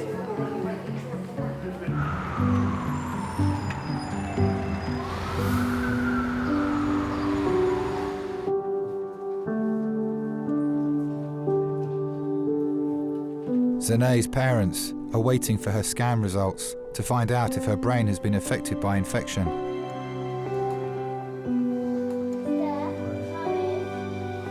It's probably one of them, you know, like them the infection that just spread, that people just catch or something. You alright? What's Mum saying? Panicking, isn't it? What's she saying? Don't worry yourself, Come, don't worry yourself.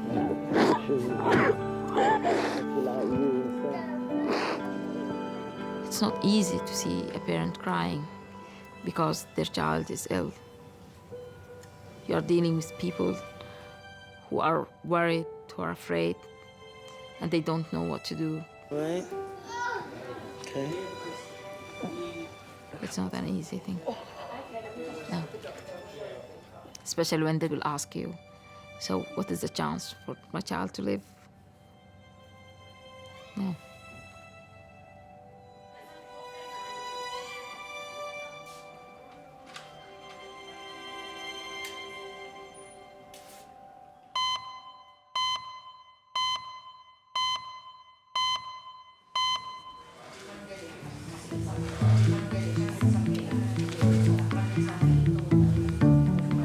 How are you going to go down there?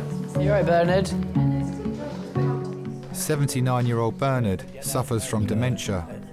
He was brought to resus after he fell at home. Okay, we'll put a blanket on you. You're in hospital. Do you remember? You're in here now. I was never put into hospital. Yeah, you're here. You're in hospital now. When? You were brought in today. I was never signed into hospital. Patience, compassion. There are so many qualities that I think are important in a nurse. You're in hospital now, look. It's my badge. It says Kings Hospital on it. Ability to laugh, ability to cry. I made you a cup of tea. Would you like some tea? Yeah. Yeah? Okay. Nice and careful, because it's quite hot. All right, sir. Okay? Yeah. You got it?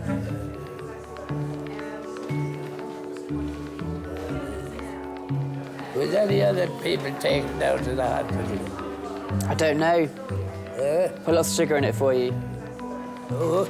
Oh, don't squeeze it. Don't squeeze it. Just relax your hands. There you go. It's quite a weak cup. You've got quite strong hands.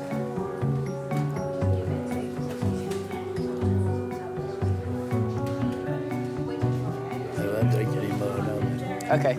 Thank you very much. That's all right. You tell me when you want some more to drink, though, okay? And I'll bring it back for you. Okay. After I decided to be a nurse, my granddad died of leukemia. And I remember talking to my nan about the nursing care that he received. And she said how much of a difference that made the last few days in his life. You know, the level of care that he was getting.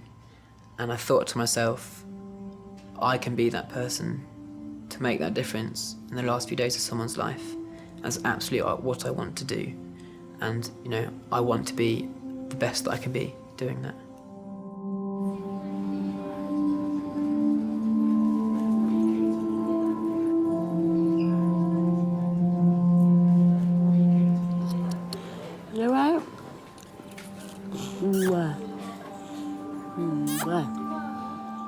Zene's scan shows her brain has not been affected by the infection. So 1. She's responded well to the large dose of antibiotics doctors have given her. Where's your belly? Show me belly. Good girl. Are you okay now? Oh, I'm happy that you're okay. I'm happy. Yes. If they're ill, they will be ill. But if they are becoming well, they are like flowers. They will just open up, and then you will know that they are well now. This little girl is such a pretty little girl. I know, little. Naturally. Leave that alone. Zene will now be moved to a pediatric ward for further observation. Gonna do a wee? Yeah, you're gonna do. Say mama. Say tata. Ta. Good girl. Good girl. I do think sometimes daughters loves dad more. I don't know why, but You better, okay? Get a lollipop, yeah? Being a brave girl, okay? I did love my dad so much. He died 2 years ago. It was a very, very strong relationship. I was sharing with him my secrets more than with my mom. Good girl. Now you are better. Now I know you are better. I'm from Sudan. When I started my job there, my salary was very, very small. So he was supporting me, like even financially. He was a doctor, that's why I became a doctor. This was one of the reasons that I became a doctor, because I loved him. You okay, Baba? Yeah. The dedication of spending time with children alone can contribute towards their life changes, you know. You don't want them to grow up to remember certain things and realize, you know, you wasn't there for this, because it can affect them. I wouldn't want Zene to keep stuff from me. I know it's going to be hard, because I know I'm going to be protective with her. I'll do my best. That's all I can do, really. Yeah.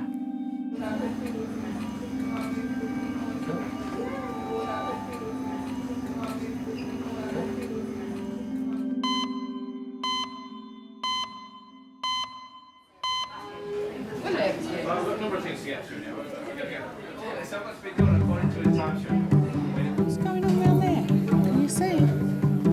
52-year-old Graham hit his head when he fell over in his bathroom. His sisters Jean and Christine have brought him into Kings.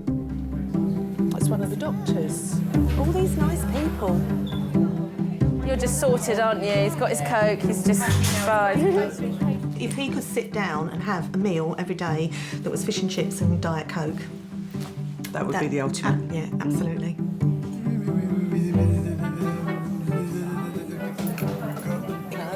Oh, that's your favourite, isn't it? You end up doing a big burp. I'm the eldest, and Jean, middle one, and Graham came along when we were 8 and 6. Mum had worked out for herself that there was something not quite right. When she told us, we were sat down, I could still see us sat around her legs and Graham, his little cot by the side, and she said, God's given us Graham because he's special and he wants us as a special family to care for him. Oh, at least you've brightened up. Do you feel a bit more bright now? Yes. Yeah, that's the thing. He was gorgeous. He was a giggler. He used to giggle huge amounts. Oh, wow. Music was always his great love. Huge Shakin' Stevens fan, Cilla Black, you name it. There's O'Connor. Sweeter. Oh, it's blowing up, is it? Is it blowing up? Oh, pardon, so are you. That'll make it go down, won't it? Or let all the air out. We grew up with quite a bit of feistiness to make sure that nothing was going to harm Graham. Oh, it's going to be cold. Unfortunately, in those days, grown-ups and children alike could be very cruel, and we spent a lot of time protecting him because of that. You warm enough? We thought he was beautiful, but other people saw what we couldn't see because we saw the beauty. A cold nose. I think we're probably overprotective. We get on his nerves at times, and he makes that felt. We try, because we try and do things for him. We don't have children, so when you don't have children, you sort of got a replacement child there, whether he likes it or not. See that man there? He's going to take a picture of your chest, like we did before. We've done that before, haven't we, hey? Yes. When he loves, he loves. If he, once he starts loving someone, that's it. That's it. You're mine now, for my life.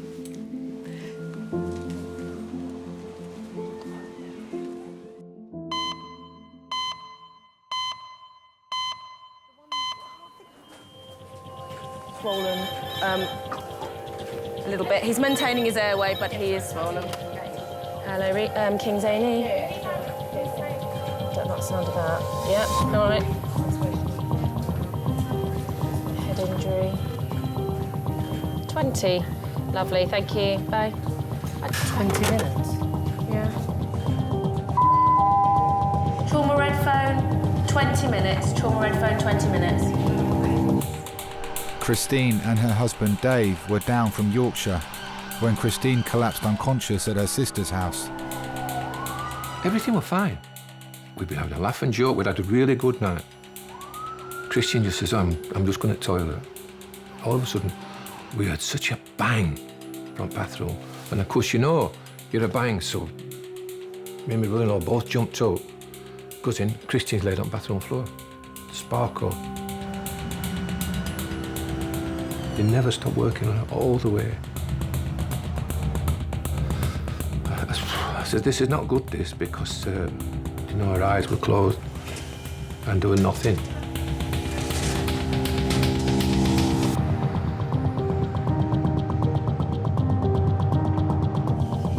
Trauma. 61-year-old Christine has arrived in resus after collapsing unconscious at her sister's house. Let's take some C-spine precautions as well for the time being. Robiel, an emergency consultant, will be leading the trauma team. I think patients who come in unconscious for whatever reason is incredibly difficult. And you have to, suppose, be a detective at that time to try and figure out what's going on. Every second counts for that patient and you're treating it on that basis. Yeah, go for it. Right, this is Christine down from Yorkshire. Went to the toilet and they heard her collapse in the bathroom. When they got there, she was unconscious. They put her on the toilet. She has 2 hematomas to the side of her face up there, which you can see. She's got a history of TIAs in the past. She's on clopidogrel and a statin. Okay, anything else? Is she breathing by herself? Minimal, okay. So does she respond to pain at all? No, she's pretty unresponsive, isn't it? So she's GCS 3. Christine? Christine? Doctors have been made aware that Christine had a stroke 10 years ago. If this patient had previous lots of strokes, then that would be, high on our suspicious lists of what may have happened. We can take them to the CT scan and looking specifically for a stroke.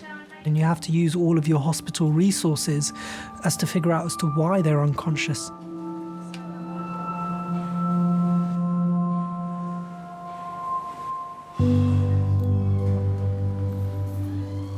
Dave is at the hospital with Christine's sister Sue and her husband Mick. We've been married for 42 years, yeah. Christina always loved kids, and our son was born 9 months to the day. We were married on 13th of May, and he was born on 14th of February. But Christina had a bad time when he was born. I think she was only about 28 when she had to have a hysterectomy. We decided that because we couldn't have any more of his own, we would foster kids, So it was full. We had a full house. Always something going on. Always happy, laughing and joking. Yeah, nice.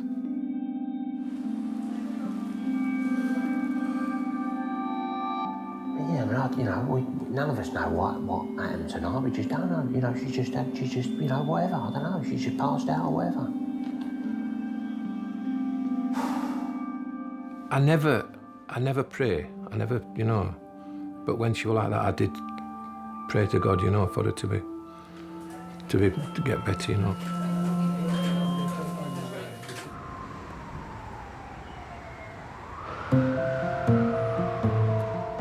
When you've had your x-ray, come and sit back on the chairs and I'll let the nurses know, okay? All right, chill. Love nurses. I love hospitals. Nurses are my favourite. Gotta say. Don't know where to go and watch. Why don't you go home? Because this is really exciting. Graham, in a minute. Listen to In a Jane. minute, listen to me. Jane. Listen to me. Listen to Jane. Look at me. No, me. Jane. Hello. Jane, Angie. Me. Hello. Oh, that's Jane. Yeah, listen.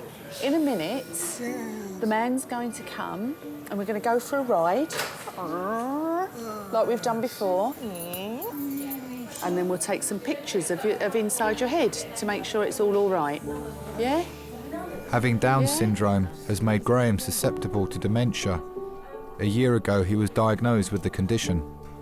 God, it just hit me, just knocked me for six, and you don't believe it at the time. His speech was very, very good, and had a huge vocabulary, really good vocabulary. We're losing that brother we adore in such an awful way. There we go. Here's a kiss, see you later. I'll wait here for you. We won't be long, ladies. I'm coming. She's going with Oh, you. you coming? It goes nowhere without me. Yeah. Let's go then. She's an Okay, attachment, off we sorry, go. mate. Come on then. Take him, you take her. It's the fear of losing him too soon, and it's that wanting to be with him and do things with him. You hold tight. Wee. Up. 1, 2, 3. Woohoo! All right, got you, mate. That's You're it. here. We've got you. Wow. Goodness me. Well, that was exciting, wasn't it, hey? Gosh. Phew. You lie down for me now. Yeah, can you lay down, darling? Gently. I've got my hand behind you. It's all right. That's it. There we go. No, it's all right. We're here. Okay. Oh. I think you have to be understanding of Graham's dementia. If you're not understanding, then you lose the patience, which we do at times anyway. It's something that when you're really tired, it happens. Okay. I know. I'm here, darling. I'm here. I know. And holding back the tears is quite often difficult, because I'm sure you do, although we don't talk about it. There are a lot of tears. It's just the whole frustration at not being able to do anything about his current situation. We are at a point where his condition will only deteriorate. When you love somebody, it's not necessarily the happiest of experiences, because it is the worry that comes with that, because you've got a concern about that person all the time. Now, Chris is going to clean your head. Oh, look. Oh, it's like being in the barber's. Graham's scan is clear, but his wound needs dressing before he can go home. Chris is just going to put some glue on your head to stop it from hurting. He's just going to give it a clean, wish-wash, wish-wash. Going to give it a clean. And a lot of people say, oh, you're so good to him. But why wouldn't you be? All right, darling, nearly done. Okay, nearly finished. Nearly finished. Come on. Squeeze my hand. Squeeze my hand. Just snuggle up to me like this, so Chris it, and can squeeze my hand. Hold very still. Squeeze very, very still. All we're doing is what comes natural to anybody who loves someone. You do it with your partner, you do it with your child. Is it done? It's finished. Yeah, done. Finished now. Yeah, you say thank you. Thank you. Thank you. Thank you very much. I get far more back from him than I give. Haven't the ladies been lovely? And the chaps? The chaps have been good as well. Even Chris. Even Chris. Is it stiff? Yeah. It will be a bit stiff, darling. What's stiff? The glue. Oh, yeah. The glue, it tightens up, doesn't it? Is your head feeling better?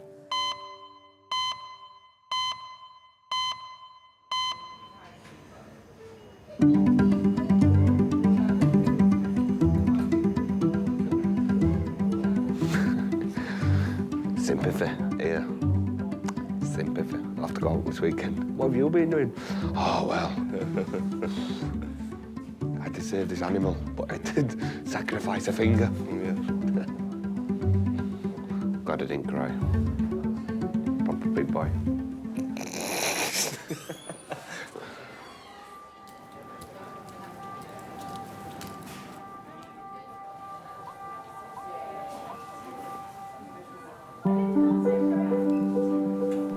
Christine collapsed unconscious earlier this evening.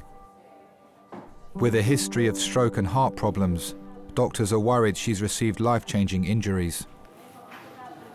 Do you know, I've known her since 1970, and I can remember like that the first night I met her. Oh, yeah. The first thing I remember about Christine, I have never seen a girl wear a skirt so short in all my life. And I thought, wow, look at this coming up here. When she come walking down the street and she looked at my bike and she says, I'm not getting on that. And I can remember it like that. I remember it as plain as day. I thought she's never going to go with me because I just thought she was too good looking to go with me. And I think I loved her from that very first moment. Oh.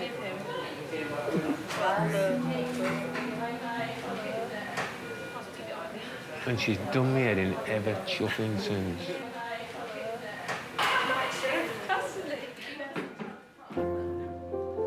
We don't always get on. You know, we have some real proper rows, you know. Oh, man, she punched me in the face. You know, people look at me and they think, she's a right hard bastard, him. But I'm not. I'm not. And she hurts me. She does hurt me, you know.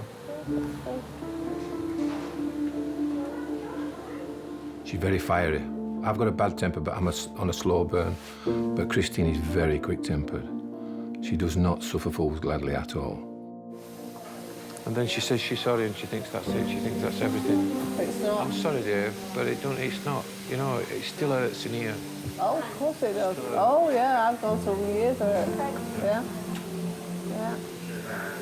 Talks to me like I'm shit. Yeah. But she loves you to bits. She... Don't know. I don't know. To be quite honest with you, I don't know. She does. I don't know. She's dumped me no ends of times. Loads of times. Loads of times.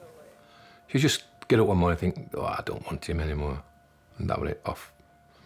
But I just kept going back for more and more and more. I must have been stupid. No, then. You know, remember on Christmas Day when Dated In were telling Angie that they were leaving on EastEnders? She was telling me at exactly the same time. No, then. Every 5 years it would, that's it, I've had enough, I'm off. Every 5 years. You just don't know. You don't know what she's put me through. No, that's right. You don't know. No.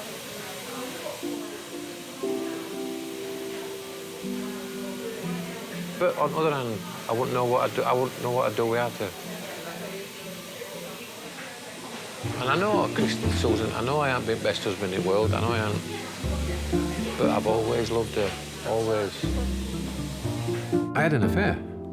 I had an affair 23 years ago.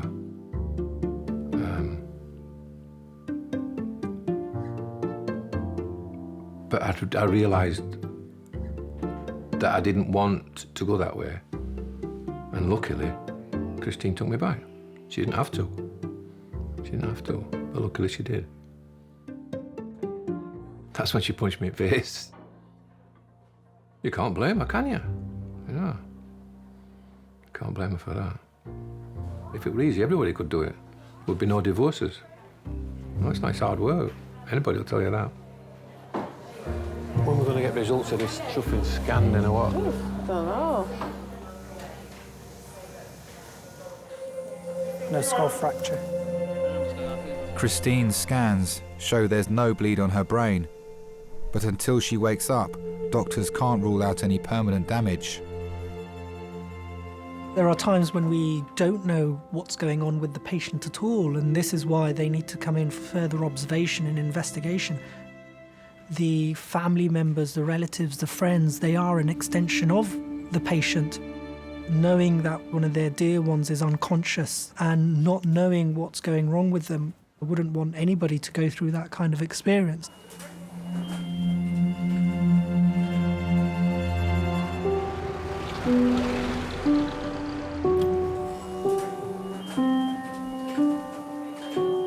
It's been 4 hours since Christine collapsed unconscious in her sister's bathroom.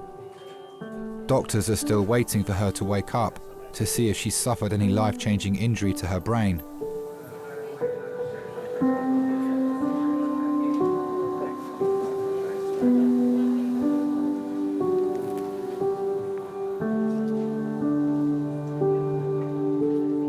I would do anything for her. I would do anything for her.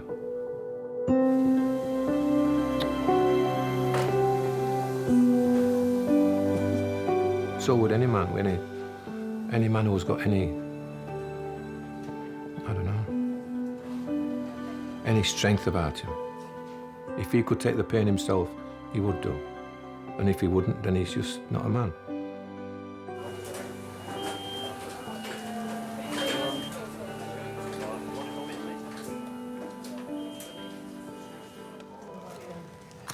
Can I go for my break? Is that okay? He's only asking to go on break. It's not important. His well-being is not important.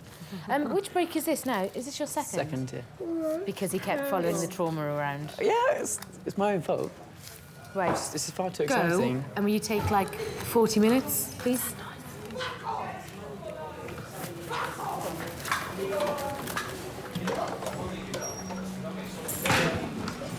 off! Fuck off, stupid people! Let me get home! Do you want to have a seat on here? It's a bit more comfortable. Yeah. Have a seat there for me, lovely. Stop kidnapping me. We're not. We just want to make sure you're all right, lovely. Have a seat down. On a daily basis, everything shocked me. Relax. When something surprises you, you have to rationalise it, think, why has that surprised me? What is it about this that I can learn that next time it's not going to surprise me? I mean, the best thing about my job is the people. The worst thing about my job is the people. You know, you can have the lovely, sweetest, you know, people in. You know, you really want to strive that as hard as you can to make them better. And then you have people who spit at you, throw feces at you, vomit at you, pull out all their lines. And it really does take so much emotional energy to keep going back in and keep trying to provide that high standard of care. It's exhausting. I think the important thing about nursing is caring about it, is caring about how well you're going to do, caring about doing the right thing. And I think that worry, that concern, is the thing that will push you to be the best nurse that you can be.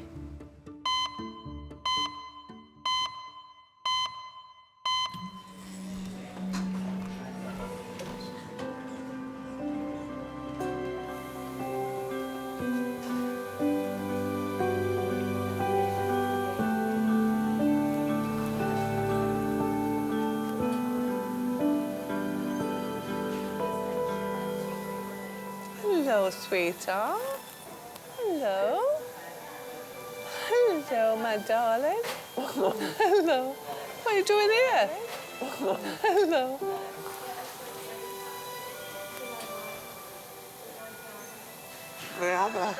Where are you? In the hospital. What are you doing here?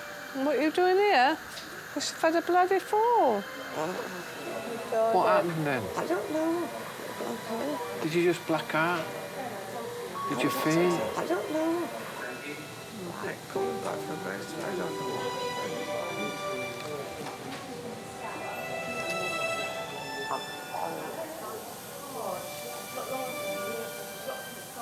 I'm sorry. Shut up, that bugger.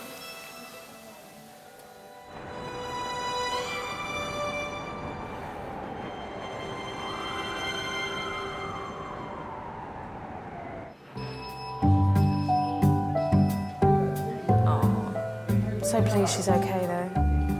She seems to be fine. With the history we got, we thought she'd had a big bleed. Yeah. It was quite a worry, Yeah. And she tells me now she had a fall about a fortnight ago. There we go.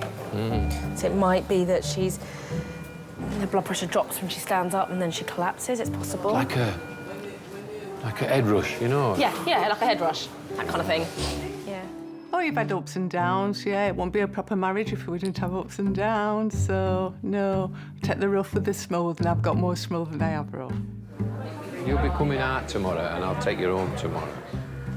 And there's no point staying down here if you're just going to spoil Susan and Mick's week. I don't think a lot of people now tend to fight for what they've got. You know what I mean? They think, oh, well, it's so easy to have a divorce, that's it. I mean, I say it, I'll say, oh, I'll divorce you tomorrow, but I won't, really. I love him. No. If you have to sacrifice, then you do. It's just what you do. Just what you have to do. Huh? I don't love you, though. I know you do. I've heard it all before. Some people can say, oh, I love this, I love that. But I can't because it's just... We just click. They're just something. Do you know what I mean? Press it. Press the button then. There you go. You like oranges, don't you? Yeah?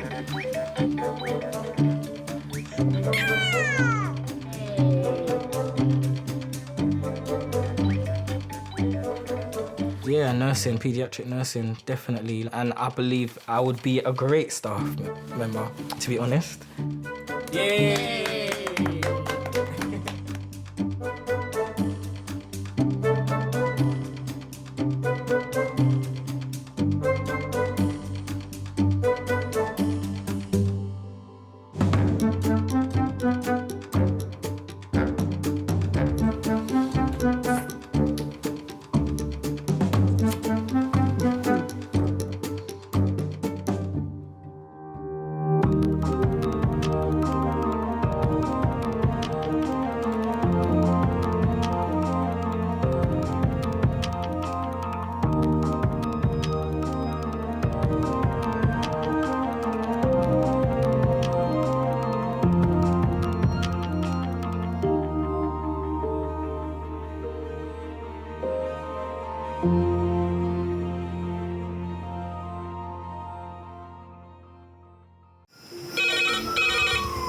Went from the bonnet, found face down on the floor. Pediatric trauma. It's a stabbing quadra. 25 feet from a ladder onto his back. He's really unwell. I think anaesthetics need to see him before he goes to theatre. Daphne? How is everybody then? Chilling?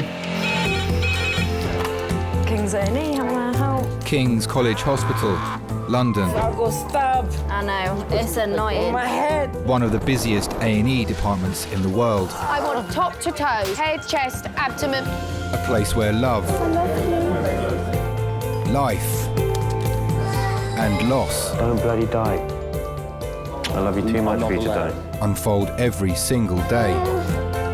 All the patients you're about to see were treated in just one 24-hour period. A&E is always like a traffic jam. Can we get a trolley? You've got to realise that there's awful things that can happen to you. I'm so sorry.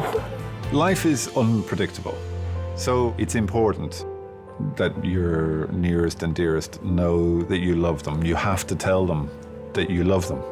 You must get better and come back to me. I don't want to lose you. Because there may come a time when you're not around to tell them.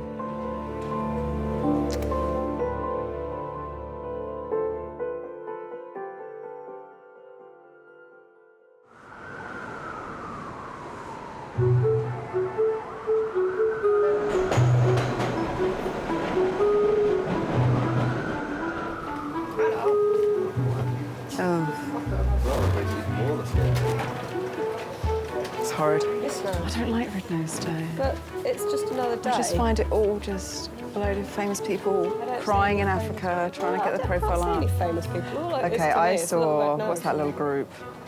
Boy band. Boyzone. No, young. 70, Harry.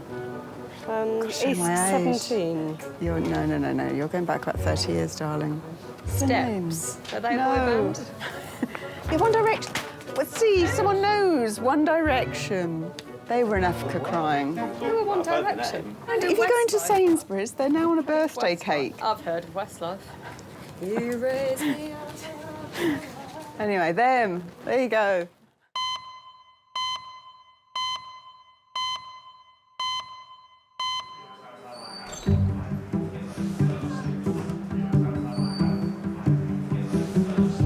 You think I call you in because there's no one here. No, I know. It was empty when I come in here. Yeah.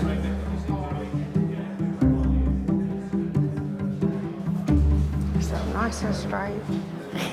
Legs 11. It's not that short, your skirt now, don't worry. I don't know, Nan. As far as I can feel, I mean, she's asleep, but I still don't think the nappy she's got on now is wet. 2-year-old Sydney hasn't passed urine for 2 days. Parents Keely and Michael have brought her to King's. That's still not right. As an adult, I can't hold my toilet for that long, and my bladder's trained. All right? All right then, Nan. All right, bye. I was worried just that if she's not going away, why is she not going away? It's not normal.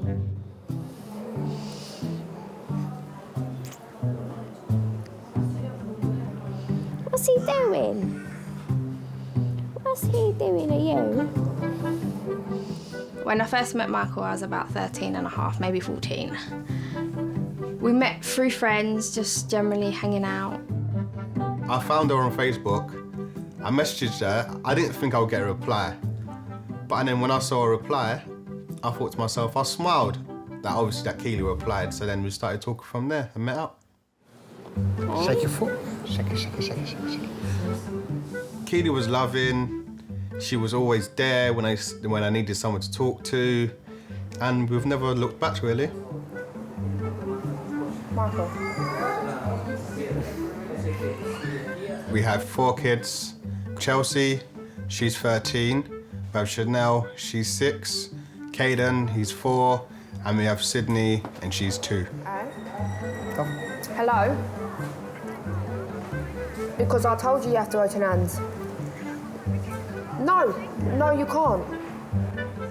And I said take your ass to Nan's, and if I have to tell you again, you're going to be in trouble. Just after my 15th birthday, I fell poorly, and I was at my nan's house, and she called an ambulance, and they took me to King's College with a suspected kidney infection. I was in A&E, and they took me upstairs to do a kidney scan, and the midwife looked at my mum and said, she's having a baby, and Chelsea was born 37 minutes later. Yes. Did you have any idea? No. I went to school 2 days before I had Chelsea and did trampolining and played football on the teams at school. So when my mum phoned the school and said, Keely can't come to school today, she's had a baby, my head of year said, are you being for real? She was on my trampoline 2 days ago. And Mum said, yeah, she had a baby. Don't you dare put the phone down on me when I'm speaking to you. Do you understand me? She's 13 now. Big pain in the backside. No, don't okay me like you're not listening. Do you understand me? Right, hurry up. She's waiting for you. Stop saying bye. It's not your place to say bye.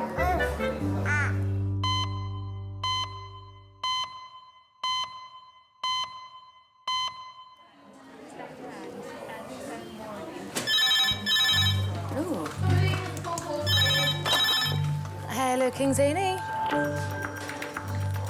Yep. Do we know how far? Okay. Yep. 8 minutes. And they want this as the major trauma. Yep, okay. All right, thanks. Bye. Bye. How long? 8 minutes? Should I say 5? Yeah. Adult trauma call, A&E resus, ETA 5 minutes. That's adult trauma call, A&E resus, ETA 5 minutes. A 33-year-old man is being rushed to King's with knife wounds. 2 stabs.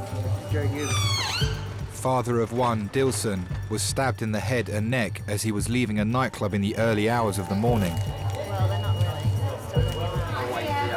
Mr. Dilson normally fit him well, involved in an altercation today, this morning, 2 isolated injuries to the head.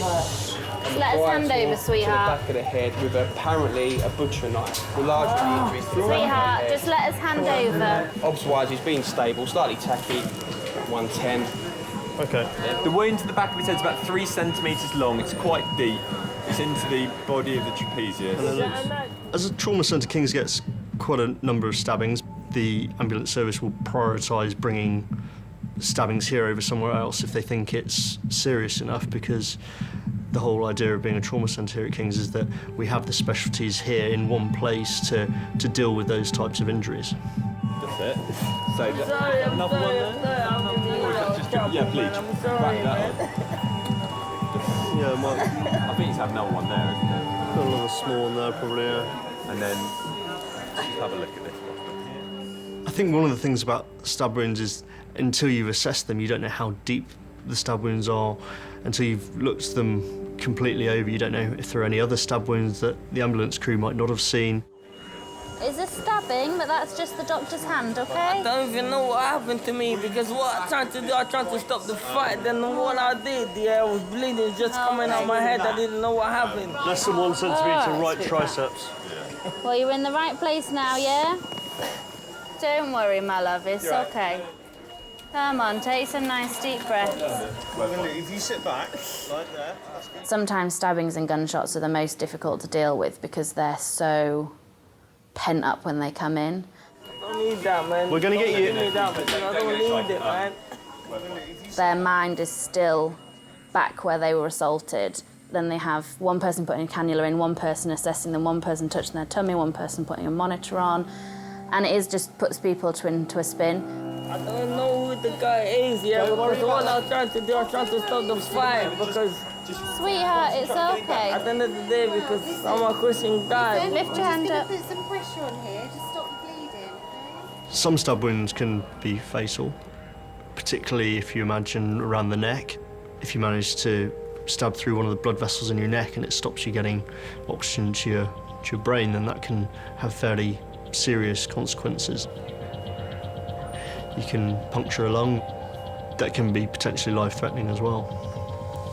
I've got a young 33-year-old chap. He's got a nasty, deeper wound into the belly of his right trapezius on the posteriorly on his neck, which we can't see how deep it is. Well, he's a little bit hysterical, but we're thinking he'll lie still for a scan. But he wants to CT head and neck. Cheers, mate. Thank you very much, mate. Yeah. God. I think that's what he had before, it's just that came off. No, it's some guy with nothing, man. I just did the... No one said you were, sweetheart. Oh, hey? You've had a few drinkies, haven't you? I didn't have... Don't say that. I stopped saying that. Okay. I have a few drinks, fair enough, yeah, but I know what I'm doing. Okay. What I did, I've been stopped, and you don't thinking like I'm some... Sesame.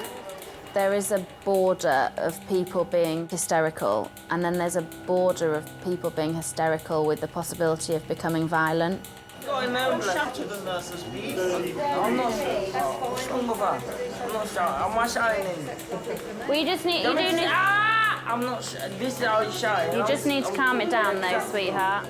There's always a very thin line to tread, and you don't know if a fight has been caused by them for being aggressive. So it's very difficult to kind of put your boundaries there and say, this is who we are, this is what we're trying to do, we're trying to make you safe, you just need to trust us. Need something for me, because I've got a daughter that's 12 years old. Do you know what I mean? I need to look after my daughter. What's gonna happen if I die?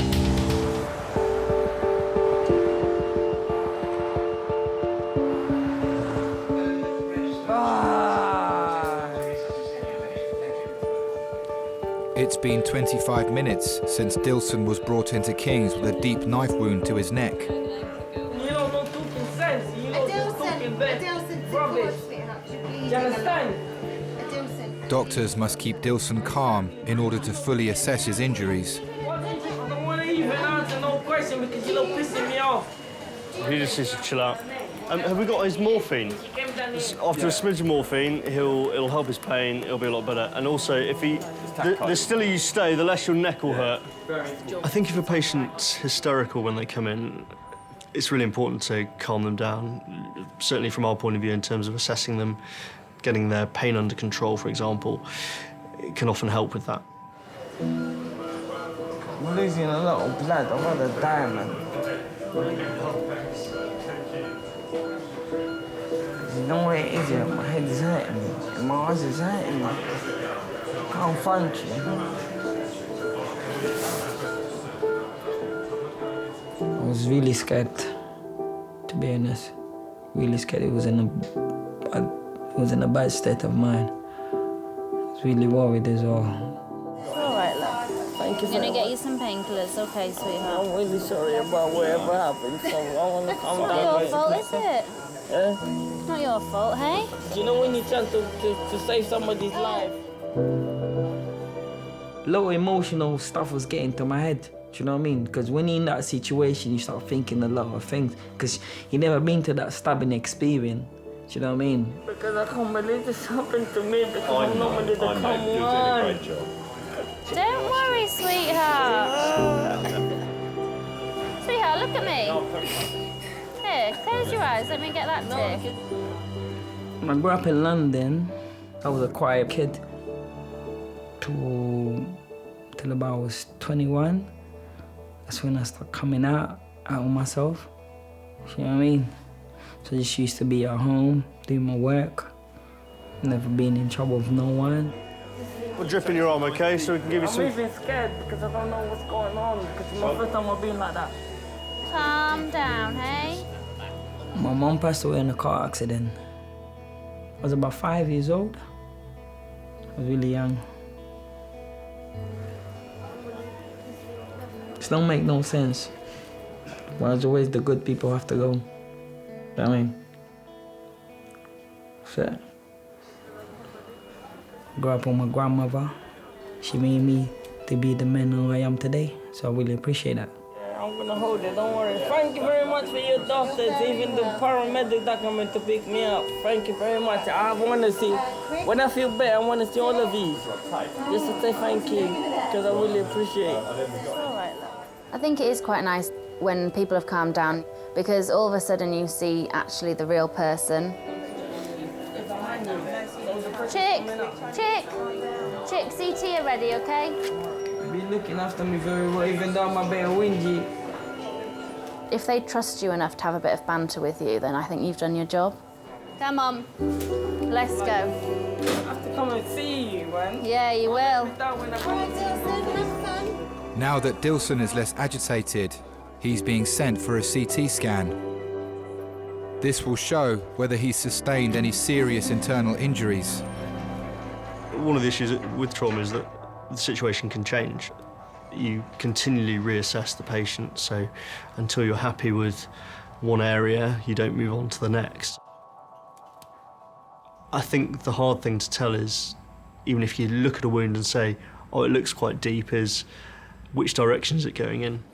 I can't believe I got stabbed. I know, it's annoying. On my head. It's okay. Fucking hell, that's hang on. Too far, too far. Too far? Go forward. So go this way. Now lie back. Down. I need to wee as well. Okay, it'll be 2 minutes. I remember the day when I used to go clubbing, never used to be a knife. If anybody step in anybody's shoes, just used to say sorry and that's it, but nowadays now you step in somebody's shoes, you get a knife or you get a gun in your head. See what I mean? Just times have changed really. That's why I'm really scared about my daughter. All right. Stay still for us. I got a daughter, her name's Tegan, she's 12. I love her so much, she's my life. She means the world to me. I'll do what I can do to protect her, but it's just little kids, they're trying to prove themselves. They want to be gangsters. And what they're trying to prove a point, what, killing other people's life, what they're gonna prove. Do you know what I mean? They don't value life, they don't care about other people's life. But I value life, I care about other people's life. Do you know what I mean? They don't care.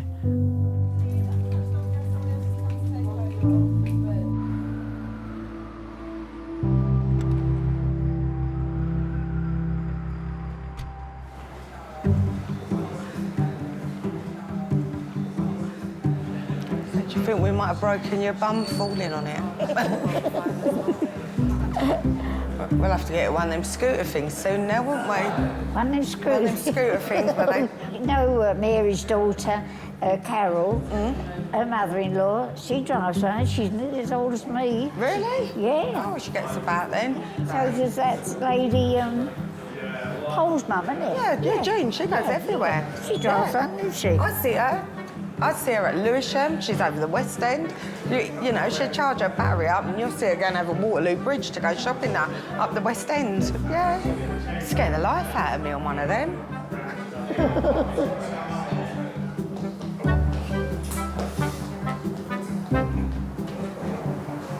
What's the matter? You look really flustered. I was 13 when I became a dad, and I was really shocked. One day, obviously, my mum went out. Me and my brother was watching TV. You saw the dramas, having sex, and we started laughing about it. Ain't that funny that two people having sex, kissing? So I thought, okay, let me try it and see what happens. And then we did. I was scared.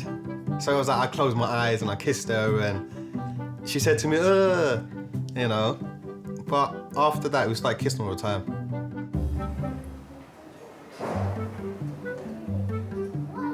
I was actually at school and I got a message on my phone because my mum bought me credit in the morning. So I phoned her and she said to me, oh, guess what? So I said to Keely, well, what's the matter? She goes, I just had a baby. And I paused for like 5 seconds. And then I was happy after that. I said to her, I'll come and see you later. And then that's why I went to come see her. I'll eat that bit. You want a bit?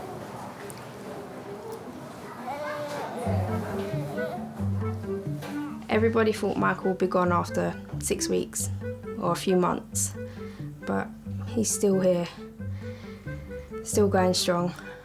Any regrets? No, I'll never regret it. I'll do anything for my children. I'll love them even more every day. The more children we had, is the more love we had.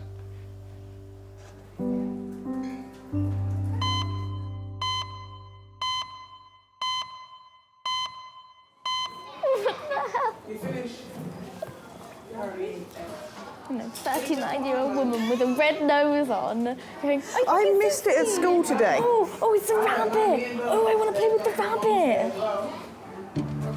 Come on, let's put it on the arm. Why would you put it on my arm? That's exactly a happy arm. Hello, Doreen. How do you normally get around indoors? You use a stick or anything indoors? Do you use any walking stick? Yeah. 79-year-old Doreen had a fall at home and injured her wrist. Well, what I'll need to do is to put it into a gown. Yeah. It didn't hurt at first, but afterwards I came sat here and I thought, oh, I went to lift myself. That's when I phoned my friend up, you know, a neighbour, and he came down and he phoned the ambulance for me. You're going to go for an X-ray. All right. I just want you to tell me if you can you feel me touching your fingers? Yeah. You can. All right. So this is probably broken, looking at it. It's probably broken, but we do need to get an X-ray. Break my brain up. Yeah, hiya. I was 18 when I had my first child, and I had them one after the other every year, which I only wanted one. I ended up with 10. In them days, it was a disgrace. Because I was pregnant, I was 5 months pregnant when I got married. In them days, you're classed as a dirt. You know, 2 kids at her age, look. You know, and she's pregnant again. You know. OK, so I'll just come round the other side and we'll do the plaster. Doreen's X-ray confirms her wrist is fractured and will need to be plastered. Well done. Oh, sometimes it's very hard, especially having all little ones round you, you know. I suppose if you loved someone, like I really did love my husband, you'd do anything anything for the one you love. But love turned to hate, didn't it? Oh, that's nice and warm. Yeah, that'll feel better once that's on. Well done. I can't sort of go into detail what was happening, you know what I mean? But I just couldn't cope anymore.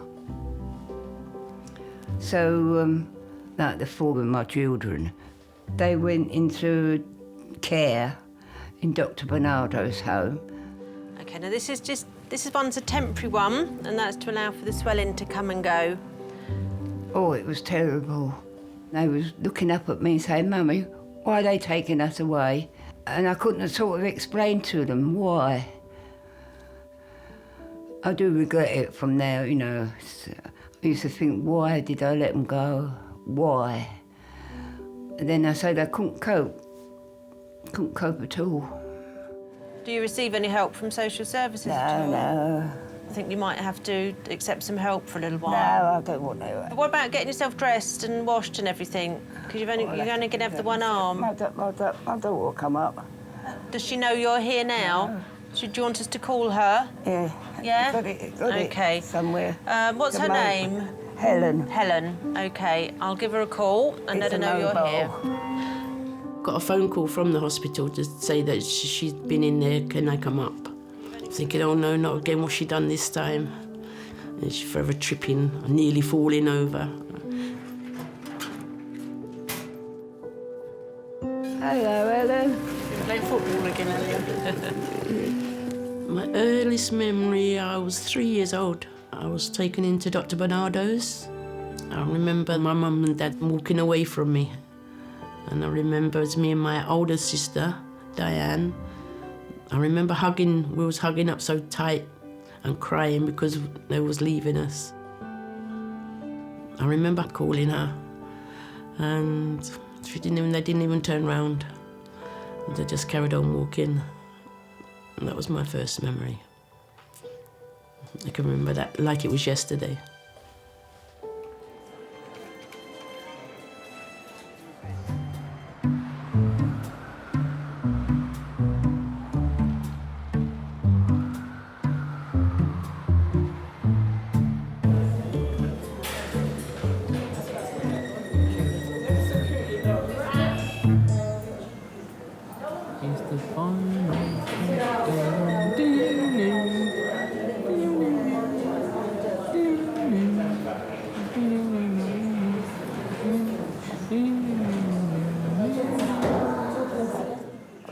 Look at me, chick. I just need to shine a light in your eye. Okay. Dilson is waiting for the results of his CT scan. He is now calm enough to talk to police about the incident. What's your name? I was assassinated, basically. Because what I did, I was not involved in a fight. Do you understand what I mean? Wrong place, wrong time. Exactly. Dilson was stabbed in the early hours of the morning as he was leaving a nightclub. Guy just came in with a knife, stabbed him behind. Then he tried to pull the knife again to stab him second time. Then I was in the car thinking, no way. So I had to do something. I said, you know what? If I don't do nothing, he's gonna die there in the front of me. Then it's gonna be something that I will never forget in my life. There's no way I'm gonna leave my friend just fighting in his own, because we came together, so we're gonna have to go down together. That's how it is. While I was trying to stop the fight, all I see some guy came in hit me on my head. And I was thinking, oh, what the fuck? He's trying to stab me in my arm, stab me in my head. I hold the knife in the air, he hold the knife in the air, so we were like fighting. The knife slipped on my arm, and he stabbed me behind on my head. And when I feel that on my head, there's a bit bleeding on my head, and I was feeling more angry, a bit agitated, and I started fighting, going crazy. I remember my jumper full of blood, but in my head, I feel like I was all sweating. I just fall down, then I was feeling shaky, and I was feeling cold and everything. And I went to the ambulance, and they took me to the hospital. I'm not really a fighting guy because I'm a type of person. I'm going there, have a good time. Do you know what I mean? I'm feeling like I'm very friendly with you. Do you know what I mean? I don't like police, yeah. Well, that's fair enough. But obviously, you got a good sense of humour because every human being got a sense. Not him, or he's out like a security guard. But I like you because you're different. Thanks. Do you know what I mean? At the end of the day, it's only a job, isn't it? Exactly. I like you, though. I need to look up.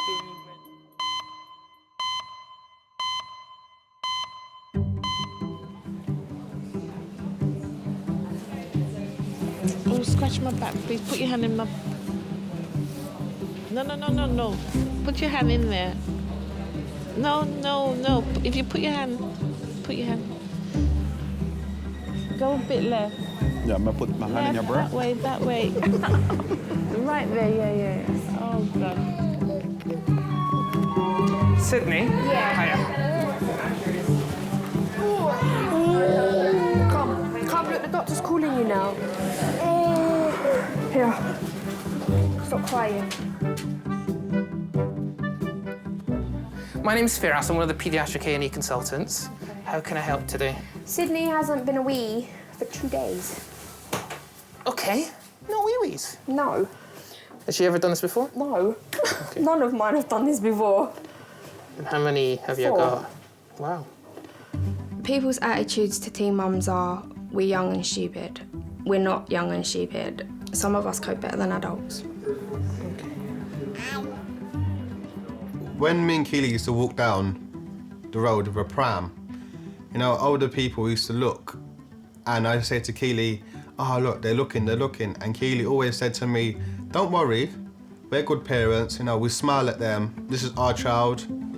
Just take it one day at a time and always made the most of it. What are you listening to? Give me my TikTok. What's that? When I was younger, when I was at 13, I was most worried about not being a good dad. Because a lot of my friends, they ended up in prison or they've ended up, you know, doing bad things in their life. But it actually got me to the path where I always thought about, I've got a child. So it always kept me in the right path. No, she's very well hydrated, aren't you? That's what my GP said. Yeah. When you're examining any patient, not just a child, what you do, and what I tell the medical students and the junior doctors, is just stand at the end of the bed and have a look. It is playing detective and just getting all the clues that you can get. It's either like she's producing a lot of wee and she's desperate, or there's no wee at all, and the kidneys are packing in, and then you look ill because the kidneys are failing. My gut feeling was that she was very, very well, and I did not need to worry about her. But then I had this little niggle in the back of my head that, well, the mum's told me she's not peed for 36 hours. Parents know when their child is acting different to usual. Ooh, what's that? They certainly know when their child is distressed, and you've got to respect that. What's that? It probably is smaller than usual, so I think I would be more comfortable, and I'm sure you'd be more comfortable if we just did some blood tests, make sure the kidney function's normal. Please. Yeah. Have that, hold your chocolate, because that man's going to stab you now. Right. How about we watch some TV? What's that? That's a phone. I think probably one of the biggest changes that I've noticed in myself as a doctor since becoming a dad is the way that I probably deal with parents. Who's that? Very good. Finish, brother. You can understand the pain and the hurt that they're going through, because actually seeing your child ill is the worst thing ever. It's not nice. All done. It's all done. You gonna eat your chocolate now that's melted? I don't think you ever stop worrying about your kids. I'm sure my mum still worries about me. I'm sure my nan still worries about my mum. Right, it takes about an hour and a half to get these back. Is that all right? Yes. Cool. My mother still worries about me. She's like, you haven't phoned me today, why not? Is everything okay? Yeah, I'm fine, Mum.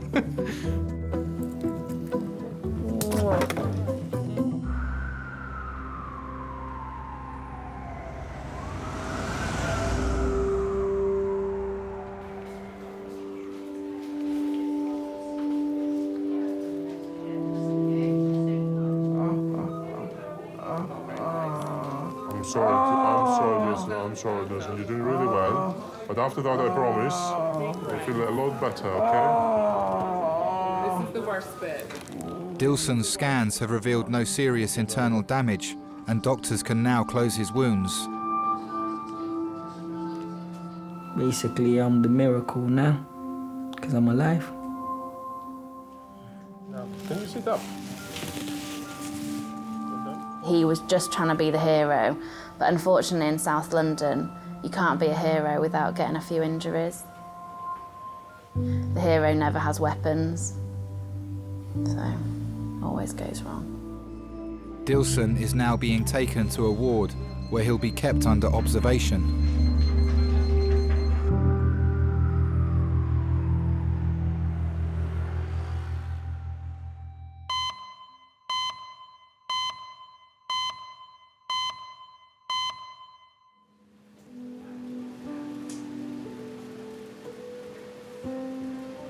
Let me take it out.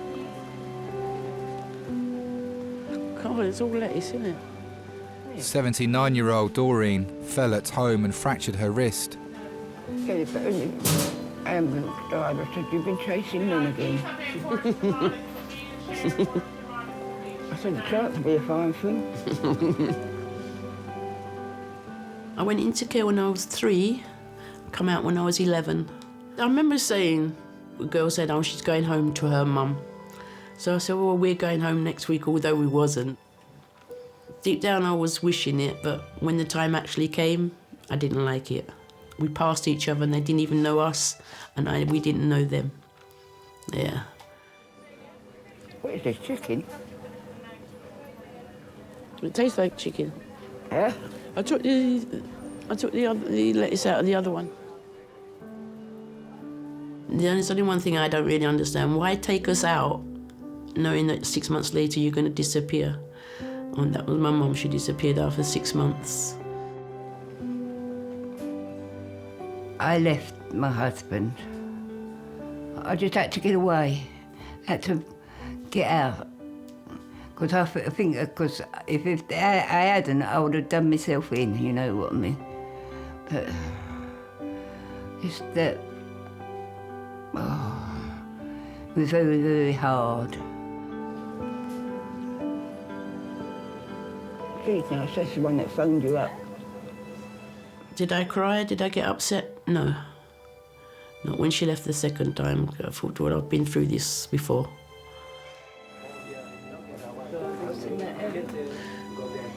I took the lettuce out of it.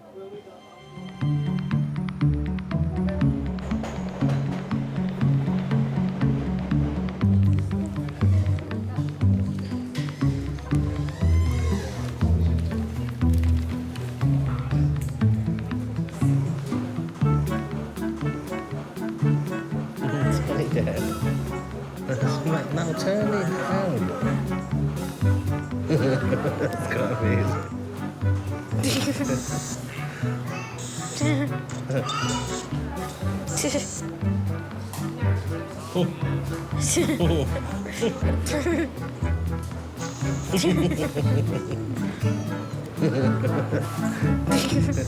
No, Sydney. Get a glove and blow it up. Let her play with it. Look, Daddy got. Look what Daddy got. Daddy got a balloon. Sit down then, Daddy get a balloon. 2-year-old Sydney hasn't passed urine for 2 days. Parents Keely and Michael are waiting for the results of blood tests. Ready? You watching? Not bigger than that. No. Daddy's rubbish. Is this a large one? It's medium. I can't blow them properly, that's the problem. Can it pop? Can it pop? Can it pop?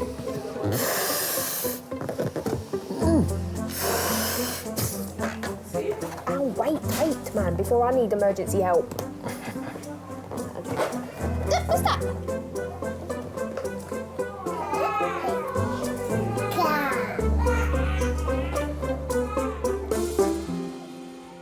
What do you love most about being a dad? That I can be a kid again. I can just ride bicycles, play with toys, Me and the children, we always go on little adventures, hide stuff around the house, play kiss chase with the children, which was pretty fun.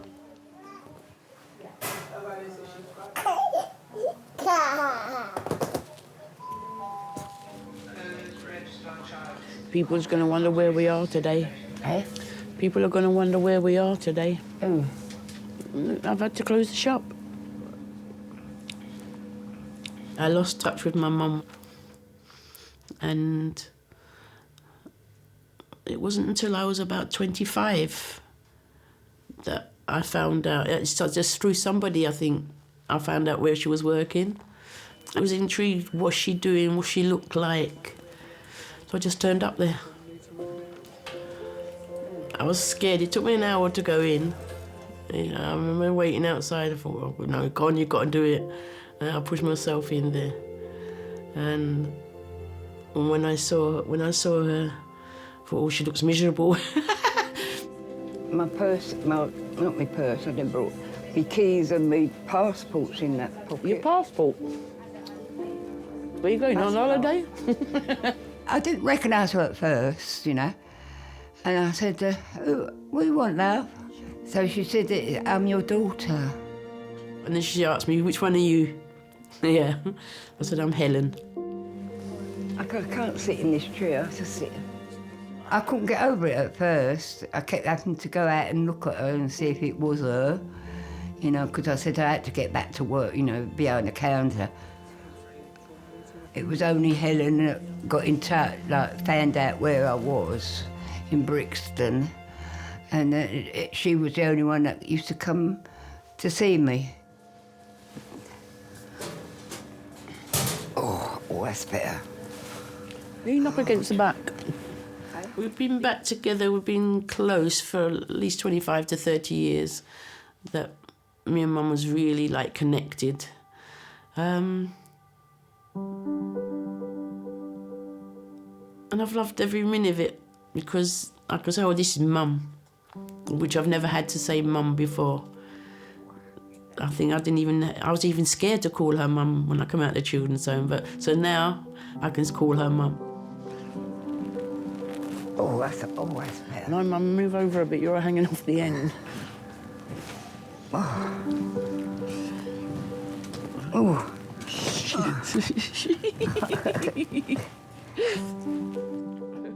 I have to forgive. Yeah. I don't know the real reason. And we all make mistakes. And that was her biggest mistake. I don't think since I've been back she's made any mistakes with me. Swivel your bum back. Look, there's my wrist. Swivel your bum back. I can't. Hang on. I don't want to see you, Nunny. That'll do. She'll do it. Anything I ask her for, if it's in her power, she'd do it for me. Oh. That's even worse. Even if I need to talk, if I'm upset, I just call her.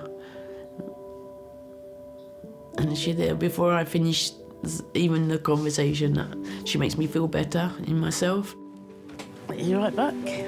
Oh, God. I'm getting the first place.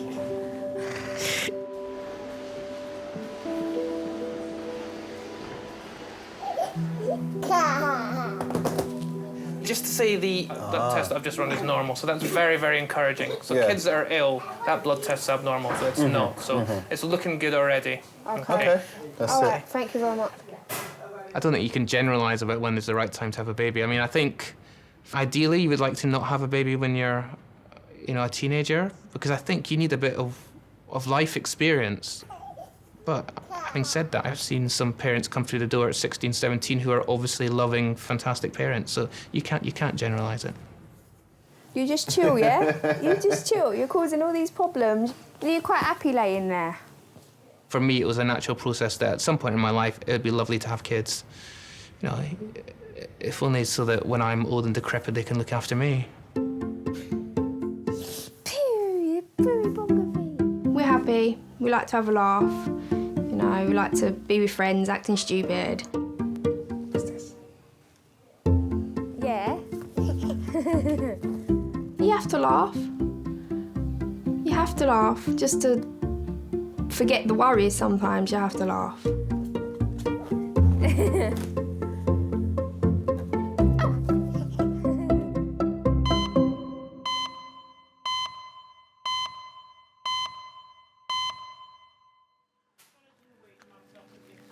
Okay, so that's her appointment for tomorrow morning, 9 o'clock in the fracture clinic, which is in the Golden Jubilee wing, and that's just a copy of her notes that need to come with her. Okay. All right. The transport's picking me up, innit? Booked transport. Get decent before they come.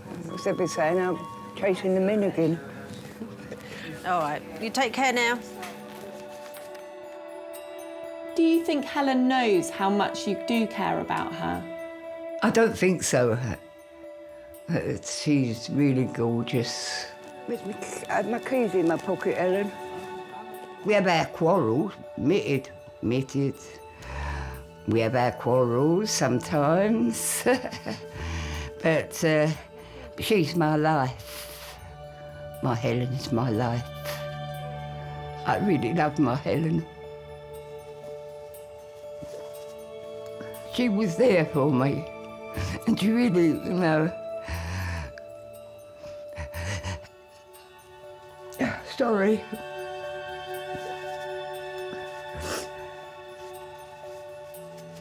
No, that ain't it. It's the way out. The past is the past. Some of it's really sad. That's why we don't talk about it. We don't talk. We only think of today. What goes on today? What goes on tomorrow?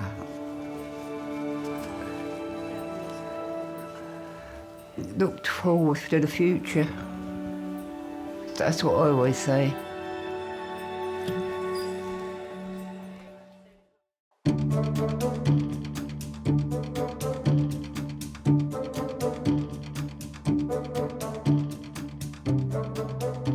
We are definitely not having any more children. We don't need any more. We haven't got the space, or the money, or the time. No.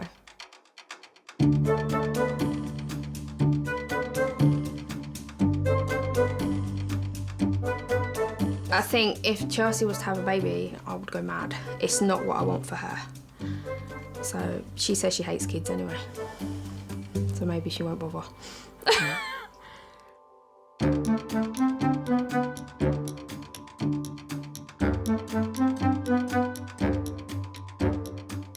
God gave me a second life, so obviously I always have to be there for my daughter.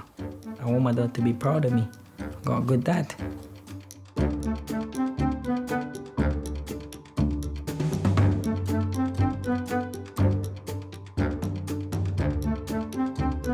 I'm young to myself. I don't feel 79. You know, I can go out there, I play with the children out there, because people say to Helen, ain't your mum energetic for her age? I say, well, no use sitting moping about, just get on with it, and I do. That's it. I go down doing a bit of raving if I was to go up there. Like We're going to shake a leg.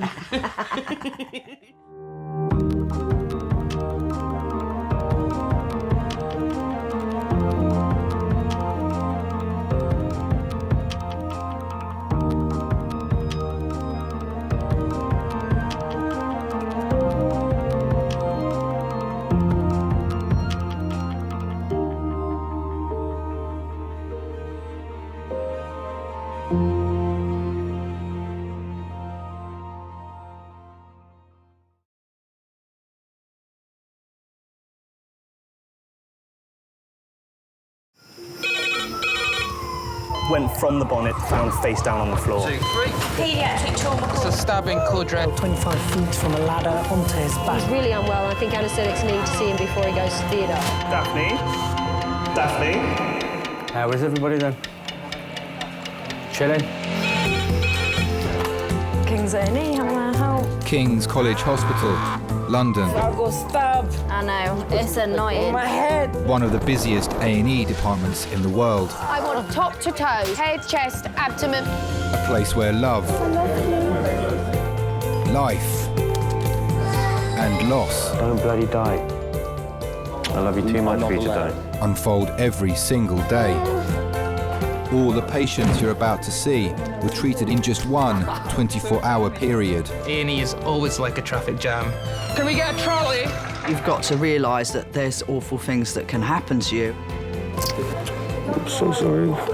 Life is unpredictable, so it's important that your nearest and dearest know that you love them. You have to tell them that you love them. You must get better and come back to me. I don't want to lose you. Because there may come a time when you're not around to tell them.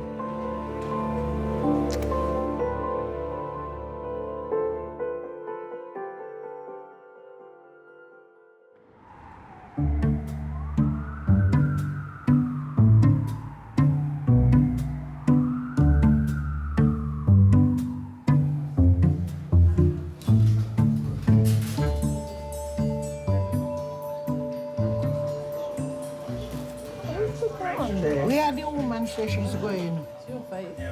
Eh? Where she say she's going? She's going to see how long it will take you. So that's Have fine. you had your break yet, mate? I am. Okay, great. Thank you very much. Thank you, you're welcome, mate. You're a lovely man. Matt is one of the nurses working in Majors today. You need to have a slight screw loose, I think, to be a good A&E nurse. You've got to have a sense of humour. So my name's Matthew. Nice to meet you anyway. Pleased to meet you, my dear.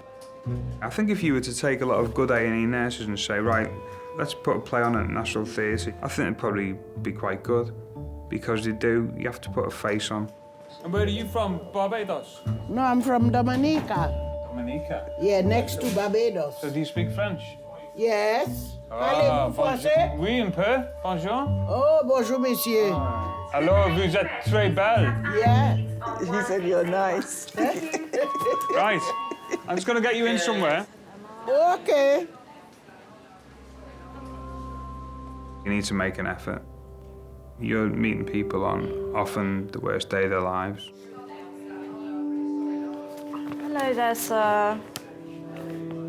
So it's Mr. Arthur Morris. Is that correct? I'm Dr. Harrison. Nice to meet you. 79-year-old Arthur has been brought to resus after complaining of stomach pains. What's the problem then? Well, as you know, I'm on dialysis. Yes. And it seems when I come home, and I get a bit hungry and I start eating, I'll get this pain. It starts in the stomach or not, then I'll get it all here. All night, for days now, I've been getting it here.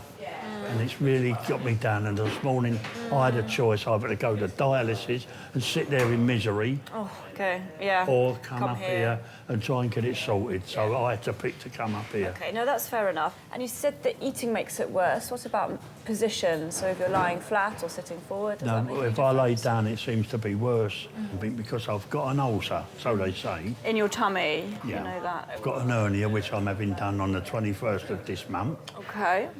And also the main artery there, but also Yeah. Aorta, yeah. that is enlarged or something. They said if it gets any bigger, well, that's it. I'm gone. But these kidneys back up. So what else can go wrong? Yeah, exactly. You've got everything in the medical textbook, it sounds like. I'm being held up by wire, aren't I? Keeping me going.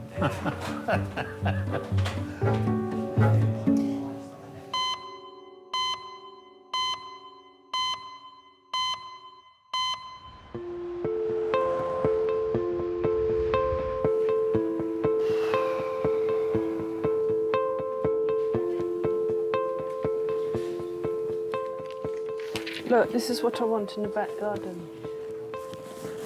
Darling, you're not likely to get that in the back garden simply because there isn't enough light. There is, of course there is. At the back, it's the lightest place. That kind of thing calls for a lot of open space and constant cultivation and attendance. Well, that's exactly what they don't need. They're wild. They don't need any cultivation. That's the whole point. You've misunderstood. Again. Oh, dear.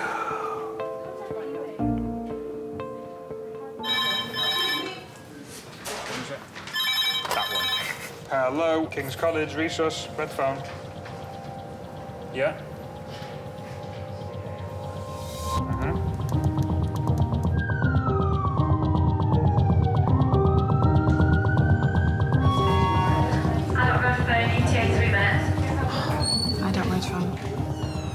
20-year-old man is being rushed to King's suffering from acute chest pain and breathing difficulties. He has no history of a heart condition or respiratory problems.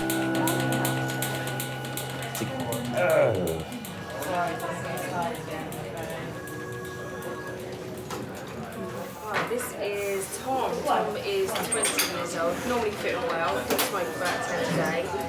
Sat reading, had sudden sharp onset of pain on his left side, so it feels like something's pushing in. Whoa. Giving him 10 milligrams of morphine, but that's normally fitting well.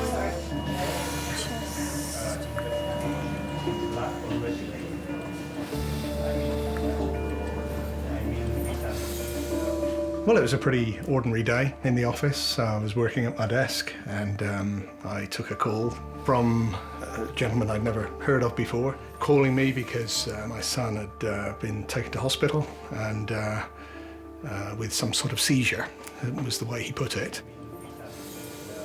But they weren't sure. He hinted at it could have been a heart attack. That was something that made me pretty nervous. My wife, she lost a nephew in his mid-20s, very handsome lad, you know, almost the same build as Tom, with an undiagnosed heart condition. And that was one of the first things that went through my mind, just thinking, gosh, is this a case of one of these? So what time did it happen? I don't know, roughly about half an hour ago. And what did you have? Just pain, was that? Yeah, it just sort of seeped in out of nowhere, and it just got worse and worse, so. And that's on that left side, is it? You freak out when that sort of happens. You think all sorts of dark thoughts. Obviously, the worst is that he might not make it. It could be something so horrible. And you said, what kind of pain is it?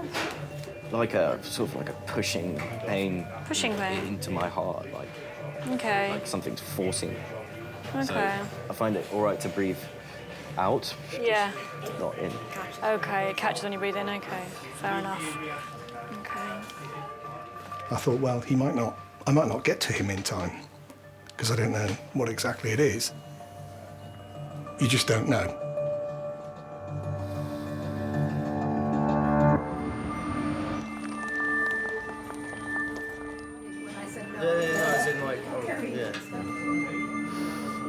It's been 40 minutes since 20-year-old Tom was brought to King's after suffering the symptoms of a heart attack. Doctors are still uncertain of the underlying cause. Tom Fry, is it? Okay. Has he ever been here before? Is it a hospital number? Okay. So I'm just looking on this side first of all. So this is an ultrasound. Stay a bit still for me if you can. Just really had no idea what was going on. Sort of felt a sharp pain in my chest, like a bodybuilder was pushing with all his force against my chest, not letting any air get in. You know, I couldn't breathe at all. It was pretty horrible. And I thought it could have been a heart attack, could be a lung problem. I mean, initially I really thought I might have punctured a lung. I thought I was gonna die. Yeah, I genuinely had never experienced pain like that before. I just wanted it to be over, really, I suppose. Do you smoke? I do. How much do you smoke? 10 a day. Okay. Have we run off an ECG yet? They haven't. So we'll check your ECG, we'll get you some more painkillers, do an X-ray of your chest, okay?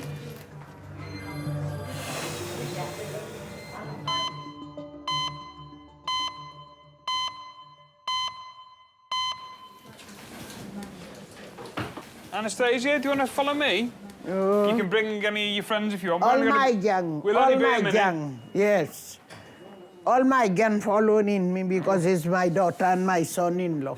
He's not coming in, is he? He can stay outside. Why? You don't need him, do we? Right. No, we need everybody. I'm only joking, he can come in if you I want. need witnesses. Yeah.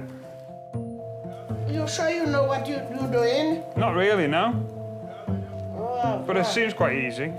I only hope you don't keep me there too long, eh? Well, I hope so as well, yeah. He's not the doctor, Mummy, he's the... No, doctor's where I'm from. Je suis venu te dire que je m'en vais. Are you from France? No, I'm from Liverpool. Some of the best A&E nurses I've met have been quite eccentric, and doctors as well. And I don't know if that's a coping mechanism or not, or to be exposed to like 12 and a half hours of potentially hell on earth. You know, you need to be able to deal with it in one way or another. Sir, un lit, oui? Speak English for me. On a bed, you gotta go on a bed. Oh, she's gonna go in the bed? Well, in a room, a comfortable room. Come, let's go in the room.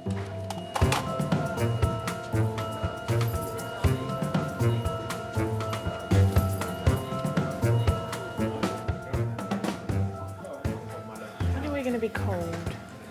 Huh? When are we going to be cold? Whenever the X-rays are ready. They come instantly now. Get them on an iPad. I've seen it on Holby City. This is not Holby City, this is Kings College London, baby.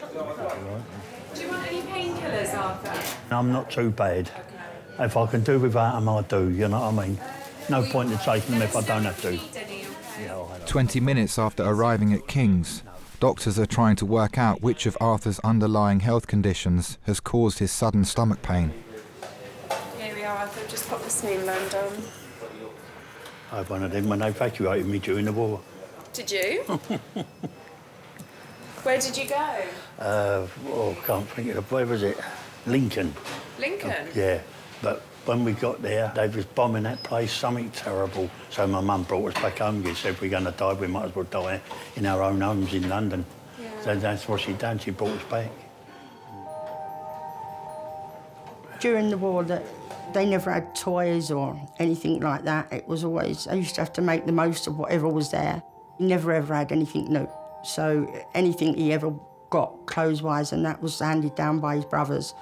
So when we used to get something, he used to say, you get it new, I never. I used to have to put cardboard in my shoes and wear belts around the trousers when they were too big. That's what I say, people today, these days, they think they've got it hard, but they ain't. No. They ain't got it hard. You know, see a row of houses one day and they were gone the next. Oh. People you knew, they was gone.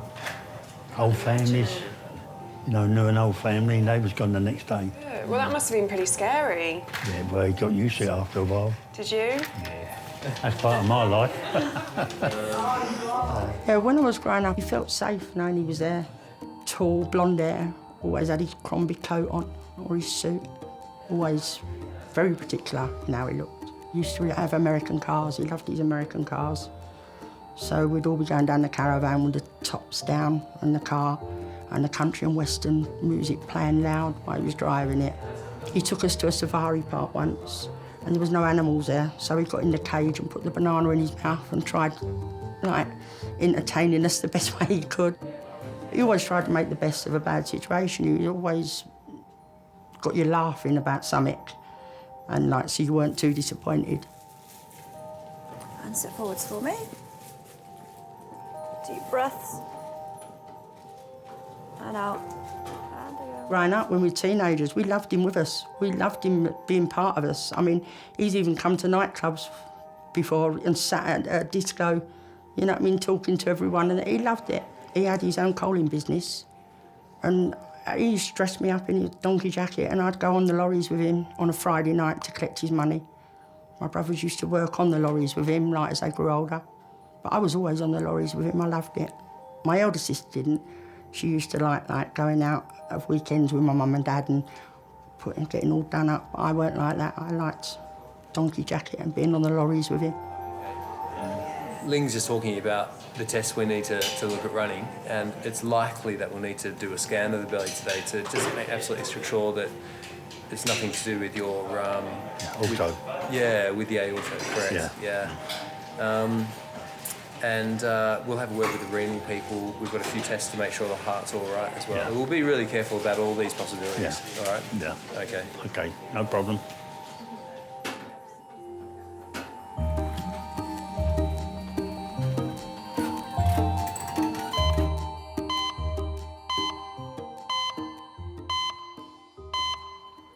Right, From the top. Yes, please. Tango, Victor, Hotel, X-ray, uniform. Retired soldier Rocky has come to Kings with his wife Cordelia after experiencing blurred vision. Tango, uniform, X-ray, Tango, November, Alpha, Golf, Victor.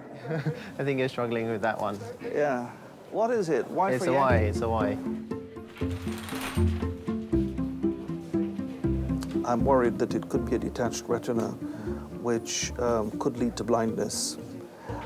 We are called the odd couple, and I can see why.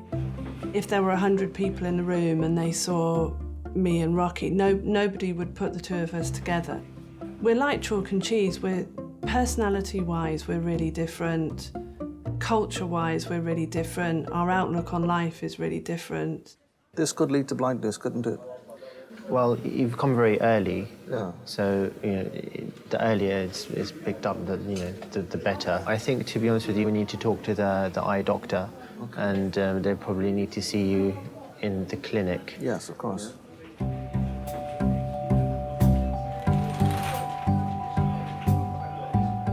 I'm very prone to anxiety. Not that I take Prozac or anything, or I bounce off the ceiling. I always thought I could sustain damages everywhere else except the head and the internal organs. I grew up in a very harsh environment, starvation and deprivation. And so there was always that worry, and yes, the worry took a hold, just living. It was really difficult. A lot of people, I wasn't the only one, a lot of people migrated out of Guyana. But the eye has always been primary concern. And worry. He gets really uptight. He thinks the world is going to end. I have to be the voice of reason. I do try and focus on the positive side of things, and I think life is much more successful if you're positive, much happier. Why do you go around thinking about where you can sustain damage? I worry when these chaps just give you the soft soap. He's not giving you a soft soap. He doesn't know. He is not an eye expert. He doesn't know. I think it brings out the worst in me, because then I start getting like a sergeant major and sort of being much more rough than I intend to be. So it sort of brings out the worst in both of us, I think, yeah. But it probably starts with him, I think.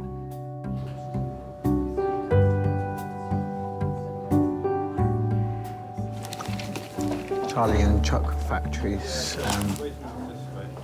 taken where Shrek is. Shut up.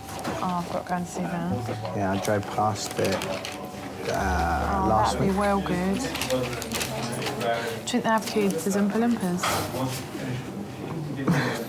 Maybe.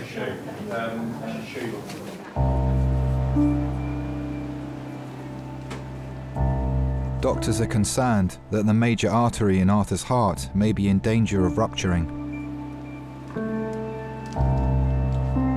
He is having a CT scan to assess the level of swelling. Is your dad the sort of man that copes well with pain? Yeah, he won't ask for help or nothing. He'll put up with things as best he can. He's not one to run to doctors or... growing up, I didn't even know him to go to a doctor. He used to eat a mouthful of Vic when his chest was bad, and that was it. Where he was a coalman, and he used to get a lot of clocking on his chest. He used to just eat Vic and steam his chest, and that was it. That was his medication.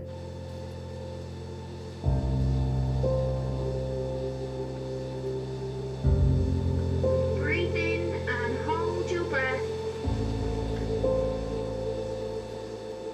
So it was a bit of a shock when he first went in hospital and had the bypass, because we'd never seen him ill before. I didn't like knowing he was in hospital at any time. It's because I knew he didn't like it. He hated it. He liked being at home in his own bed. Far as I can remember, you never heard him moan, and even when we used to hurt ourselves, it was, put a cloth on it, or if we had a splinter, it'd be, make a bread poultice and get it out.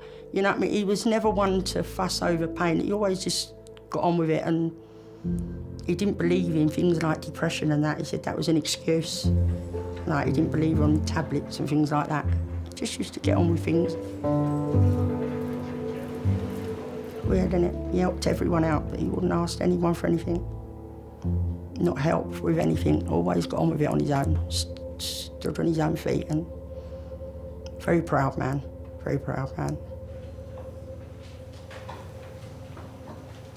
How are you doing? All right, love, no Good problem. stuff, good stuff. We're just waiting for the report of the scan, and then the vascular doctors are going to come and have a chat with you as well. So tell you what's wrong. Yeah, whether anything's leaking. Your tummy, it's not hurting you anymore, did you say? No, she gave me about 4 little tablets. Yeah. Then, you know, so... That's improved your pain, has it? Yeah.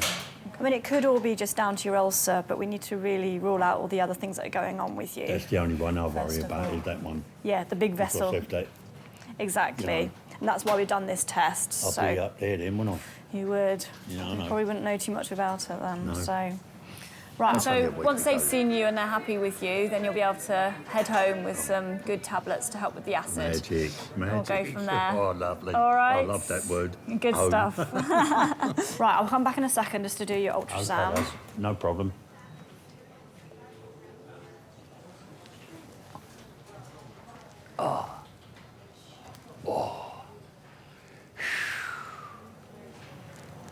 Do you like it strong or weak? Do you like it strong or weak? Strong. Okay. I'll leave the tea bag in there a little bit longer. My mum says a good cup of tea is how long you leave the bag in there. That's right. So the spoon stands up in the middle. Is that what it- falling.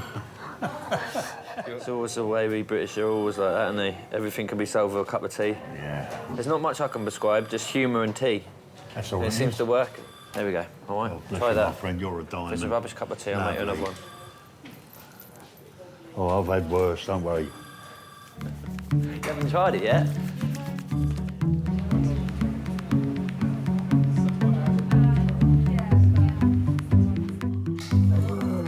Sleep. Put your head down. I'll sing you to sleep. Go to sleep. Baby cakes.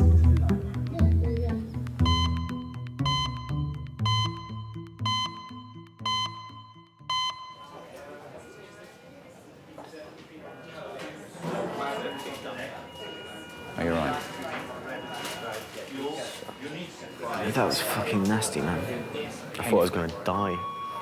After collapsing at work, Tom's boss Matt has accompanied him to King's. I've never been in so much pain inside of me. Man, like, whoa, I was fucking scared, man. Yeah, I know you were. Just the waiting for info.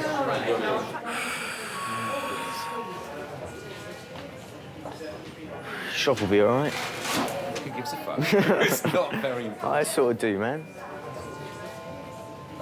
I didn't want to go to university. My brother chose the academic route. I didn't. I wanted to work my way through life from the bottom. I started working in hospitality, learned making cocktails and basic sort of, bartending skills. And then eventually that got me into the wine trade. I was quite driven by the idea of getting my own place and job and having my own life. I wanted to be independent. I wanted to prove to myself and to my mum and my dad, who didn't, at the time, believe in me much, I don't think. Oh, my dad's going to be so over-worried, you know? Yeah. Yeah, it's fine.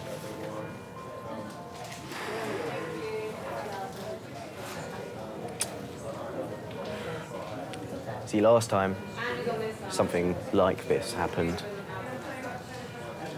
I didn't tell him anything because I was worried. While my son was living in London, he was diagnosed as having, as it turns out, a fairly mild form of cancer. He didn't tell us, of course, and we only found out by discovering letters pushed into drawers at home when we were clearing up. And of course, you freak out. I guess better go. You can go, man. It's cool. No, I don't mind. And sort of confronted him with that. He announced that he'd been treated and it was done and it wasn't a problem and he doesn't want to talk about it, doesn't want to go back there. When they're over 18, you can't ring the doctor and say, I'm his parent, I can do this, I can do that. You can't do anything. I've always kept things that I felt my parents wouldn't like to hear hidden. And I think a lot of younger people would do the same thing. You almost don't want to let them know that you're going through pain because you don't want to hurt them. He took all that on his own, dealt with it. He's very capable in that regard. We didn't even find out about it till a month or two afterwards. And then you look back on that period and think, my goodness, what was he thinking? See you later. You feel robbed as a parent of not being able to know. So you have to sort of respect that in a way and like it or lump it. But at the back of your mind, there's always the, you know, what could it possibly be?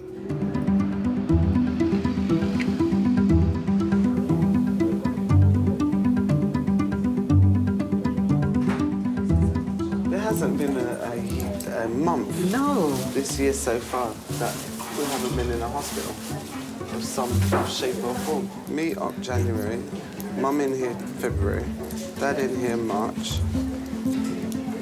I hope anyone. Let's not predict. Let's not predict.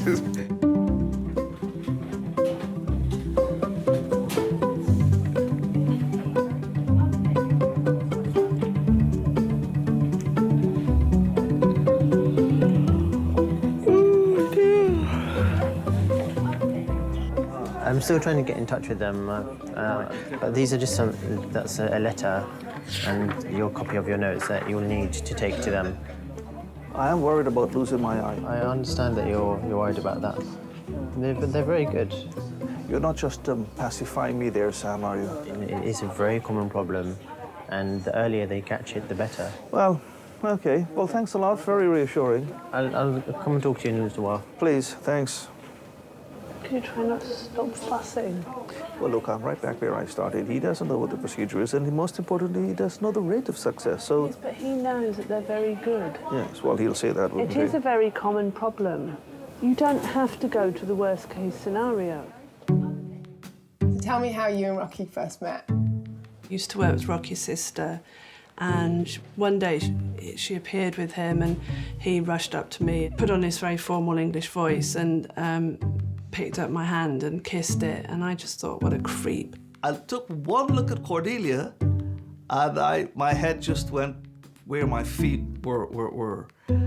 I was bowled over. I wasn't struck at all. I didn't think that I had anything in common with him.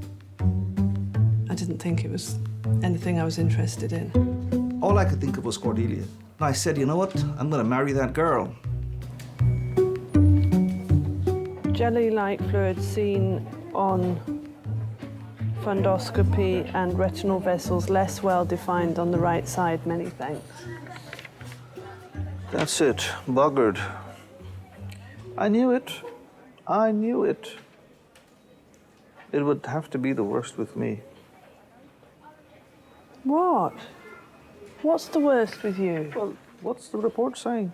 It just says that the retinal vessels are less well defined. That means nothing. One would hope that you might have realised that the worst very, very, very, very rarely happens. It's just that some people are a natural magnet for the worst things. No, some people are natural anxiety heads, and you're one of them. Oh, dear.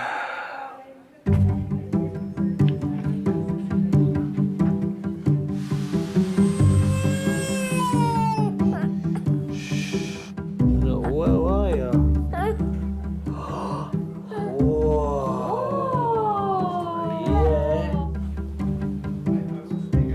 Oh, I'm so happy I can breathe.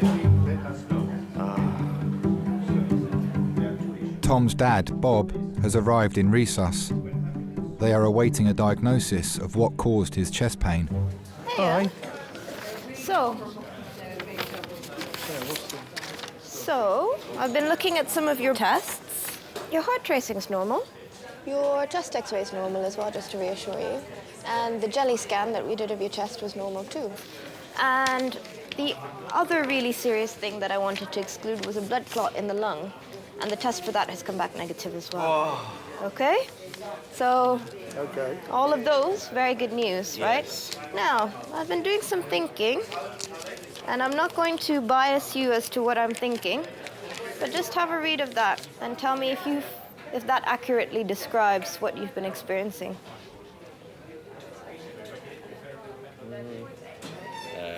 Yeah, the top down to feeling sick, pretty accurate, and then the rest is I've had those before, yeah. Okay. But nothing of the last 4.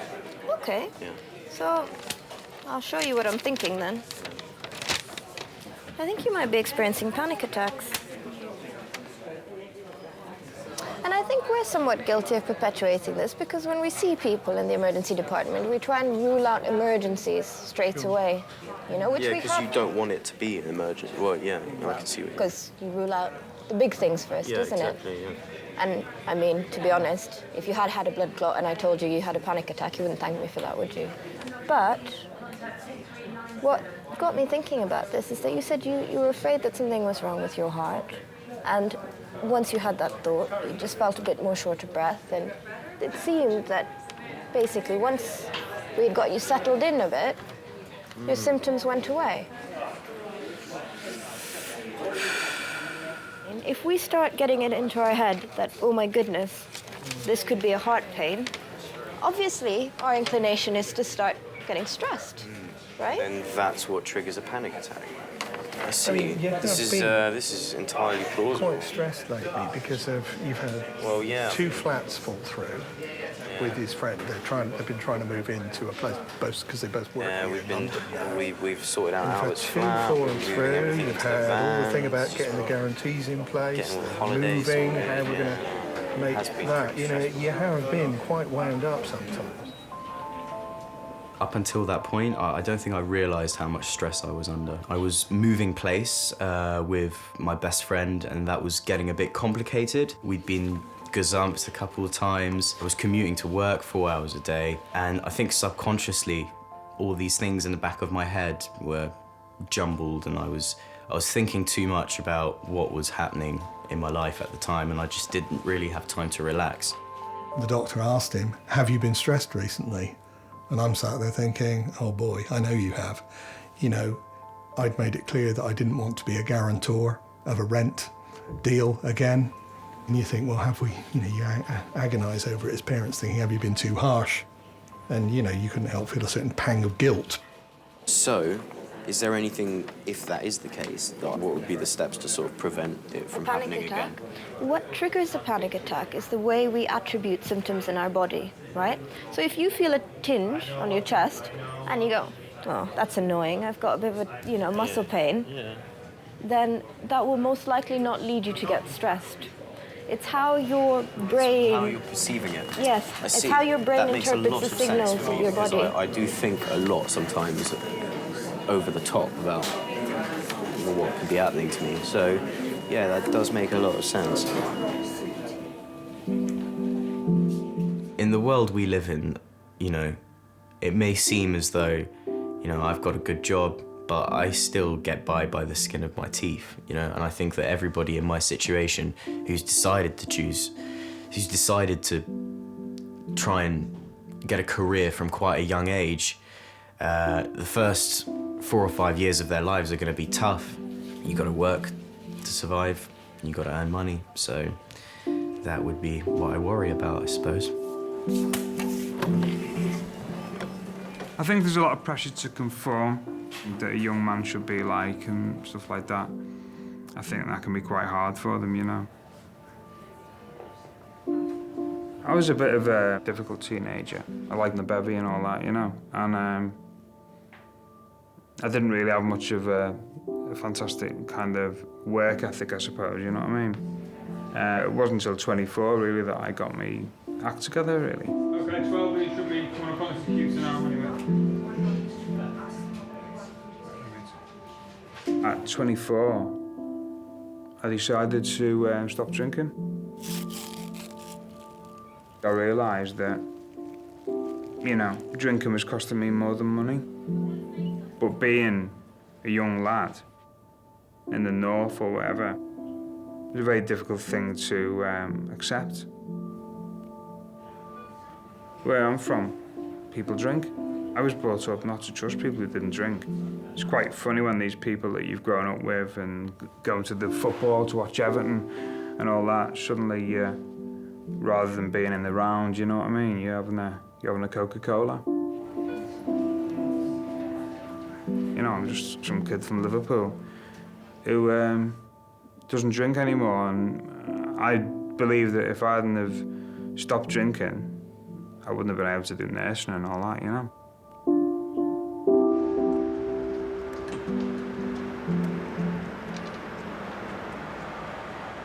It's okay.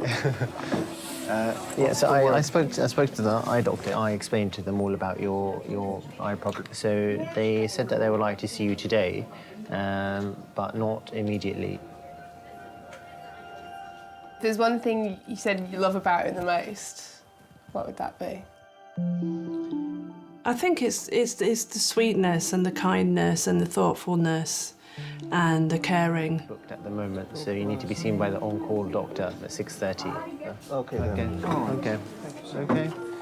He'll go out with the dogs and he'll pick a bunch of dandelions or daisies or, you know, some wild flower and put it in the dog's collar and send the dogs up to me and say, you know, they bought this for you, things like that, which is really sweet. Just get them through. Yeah, of course. Our relationship is quite interesting because he, you know, I have to reassure him, but then there's also the side that other people don't see, which is him reassuring me, because I became very ill after he first met me. I was diagnosed with ME when I was in my mid-30s. And I've spent several years where I could hardly get out of bed in the morning, and I couldn't put my clothes on, I could hardly wash myself, I could hardly look after myself. I think I just thought, well, my life is over now, I'll just pretty much be retired, that will be my life. And I think since I've met him, I've realised that I can still do something that's useful, and you know, my confidence has increased a lot. If it weren't for Rocky backing me and supporting me, and I suppose being prepared to, he says that he's my consort. We are so different in so many ways on the outside, I suppose even on the inside. But that, I suppose, is one of the reasons why we're drawn to each other and we complement each other so well. We are the odd couple, but it works. It works.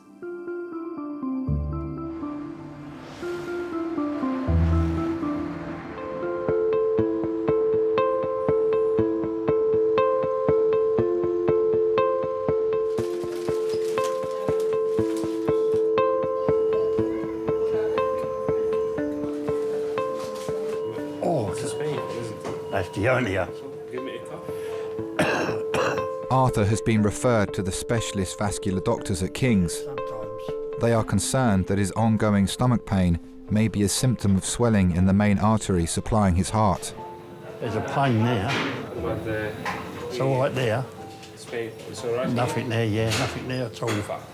We had a look on the scan about the aneurysm. It doesn't show any changes compared to the scan a year ago. That's a relief. Which is That's a relief, yeah. Because if we were thinking it's coming from there, you would have needed to have an emergency operation to repair. That's what I was worried about. Which is a worry. You know, it's something major, and there is a very hard. Because they're always a bit weary of putting me under anaesthetic now. True. Bless him, my friend.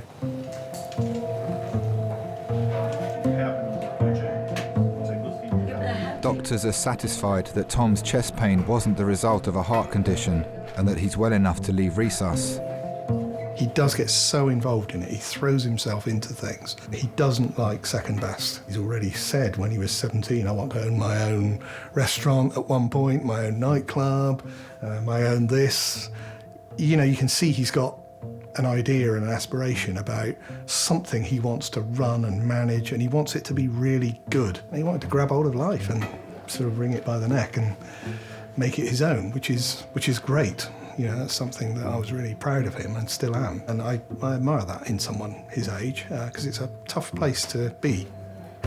So controlling the stress is quite an interesting thing, and I think it's something you'll just have to learn to deal with as he goes through life. But hopefully it'll keep him out of A&E in future with what he's been told.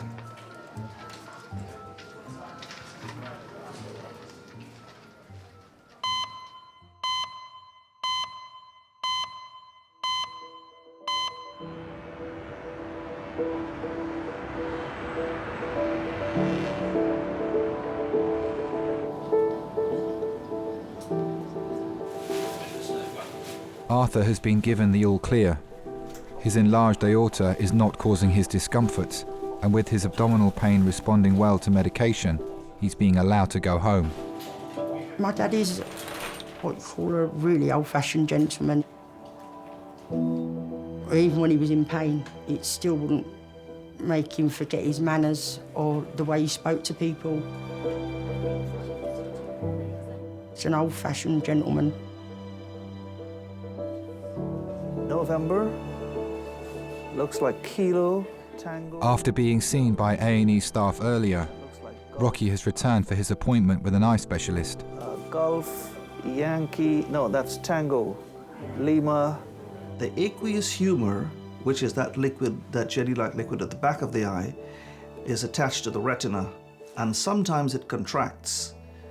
Just something that happens in nature, happens to everyone, and in so doing, it will pull bits, tiny film-like bits, off the retina itself, and they float around. They're called floaters, actually, which is the medical term the doctor used for the layman. Oh dear. But he said not to worry, just give it time, the body will absorb it. Just my luck.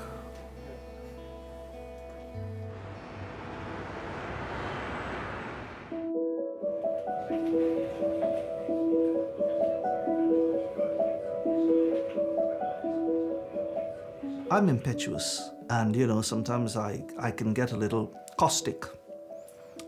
But I've learned temperance from her, I've learned kindness from her, I've learned to, most of all, to relax. Even when things are looking really difficult, there still are things to be grateful for, and there's still happiness in life. She has brought her optimism to overwhelm my pessimism.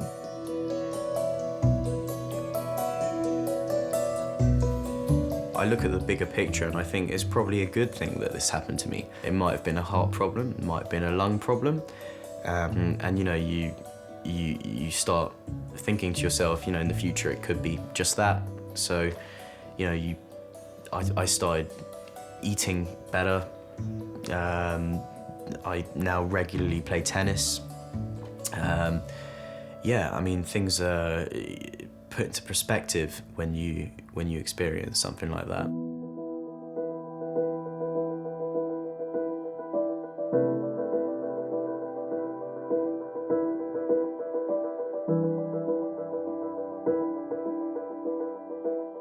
I loved being with him. I loved having him next to me.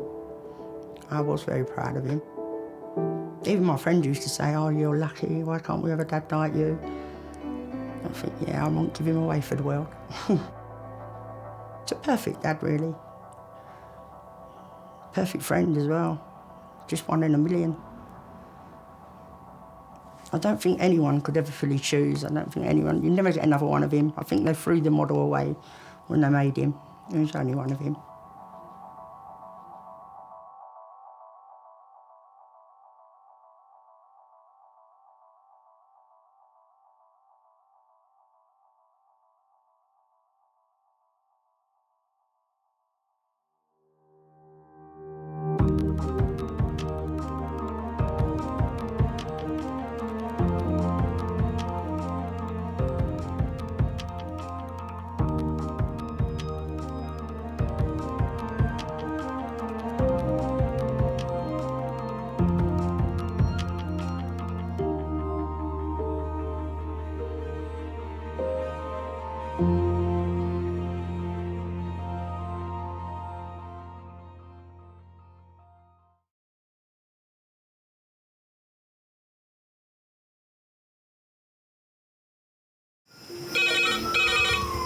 went from the bonnet, found face down on the floor. 2, 3. Pediatric trauma It's a stabbing, Cordray. 25 feet from a ladder onto his back. He's really unwell. I think anaesthetics need to see him before he goes to theatre. Daphne? Daphne? How is everybody then? Chilling? Kings A&E, how may I help? King's College Hospital, London. I got stabbed. I know, it's annoying. My head. One of the busiest A&E departments in the world. I want top to toe, head, chest, abdomen. A place where love, life, and loss. Don't bloody die. I love you too much for you to die. Unfold every single day. All the patients you're about to see were treated in just one 24-hour period. A&E is always like a traffic jam. Can we get a trolley? You've got to realise that there's awful things that can happen to you. I'm so sorry. Life is unpredictable, so it's important that your nearest and dearest know that you love them. You have to tell them that you love them. You must get better and come back to me. I don't want to lose you. Because there may come a time when you're not around to tell them.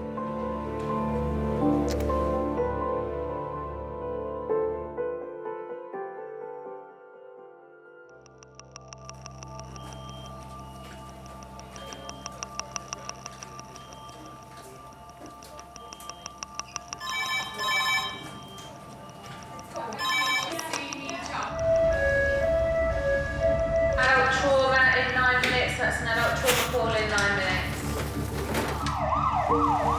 A traffic accident has taken place, and paramedics are on their way to King's with casualties. What are we getting? Probably which one are we getting, the pedestrian or the motorcyclist? The first to arrive is the motorcyclist involved in the collision. Right, so we are getting the motorcyclist, but no doubt we will be getting the pedestrian. There we go, the pedestrian. Kings A&E resus sister. So you see, this is your training one, and then you can do the pedestrian.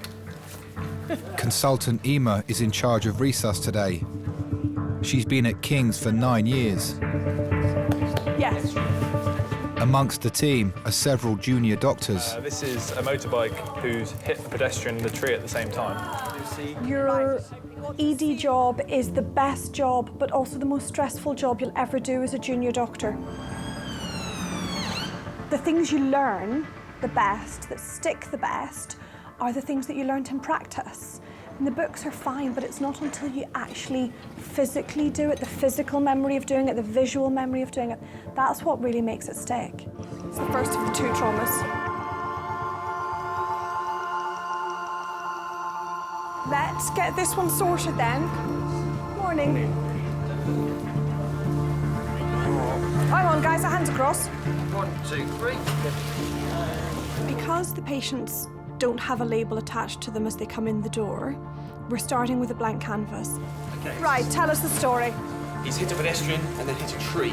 You start with a patient and a story and your stethoscope in your hands, and you try to work out what's happening.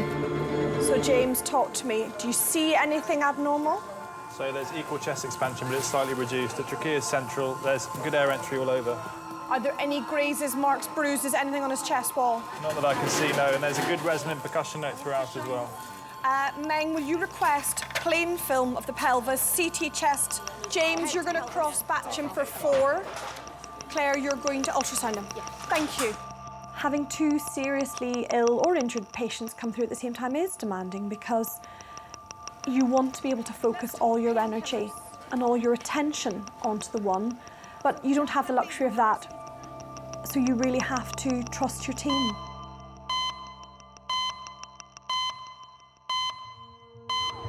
The second patient from the collision is arriving at King's. He's the pedestrian who was hit by the motorcyclist. This is the pedestrian, so this guy's going to get the full works as well.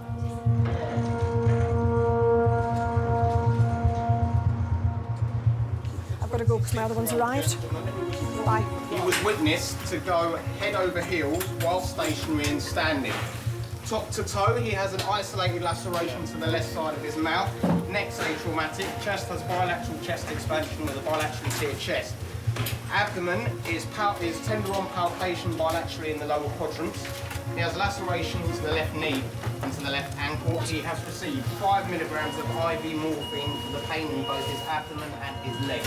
Thanks, guys. Okay. His abdomen is tender in the lower aspect with some voluntary guarding. The pulse is down The here. pedestrian is suffering from a low level of consciousness and extreme abdominal pain. Natural good pulses. Both of the casualties are at King's College. We're struggling to find any ID on the pedestrian at the moment. It doesn't appear to have any belongings with him. I'm just going to ring his wife. Have you got his details with her? I've got the wife's details. When the accident happened, I was at home and I was getting ready to go out. And then basically the police knocked on the door. Abdi, a 27-year-old father, was on his way to work when the accident happened. It's showing a torch in your eyes, darling. Open your eyes for me. Sorry. That was a bigger scare than actually going to the hospital and just seeing him. The police they just make your heart come out of your chest. It's just scary when they come and knock. Reduced level of consciousness at the scene, complaining of abdominal pain with a bit of abdominal guarding. But if we could do the top to toe, that'd be great, please. Heart rate 75. Can I please have a porter to recess for an urgent CT run? Thank you. Good morning. I'm all right. Better than this gentleman. We're just waiting for the scanner to be ready. We're going to pop you through a scanner to make sure there's nothing that we need to do. Abdi is being rushed for an emergency CT scan to determine whether he suffered any major injuries. You expect the worst and kind of brace yourself for it.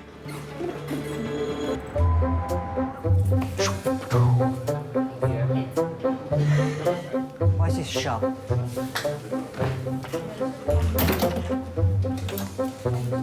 Come on.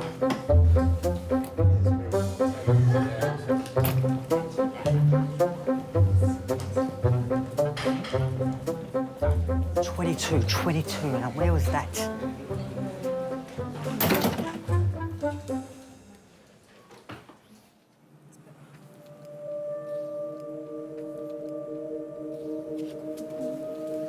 So if you get your head nice and still for me, what we're going to do is you're on a board at the moment. We're going to move you across on that onto a different table, OK? Over this side.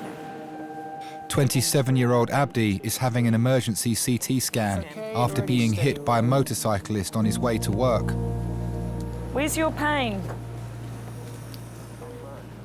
Of course I can.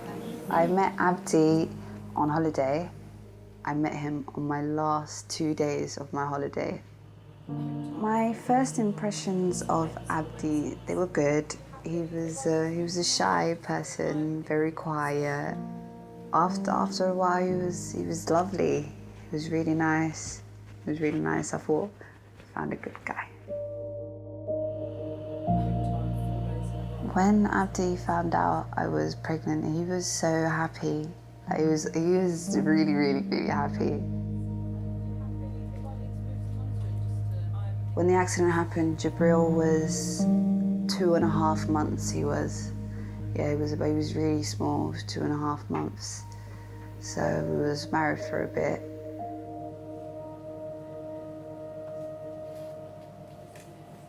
Where he had the accident, quite a few people have had accidents there. It's a really busy road, and you always see like flowers just on a lamppost, and it was scary, especially when they told me where it was.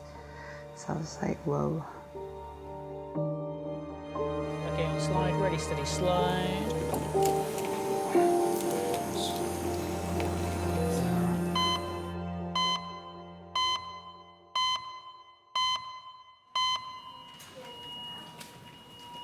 You all right? Hello. Hello. Hi, I'm Laura, one of the nurses. Hiya. Hello, Dad. 25-year-old Sarah has learning difficulties. She's been brought into King's by her grandfather and mother after collapsing whilst out. All right, mate. Oh, Daddy. Nanny can't come in, darling, at the moment, love. All right.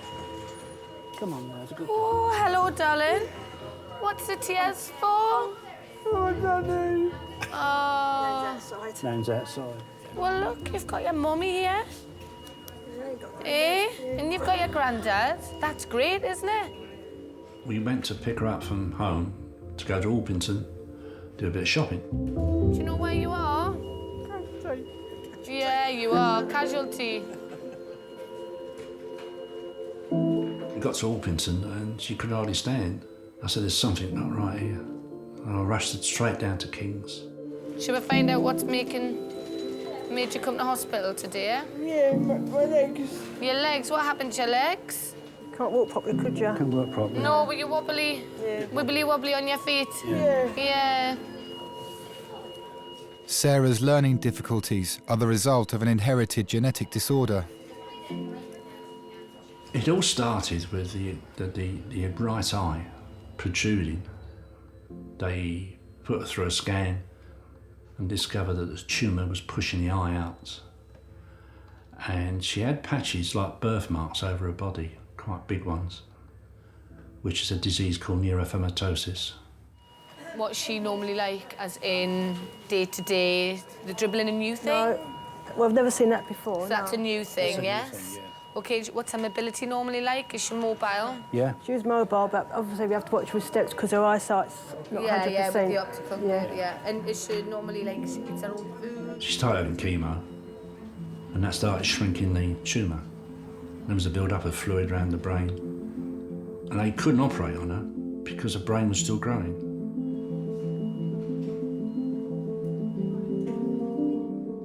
She was only 3 years old.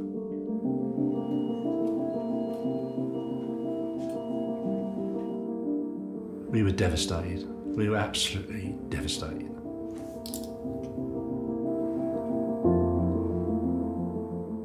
Right, I'm going to have a chat with the doctors and see if we can find out what made your legs go wobbly this morning. This is another girl called Laura. Hello. Hello. So she's another one of the nurses like me. So if you need someone, just shout Laura and you'll get one of her. OK? All right. All right. Number 5, trolley. To be scrapped.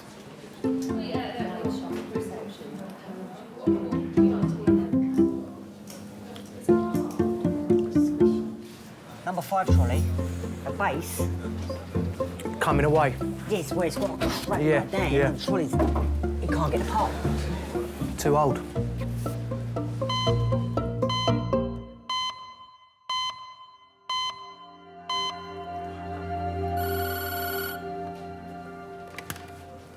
Very sus. Yes, you can speak to me. I'm the major trauma consultant. Hello. Abdi is on his way back to resus after having a scan. Yep. Doctors are reviewing his results to determine the extent of any internal injuries. Yep. I just need to get some details from you. You're not in any trouble or anything. What do you remember? I do remember seeing that green.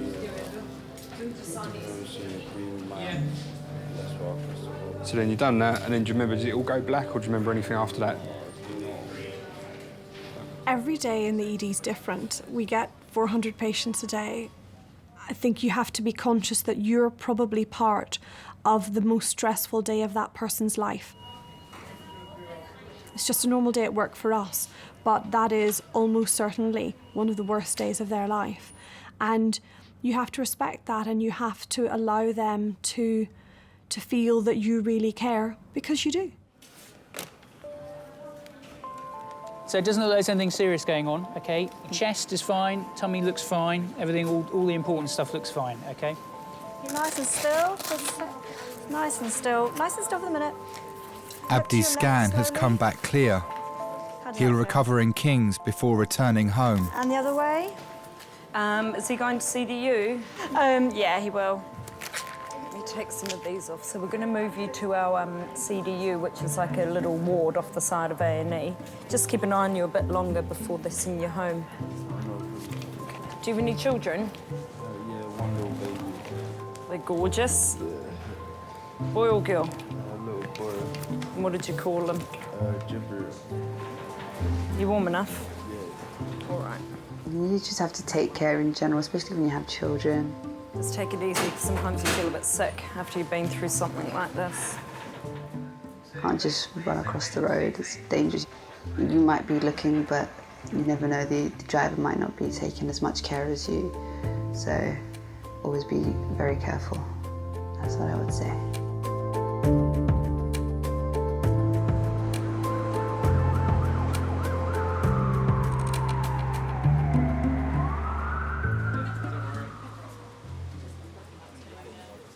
"45-year-old Andy has come in with stomach cramps.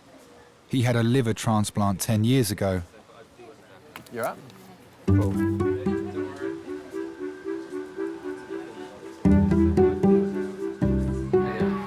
Okay.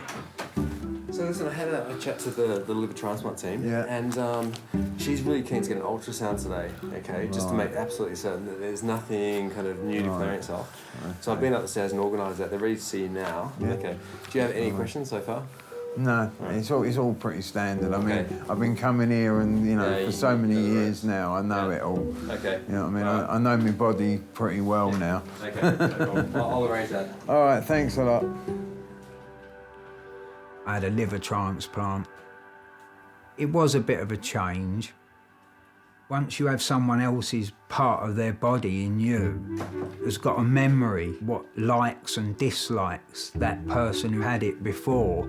You might hate chocolate, for argument's sake, and then the person who you got the liver off is a chocoholic, and suddenly you find yourself eating bars of chocolate without knowing why. Hello, sir. All right, mate. We're taking you up for your scan in a moment, sir. Yeah, don't have to call me sir. Yeah. Sorry, false I have it. What's your name, mate? Andy. Andy. In my case, it was more, I don't like hot food. I don't like very, very spicy food. Because the person that I got the liver off obviously did like lots of very spicy food, I found myself like going to we'd go to a Chinese restaurant and I'd order like this really mad spicy stuff. And then I'd end up not eating half of it because I didn't like it. But it was like I didn't know why I was ordering it. So that's quite strange about having a transplant.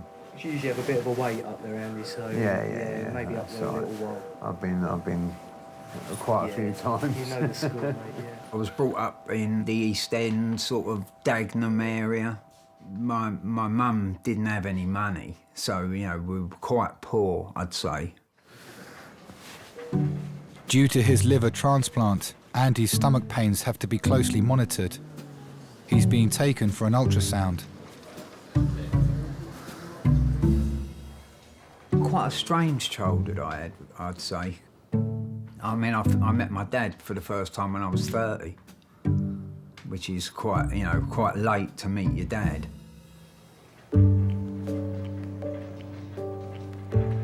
You can't miss what you've never had. Like, I mean, I went to a psychologist, and he said, "How do you feel about it?" And I said, "Well, what is there to feel about? If I've never had a dad, then I don't know any different."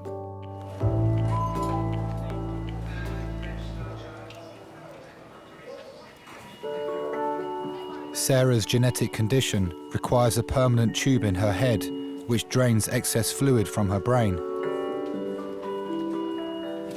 I like taking her over the park. She likes going out. I think when I used to take her to football, we used to have dinner out. She used to like that. That is a special light for when we need to look closely at things and it turns on. Shall I show you? Yeah. Yeah, wow. Hey, see, look. Whoa. Wow. It's like a spaceship, isn't it? She likes the football, the first half. Then she wants to go home. But I try to tell her, no, there's the second half. And in the second half, every 10 minutes, is it nearly finished? Is it nearly finished? Oh, dear. And unfortunately, football's an hour and a half. Child playing. I wonder how they're getting on. Hey? I wonder how they're getting on. Do you think they're going to win? Yeah. How many goals? 4-4-4. 4-4-4. She's got a sense of humour. She's got personality, and that goes a long way.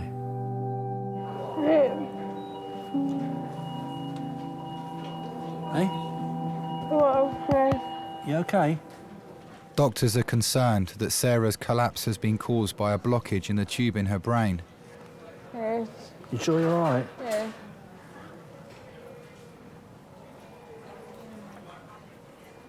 You're not, are you?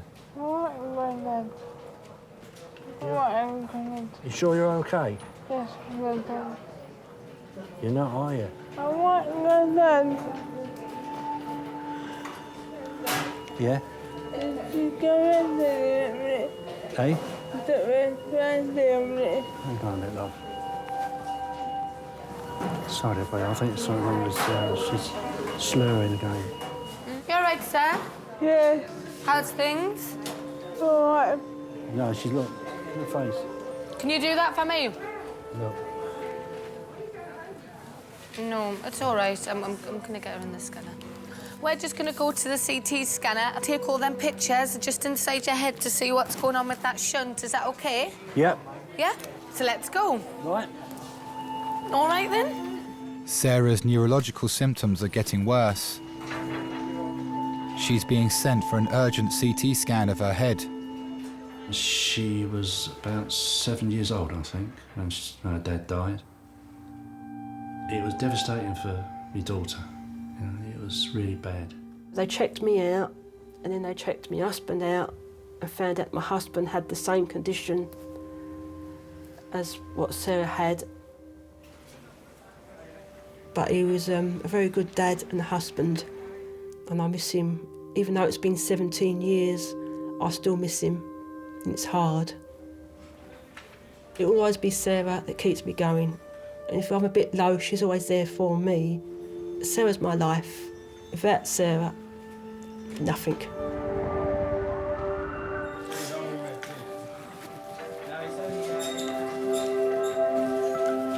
Back we go. Back to see Grandma and Mam. Is it Nan or Grandma? Granddad. Well, I know he's Granddad. I didn't think he was My Grandma. granddad. My granddad. Sarah's being returned to resus after her scan. Results show there's no blockage in the tube removing fluid from her brain. Doctors are now concerned that she's suffered a stroke. They've scanned her head. They've also x-rayed her chest and x-rayed her stomach. So that gives the whole of where the shunt goes down. I live day by day because we don't know what the future brings. So I just live from day to day. If we get through one day, it's a bonus. Mum, have I dinner? I don't know, Sarah, what's happening yet, do we? I've got you some crisps. No, Mum. I can't have now because I don't know what's happening, do we? As soon as we know what's happening, then I know. All right? Yes, Mum. So you can't be down for long when Sarah's around because she's got a nice personality. She makes you laugh. She comes out with some funny things. She gives you cuddles. She's always saying she loves me. So it's Sarah that keeps me going. Sarah needs further observation. She'll be admitted to the neurological ward to be closely monitored. Yeah, but everything's fine, so the neurosurgical doctor will just get back to me. And hopefully there is a bed if she needs to stay in. There is a neurosurgical bed here, but hopefully they won't keep her in unnecessarily. We won't do that, so don't worry about that. Take it one step at a time. It's always good to think ahead, mind you. Yes, true. Okay, doke. I'm calm on the exterior, but I'm tearing up inside, believe you me, but I can't show it. Sarah looked at support all the time, you know, you've got to try and convince her that, you know, everything's going fine, and, which it was, you know. Hello, we're going to be taking this lovely young lady to CDU. Eh? I'll wipe those tears away. It's a very difficult role you have, though. Yeah, it is. That, someone's got to do it. Someone's got to do it. Look at that, you did super though, didn't you? Eh? You did, you're such a brave girl. So this is all where we work. All of us running around like little rabbits.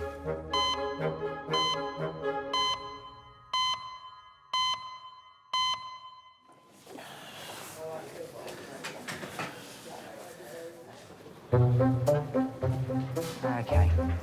Yeah, he seems to know where he's going. Andy is back from his ultrasound.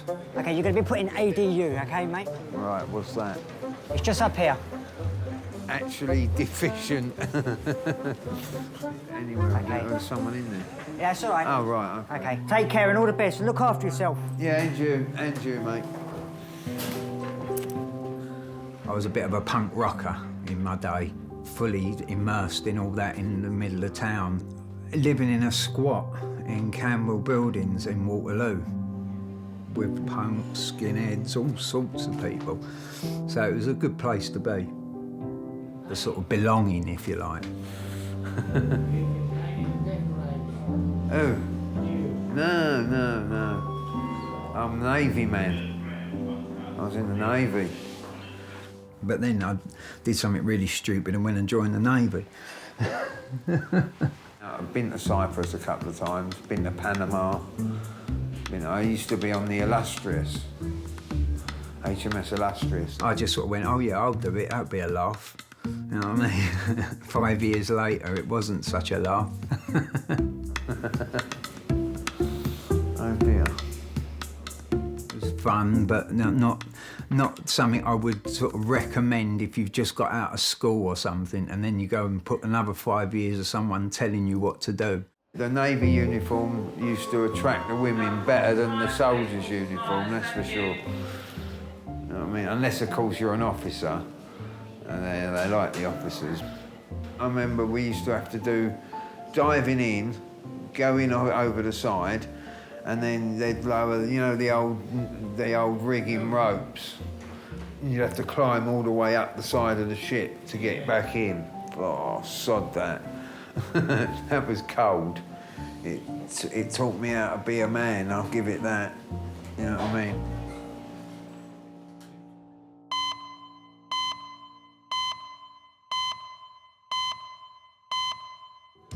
S goes round. That's how Okay. it's your. So this is a hemorrhagic stroke, you say? Would you put a label on it? Okay.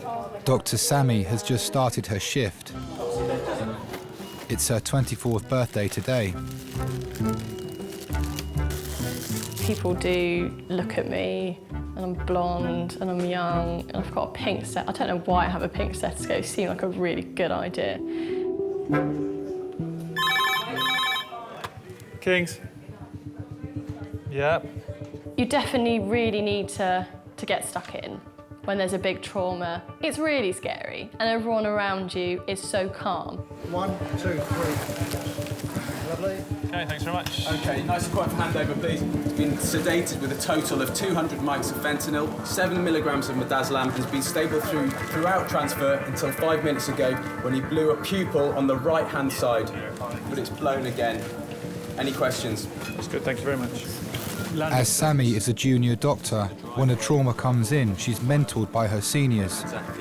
You can't be shy. You can't be, because these are A&E doctors. You need to become one of them, and sometimes it is a case of just getting in there. Okay, from the top, please, guys. Okay, trachea central. And the more you do that, the more respect the consultants have for you, and the more you learn, the better you become.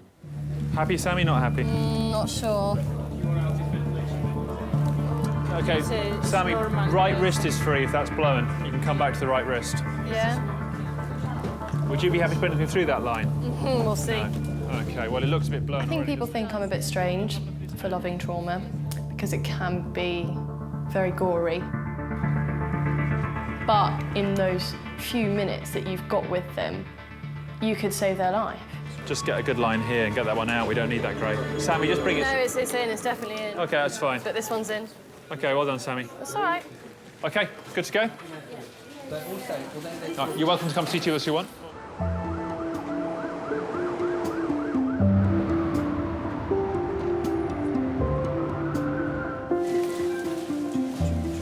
Yeah, we're good, thanks.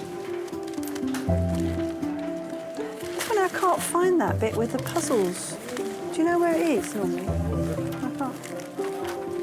Because you could sit and have a look at the rest of it, and I can do that then, you see. Bill has been brought to King's by his stepdaughter Jo. Right, there you go. His leg is swollen and he's having difficulty breathing. When I first met Dad, he came into the family. He liked going to the beach and things like that, and I got on pretty well with him. In those days, I called him Bilko before Mum and Dad married. She said to me on our day of our wedding, she said, "I'm not going to call you Bilko anymore. I'm going to call you Dad." And she has, ever since. He's been my stepdad since I was age 6. He's pretty much brought me up. He's currently 91. Most people really don't think he's that old. They're really surprised. I mean, nobody can look very young at 91, but apparently I appear that way, and I got a smooth skin. I used to do a lot of walking. I used to go out for a walk, and I walked miles. I've lost myself several times. I've had to say, excuse me, where's Peckham High Road, please? Mr. Baker? Hello. Hi, my name's Sammy. I'm one of the A&E doctors. Did you want to come with me? We've got a cubicle for you. Ah, that's great. Okay. Yeah? Come on, then. Are you going to be all right? Yeah. No. Come with me, then. Good idea. My wife died a year ago, so... Oh, I'm sorry. Oh, that's really sad. We married in '67, when Jo was 6. She died 2 years ago.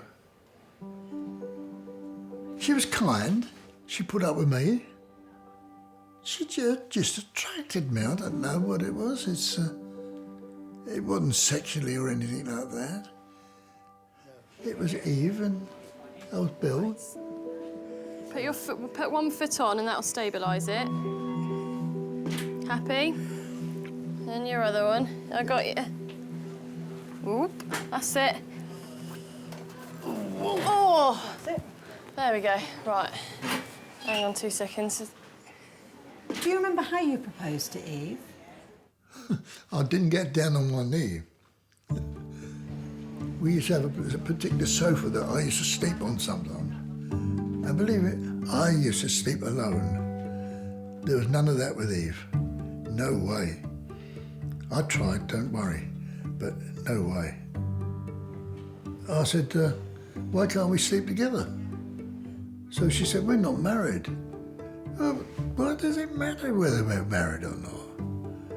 I said, I'll sleep with women without being married to them.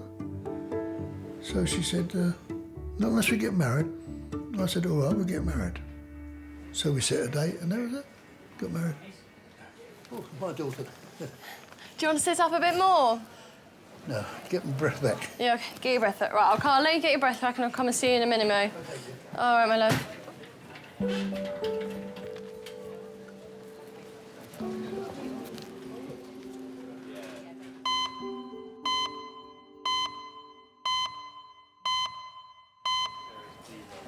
Tim? Yeah. I've got curry. I've got chicken curry and chips for you. Chicken curry and rice for me. So if you want some of mine, use that mat. Right. That's well nice. Want some of this rice? No, I'm all right, baby, thank you. Hope you don't stink this room out with our curry. Here's a no-carb diet out the window.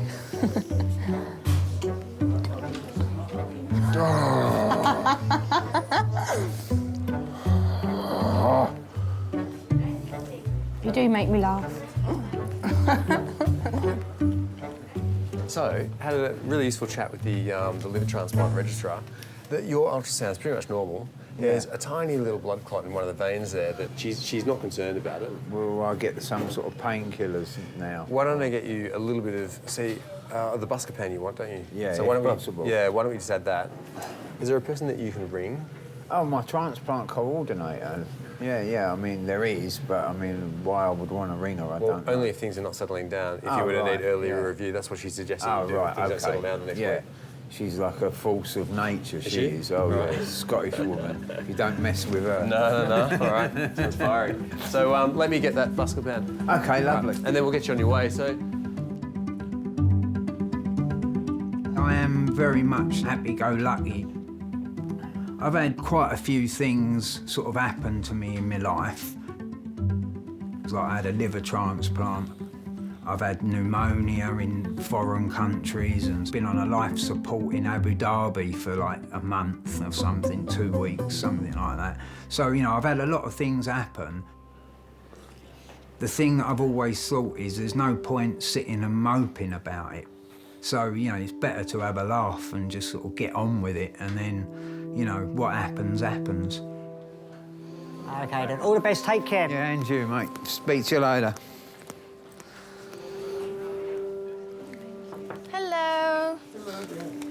Sorry that took me so long. Right, so I've been told a little bit about you. Oh, good. Tell me, in your own words, what's brought you in? Oh, my goodness. His legs... Look at the size of that. I know. It's basically overnight. It swelled up above the knee suddenly. Dad's been treated for prostate cancer. Right, OK. And he did have... His breathing's getting worse, and he did have evidence on his liver and lungs. Right. But it had gone into recession. I'm just wondering whether there is any connection. Maybe.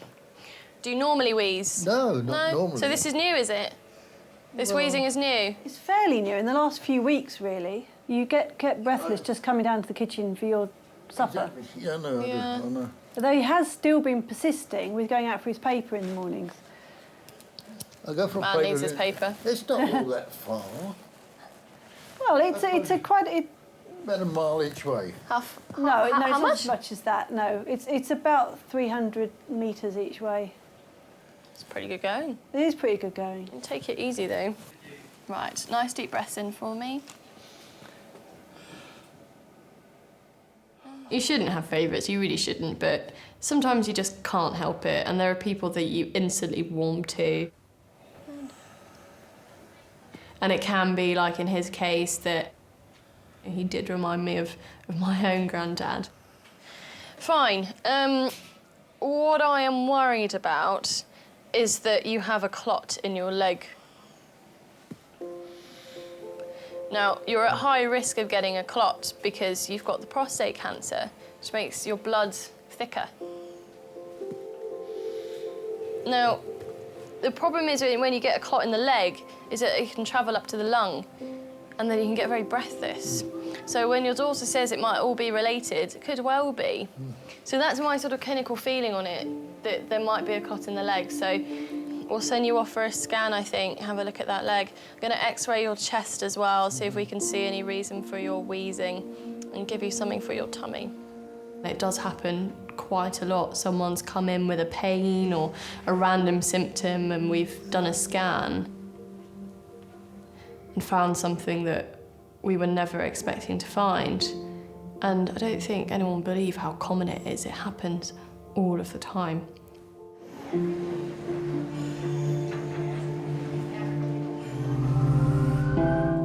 Hello, darling. Hello. Hello. 3-year-old Emily is suffering from stomach pains and a fever. Have you ever had any experience with helping us take blood from children? So essentially you hold her very nice. I might have to walk out of the room. I'll get really upset seeing anyone touching my daughter, so... Absolutely. Doctors suspect she may have appendicitis and want to carry out blood tests. Are you sure you want to be in here for this? Or do you want to stay? She will scream. I don't know, it's not fair on you, though. I'm all right. I'm not going to come here. Sorry, I'll get really wound up. I'm really upset about that. I'm really If sorry. you could wait, yeah, where you were before, then we'll sort this out. It's not about...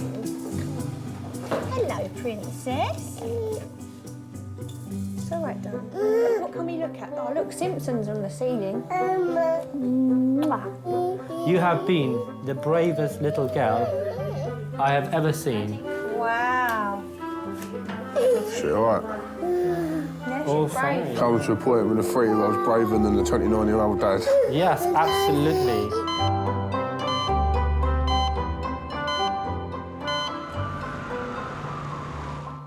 that on.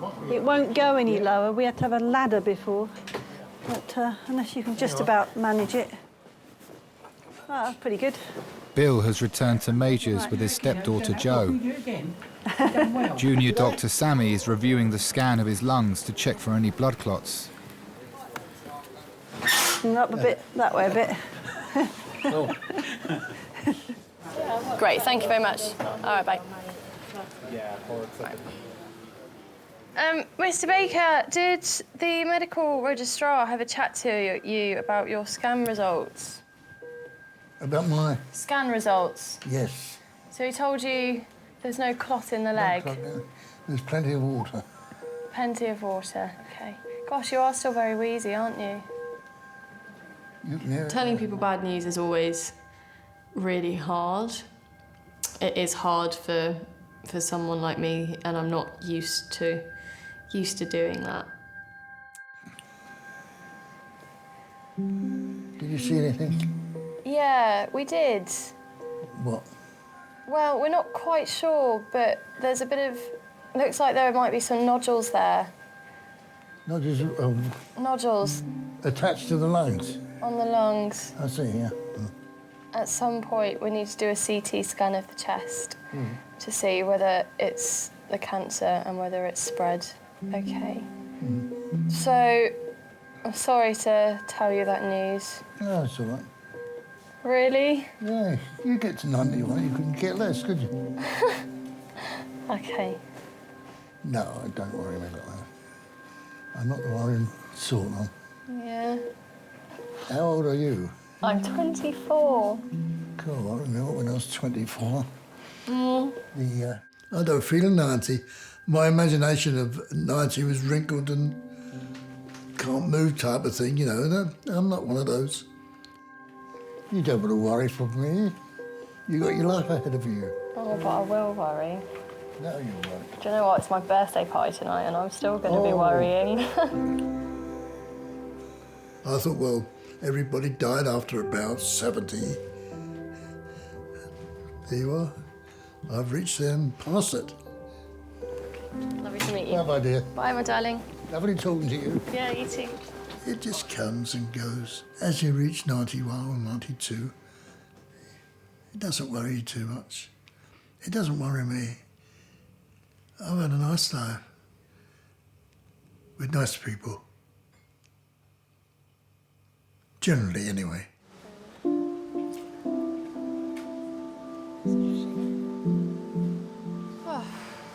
I was in such a good mood when I started. Now I feel absolutely rubbish.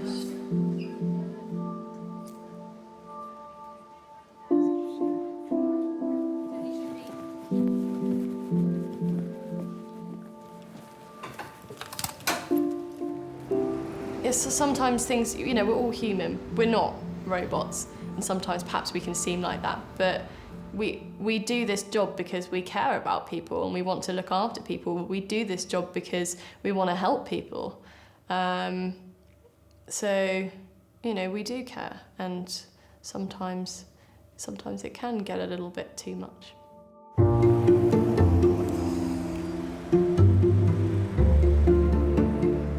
She's 24 today. She says she's going home to a birthday party. The little nurse. Right. The pretty little one. Right. She's not a nurse, she's doctor. The doctor. Yes. She's nice. Yes. And, Oh, it's her birthday. yeah.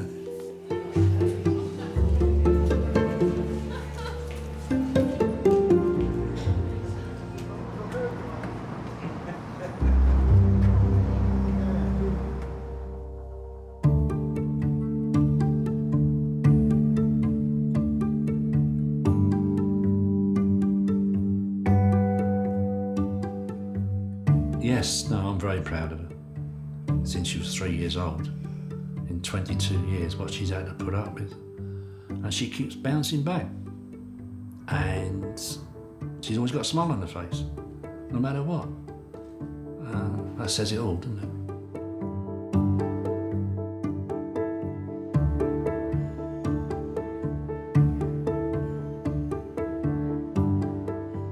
you take the good with the bad. You know, you never get good and only good. For every one good moment, you probably get 3 or 4 bad ones. So, you know, you have to try and make the good ones memorable.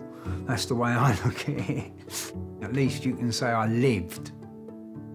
You're only here once, so, you know, go for it. And, like, you know, if it all goes wrong, so be it. You know, c'est la vie.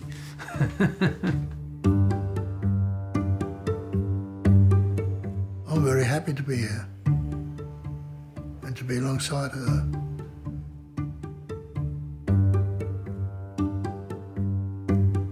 Proudest moment being a father to Joe. Oh yes.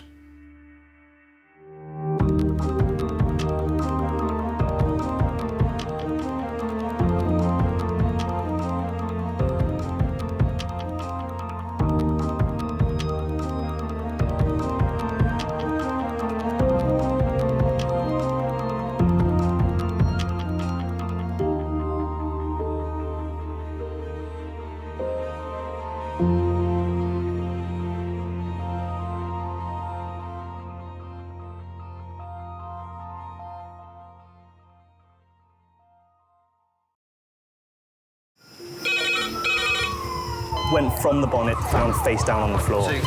Pediatric trauma. It's a stabbing quadra. 25 feet from a ladder onto his back. He's really unwell. I think anaesthetics need to see him before he goes to theatre. Daphne? Daphne? How is everybody then? Chilling? Kings A&E, how may I help? King's College Hospital, London. I got stabbed. I know, it's annoying. My head. One of the busiest A&E departments in the world. I want top to toes, head, chest, abdomen. A place where love, life, and loss Don't bloody die. I love you too much for you to die. unfold every single day. All the patients you're about to see were treated in just one 24-hour period. A&E is always like a traffic jam. Can we get a trolley? You've got to realise that there's awful things that can happen to you. I'm so sorry. Life is unpredictable, so it's important that your nearest and dearest know that you love them. You have to tell them that you love them. You must get better and come back to me. I don't want to lose you. Because there may come a time when you're not around to tell them.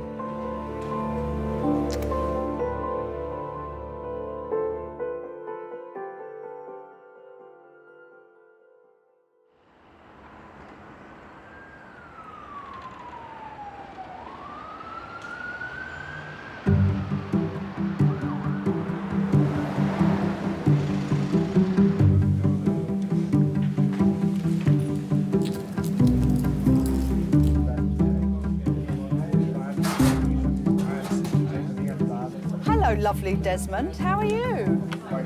Dr. Des is starting his day shift as King's major trauma consultant. My parents have been telling me since I was about 14 that I should always have breakfast before I go out. Still don't do that. And then I did anaesthetics for a year. And, you know, in anaesthetics, if you haven't had a cup of coffee by 10 or half 10 in the morning, like theatre has to close. You know, they get really, really stroppy about it and everything. And I just thought, guys, you know, you don't know how lucky you are. Since then, if I haven't had a coffee by 10, half 10 in the morning, I'm like the Antichrist, yeah. My parents have always tried to support me in whatever it is that I've wanted to do. Yes, yeah. To this day, they still continue to offer support and helpful advice, constructive advice, and they're usually right. Exactly, but I knew being on trauma, I wasn't going to have the luxury for, you know, a big Americano or a latte, so I had an espresso and said, right, we're off. It's never something that I thought of before I had children of my own, but I will always be their parent. A parent's job is to provide for and protect their children. And that will continue until the day I die. I say that 95% border, 5% like, oh my God! And I can't.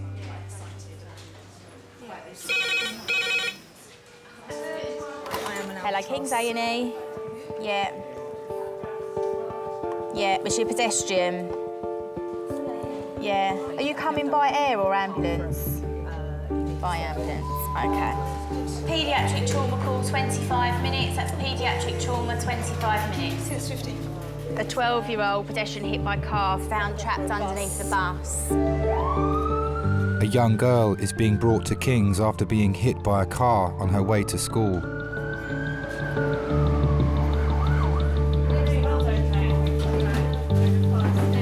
Hi folks, I'm Des, I'm the major trauma consultant. You've come to see the trauma or the little one who's next door? Okay, excellent, welcome aboard. I've assigned roles to pretty much everyone at the moment.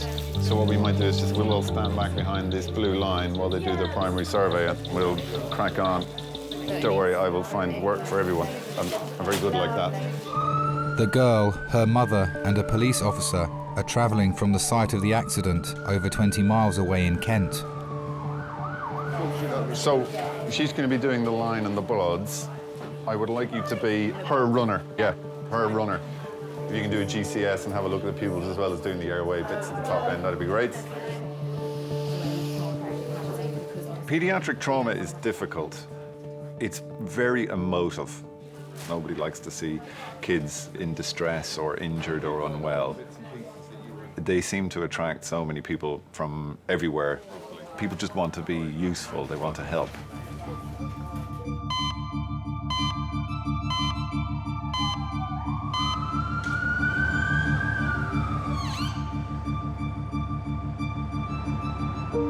It was the worst call I could have ever had. I still hear it now. I can still hear the tone of his voice, how he said it to me. Jay's been run over by a bus. It was like the whole world just crumbled. I remember turning up and she was just caked from head to toe in blood. And she was talking and she went, "Mummy, I love you." And when I heard her say, "Mummy, I love you," I thought, is this her telling me she loves me before she dies?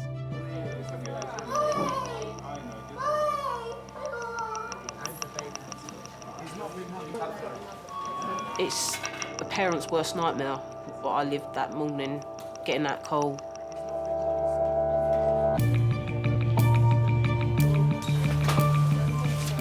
So this is Jane. Jane's 12 years old.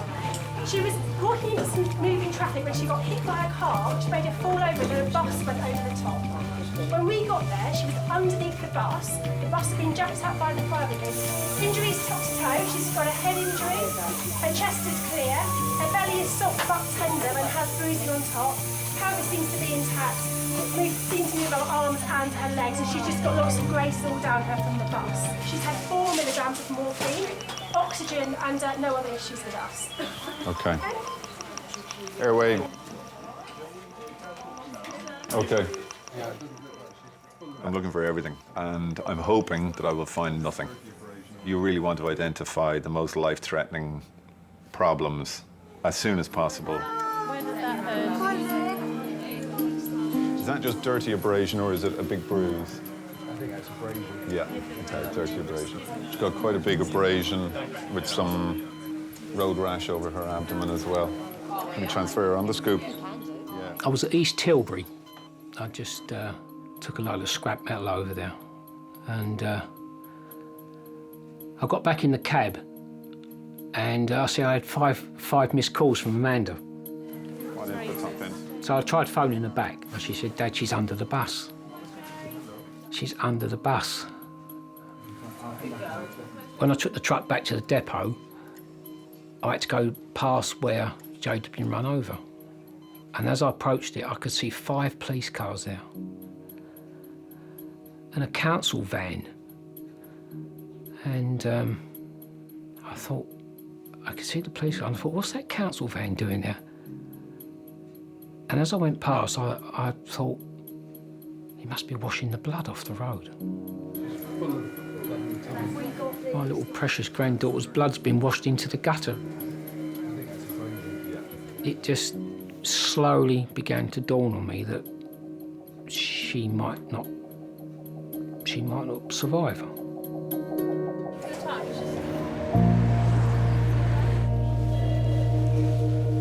It's been nearly 2 hours since 12-year-old Jade was hit by a car and knocked under a bus whilst making her way to school. Doctors need to assess the severity of the damage to her brain and internal organs. Ready, steady, go. Oh, one moment, the tree.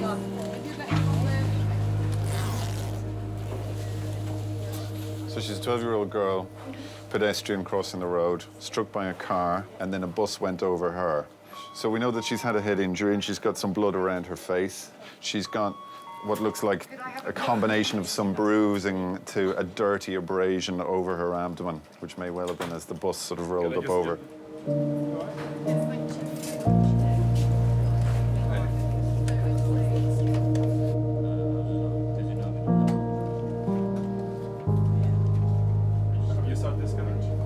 Jade was born late afternoon or early evening on a Thursday.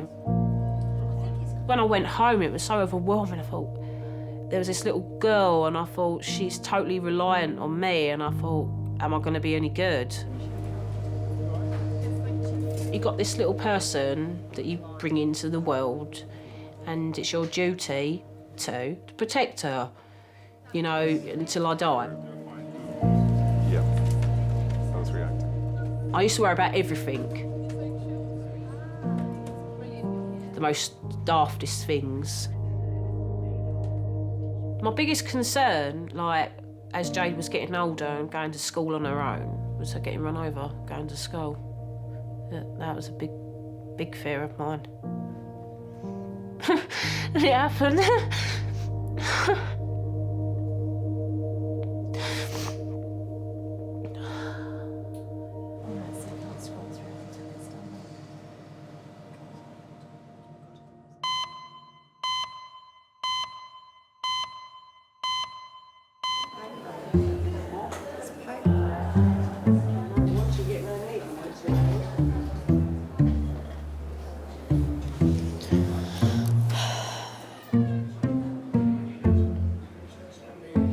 I went in when I was really ill.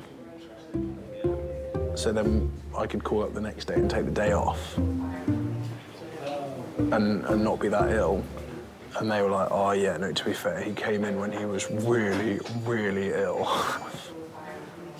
Like, if he's taking the day off, he must be really, really ill. Yeah, exactly. The last thing you want to do is be fine one day, call up and say something's happened, and then not go in, and then go in the day after and be pretty much fine. That's the last thing you want to do.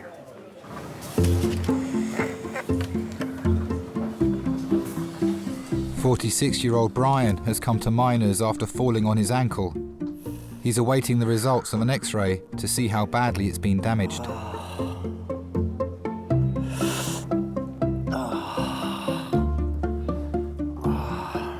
Brian has recently been released from prison. Can you ask to see the nurse straight away, please? Thank you, I'm in pain. His electronic tag allows police to trace his whereabouts and must be kept on at all times. Hello. Hi. My name's James, I'm one of the doctors. Do you mind if I call you Brian? Yeah, thank you very much. What's happened, Brian? I run for a bus and I slipped on the pavement and it, by traffic lights.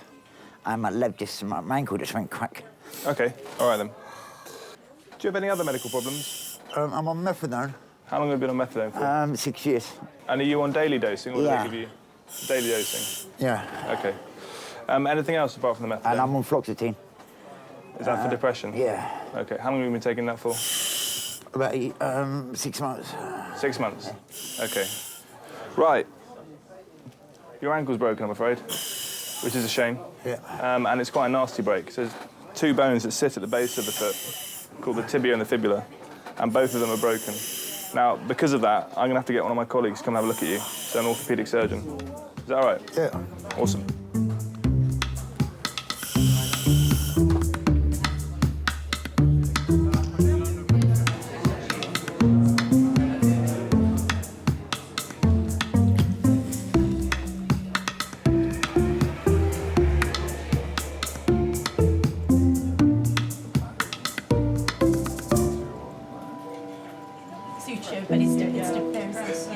Jade has had an emergency CT scan to show the extent of her injuries after she was hit by a car and then trapped under a bus. Yep. There is a liver laceration, there is fluid around the liver, there is some fluid around the spleen. I didn't see a splenic laceration, but I'll have a better look at it. Okay. I'm not quite sure what's going on in the pelvis. Okay, fine. Well, we'll give you some air then to let on her head CT, she's got a skull vault fracture that's minimally displaced posteriorly. She's got a large extracalvareal hematoma and a small bit of intracranial blood just under the fracture. I wish I could give it a go. It's all my fault, this is. It's not your fault. Oh, God. From what we can see, she has pulmonary contusions left and right, and we think that she may also have a liver laceration. She's going to be going back to A&E now in the next couple of minutes, OK? I can't believe this is happening. I just want to wake up. Yeah, it does seem. Steady, roll. Well done. The scan shows that Jade has sustained multiple injuries. I just wanted to get to the hospital and see her as quick as I could. She was 3 days old when I took her to church. Well, I walked straight in the door and was greeted by Sister Elizabeth. And I said, "Here, sister, there's another one for you." And she said, "Oh, she's lovely." And she really was. She was beautiful, utterly beautiful.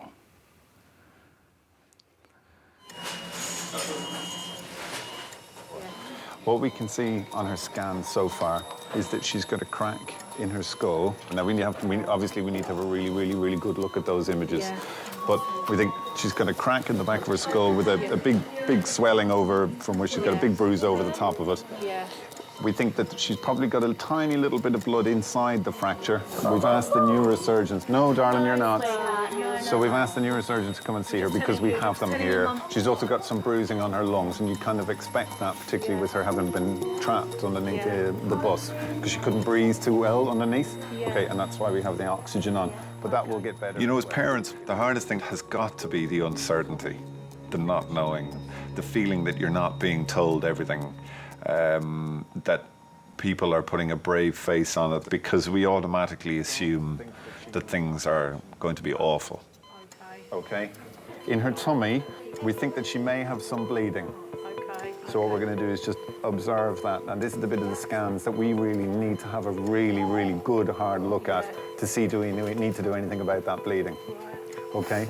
So for now, you know, she's had an awful bash and an awful knock, she really has. So if anything does change, or if we need to do anything else, you will be the first to know. Okay. Okay? Anything you want to ask, you ask. Yeah. We're just waiting for the report of her CT. Just don't know what to think. I don't want to see me. They'll frighten her, seeing me. You've got a good girl there. You've got a good girl there. Every time you spoke to her before, you've been really calm. Right? Okay, you've been really calm. She's holding her own as well. And She's holding her own. I just want her dad to be here. I just want to be in a bit when she sees me like it. It's going to make her worse if she sees me. What you've got to do is get your normal face on before you talk to her. Yeah.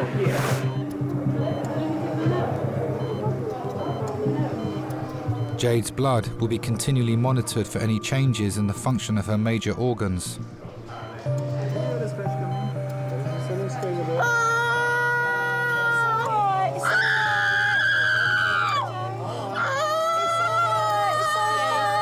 It's okay. It's all done. That will go numb soon. Well done. Well done. Good girl. That's all bit done. It's all well finished. Done. We'll give you a minute or two. I can't give you any water at the moment, darling.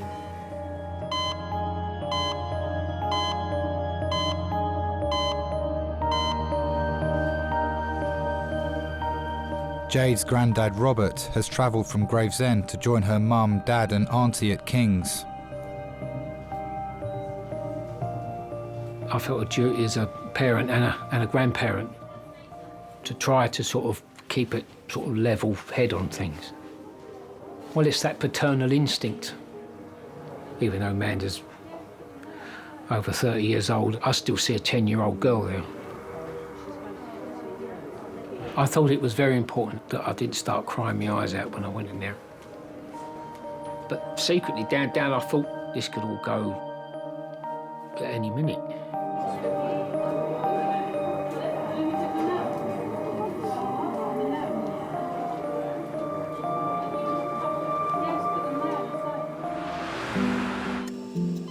It's been 3 hours since 12-year-old Jade arrived at King's after being hit by a car and trapped beneath a bus. Jade has been diagnosed with a fractured skull and possibly life-threatening internal bleeding. So it's Mummy here. Oh, Jade was quite a bubbly little girl, very cheeky and a bit boisterous at times, fighting with her brother. She's very loving. She's a very loving little girl. Brave girl, aren't you? Imagine it being Mummy. This happened to Mummy. A hysterical Mummy that would have to have knocked me out. She had like this brilliant blonde hair, and she was so pretty. And I just, look at her and think, oh, she's so stunning. And I think, how do I have a baby as cute as that?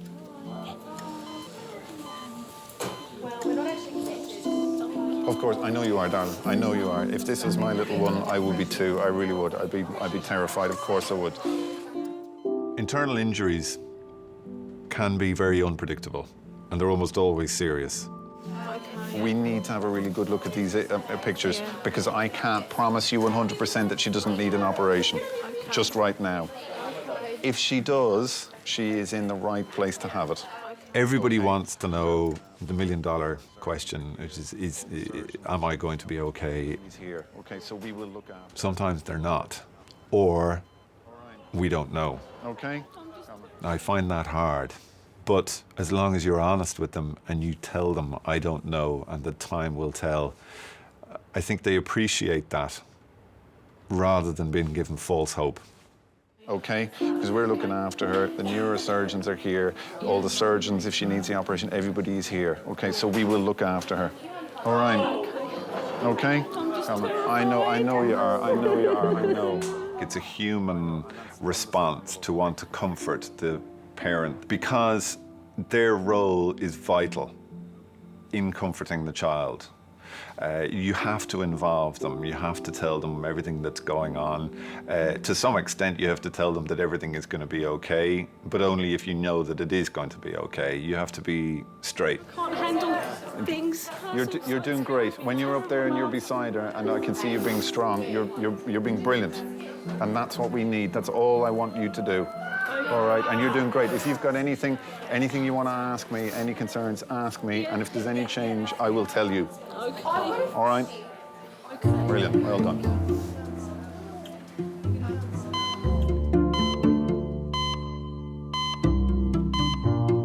My water. Yeah, do you want some more? You can go and get some more over there if you want. I go to a nice school that you chose for me because you thought it was nice. Yeah, I knew you went to a really nice school.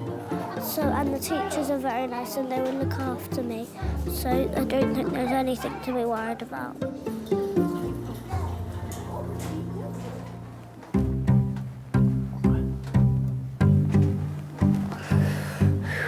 God, man, I'm in pain. Hello? So I'm in real pain. It's killing me. This is getting too tight. Brian has an evening curfew as part of his parole conditions. He must always wear an electronic tag so that the police know where he is. What's the problem? Can this tag be cut off because it's getting too tight and it's hurting? No, is the answer. We can't cut it off. We'll have to, because we've got probably nothing that will cut through that, but we'll need to figure out something.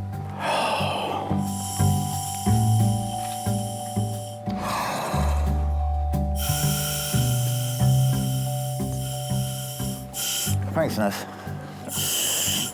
I'm reminded I was on my way up to clip my methadone and go to care for my mum, because I'm a carer for my mum.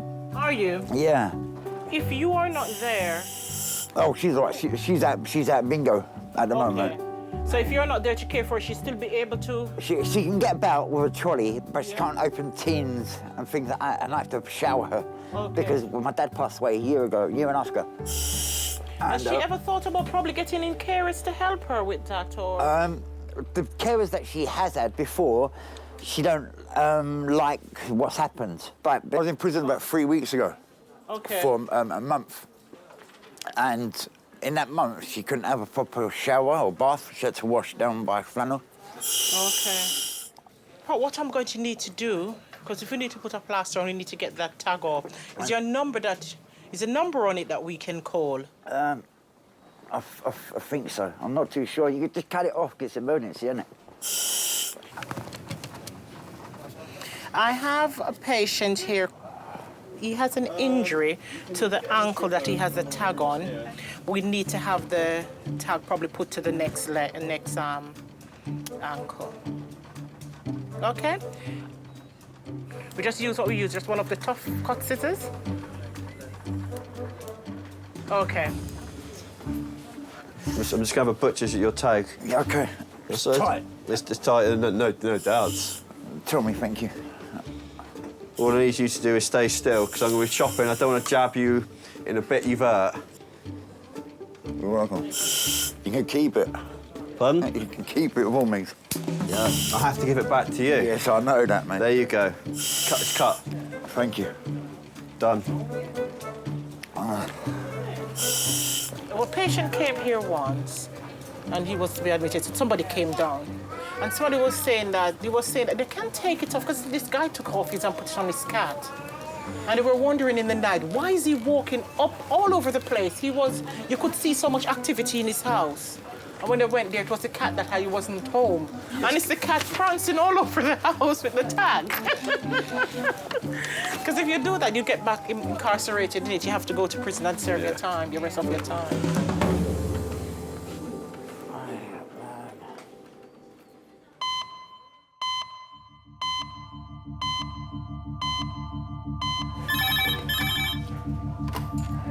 Kings A&E. Okay.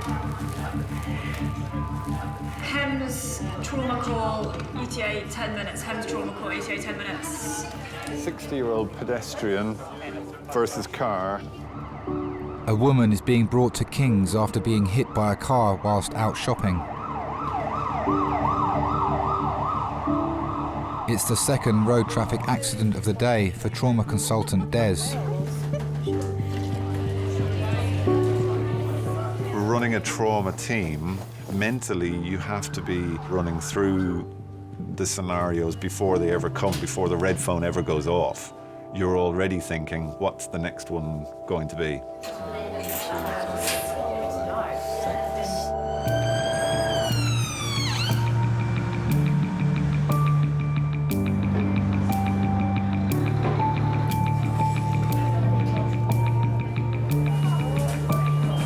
A department like King's, we see so much trauma every day that you'll be almost guaranteed to have 1 or 2 pedestrians hit by a car. It's not that it's predictable, but it's almost what you expect.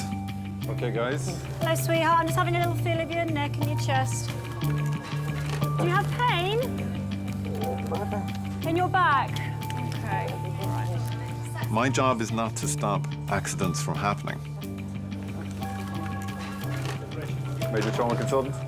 My job is to be here when they do, to make sure that whatever the cause, immediately before the accident, that I'm able to get that person back to the person they were immediately before the accident.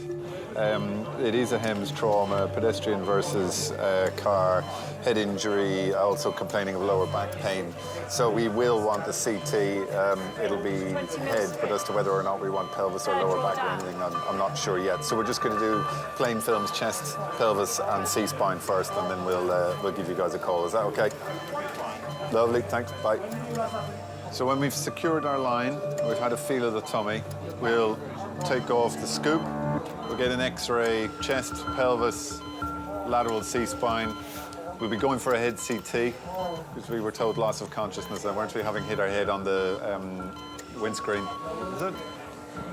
Geraldine, how do you do? I'm Dave. I'm yet another one of the doctors here. I just want to have a little feel of your neck, Geraldine. Have you got any pain in your neck at the moment? It feels stiff. Stiff? Yeah. Okay. Happy? Right, let's go. 40 minutes after arriving at A&E, Geraldine is going for an emergency CT scan to check for damage caused by the impact of the car.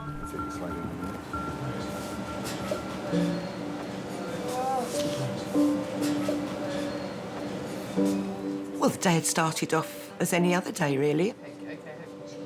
Everything was fine. It was quite a normal day. Nothing seemed particularly out of place. You know, and I'm just thinking about getting home and having a nice cup of coffee.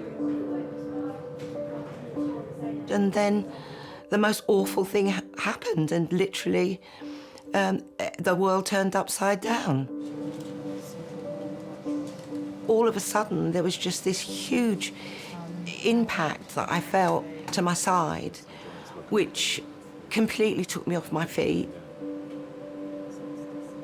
I felt my head hit the window of the car and then slide off onto the floor. And for the first minute or two, no idea of where I really was. It's just a shock, a terrible shock. A dreadful shock, and you know, the shock is one of the things that stays with you for an awfully long time until you can get a bit of a handle on how your body's behaving.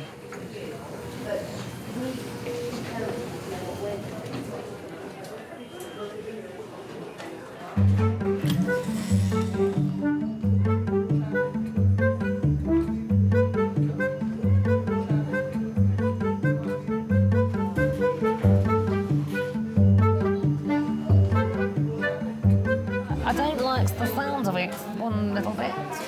Can't really do her voice. What if, squeaked Alan Taylor, bravely weeing himself in fear. How can a gingerbread man wee themselves? 6-year-old Linus has come to King's after claiming he swallowed a ring during his school assembly. Now, at the mention of that name, they all went very quiet. Oh, don't do that then. It's hurting. Is it hurting again? Oh. Have a little rest. Thanks. Yeah. Hi. Hi, is it Linus? Yeah. Hi, I'm Bryony. I'm one of the doctors here. Thanks. Sorry. So, Linus, why are you in A&E today? Because they swallowed not quite a ring. A ring. Why did you do that? I was holding it up in the air, and then it fell in my mouth, and then I swallowed it by accident. You don't usually go around swallowing metal objects, do you? I've swallowed many coins. Have you? Did Mum not know about these? No, they were secret, were they? And you definitely swallowed it, you didn't spit it out? I tried doing it, but it just didn't come out. Fine. And after that happened, did your breathing feel funny at all or normal? I couldn't breathe for about a minute. And I thought I was, gonna die, but then... Just want to have a quick look in your mouth. Okay, so this is just a torch and this is a big lolly stick. Okay, so can you open your mouth really wide and say, ah. Stick your tongue out. Say, ah. Okay. Can't see it there, so it must have gone down. We're going to send you for a scan. Have a look in that chest of yours. See what your lungs look like. So if you just sit back in the waiting room, or just here for a minute, and then I'll show you where the X-ray is. I've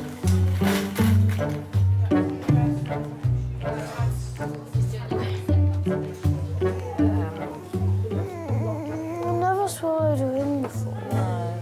Have you really swallowed money before? Just one. Was it a 5p? No, yeah. Was it? When was that? Not that long ago.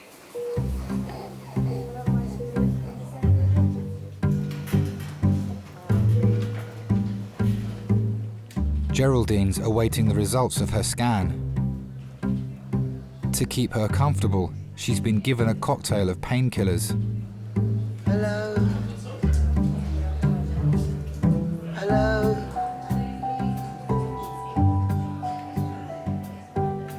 When I got to the hospital, you know, I was thinking, oh my God, these people I've been, you know, the drugs really, they do make you feel very weird. Hello. They do make you feel very weird. They do. Hello. Spaced out. Hello. Hello. I hear somebody calling.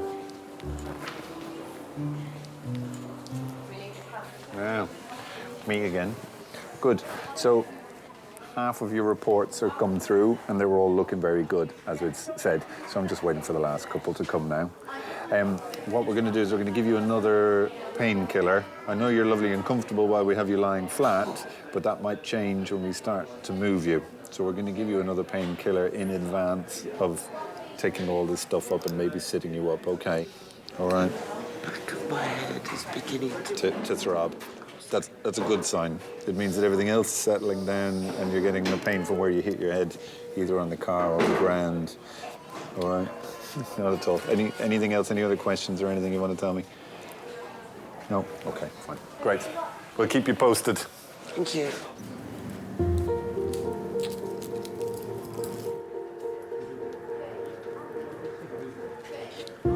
The damage to Jade's internal organs has resulted in internal bleeding. She will be carefully observed before a decision is taken to operate. All right, sweetie, come on. All right, darling. Spit it out, darling, spit it. I don't think that I ever appreciated being a father and having children when they were little. Nobody can prepare you for being a parent. It was very, very difficult. You know, your life changes and it's such a big responsibility, and I tried, you know, but I think I could have done better. I definitely think I could have done better. So the day that Jade was born, it was like being given another chance to be a dad again.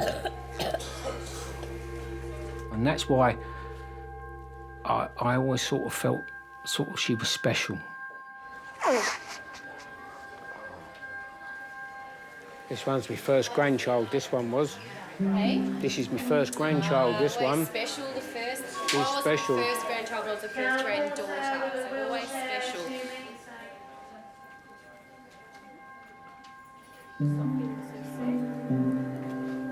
I have a lot of difficulty looking at pictures of her when she was little. I look at them and I think, if only I knew then this was going to happen, then I could have done something to prevent it. It's a very strange bond when you have children. When they're in pain, you feel it as well. They become your life. They are your life. All right, we're going to go now, sweet. You ready? Okay.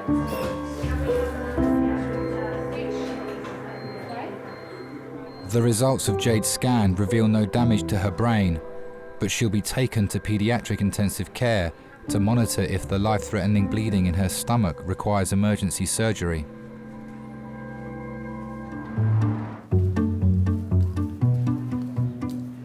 We take all this off. And then we can stand outside and mutter loudly or whistle, make loud banging noises. So, all right, that scan is A-OK, so you'll feel a little more human now. All right, OK. It never ceases to amaze me how two people can have the same kind of accident and that one will be killed and the other will walk away completely unharmed.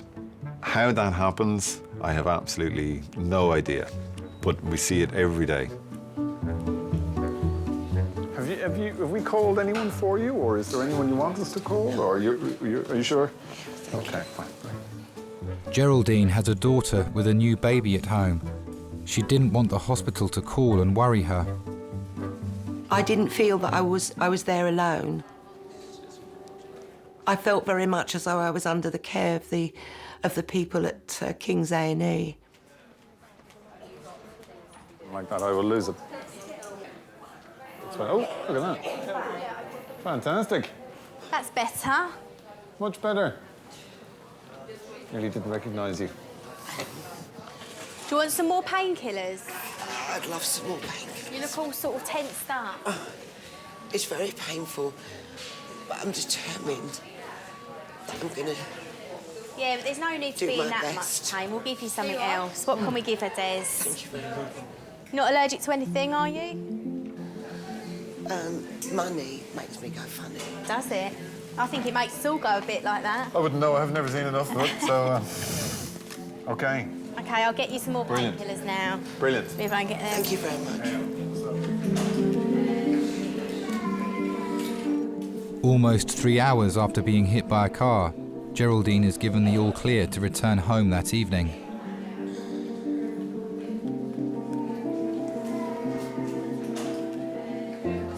Hello, Sam. It's Mum. I'm not going to stay, love, because my phone's going to cut out. Because I haven't got.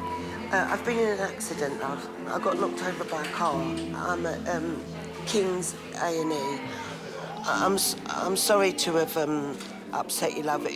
It was a terrible shock to me. And I think for mums, we're sometimes very keen on what I call one-way love, which is, you know, where you give love and you give support, and sometimes you find it quite difficult to receive that, and sometimes we do paddle our own canoes when really we should ask for help and people to come on board. And I'll just ring you when I get home, and that will be as soon as I possibly can. Love you. Speak to you later, love. Bye.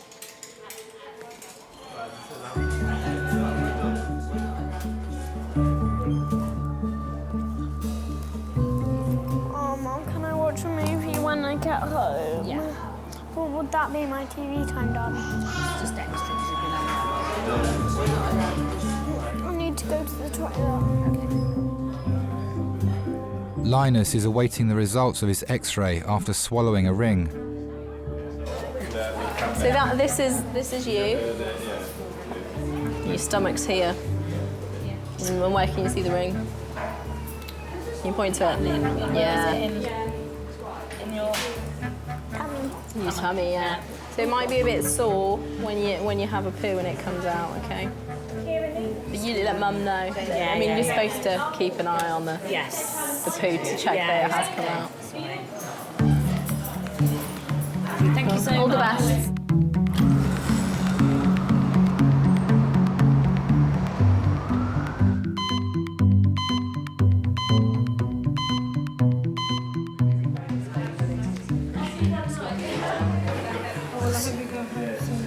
As soon as I can.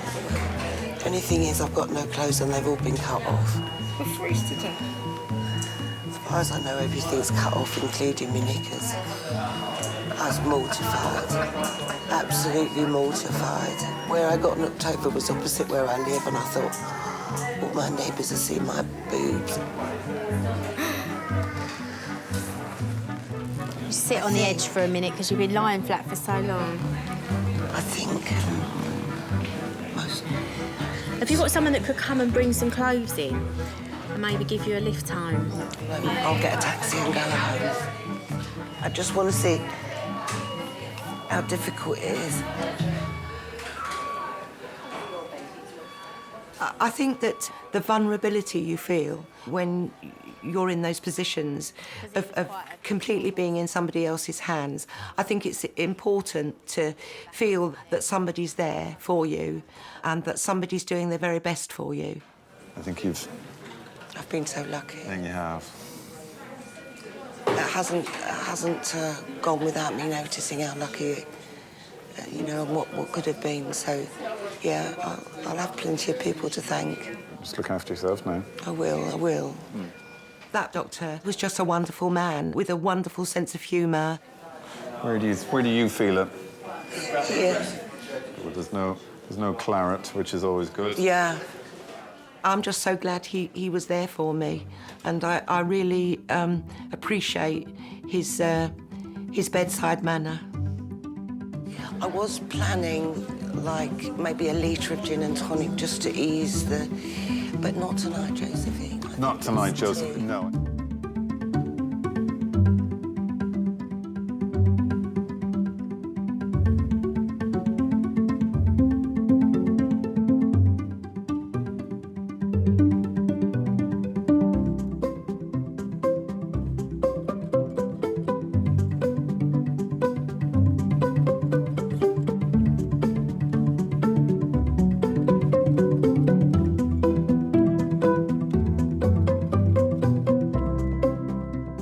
By the time I reached home, there was a taxi with my daughter and her friend in it, waiting to scoot me off to their home to be looked after. So it was super.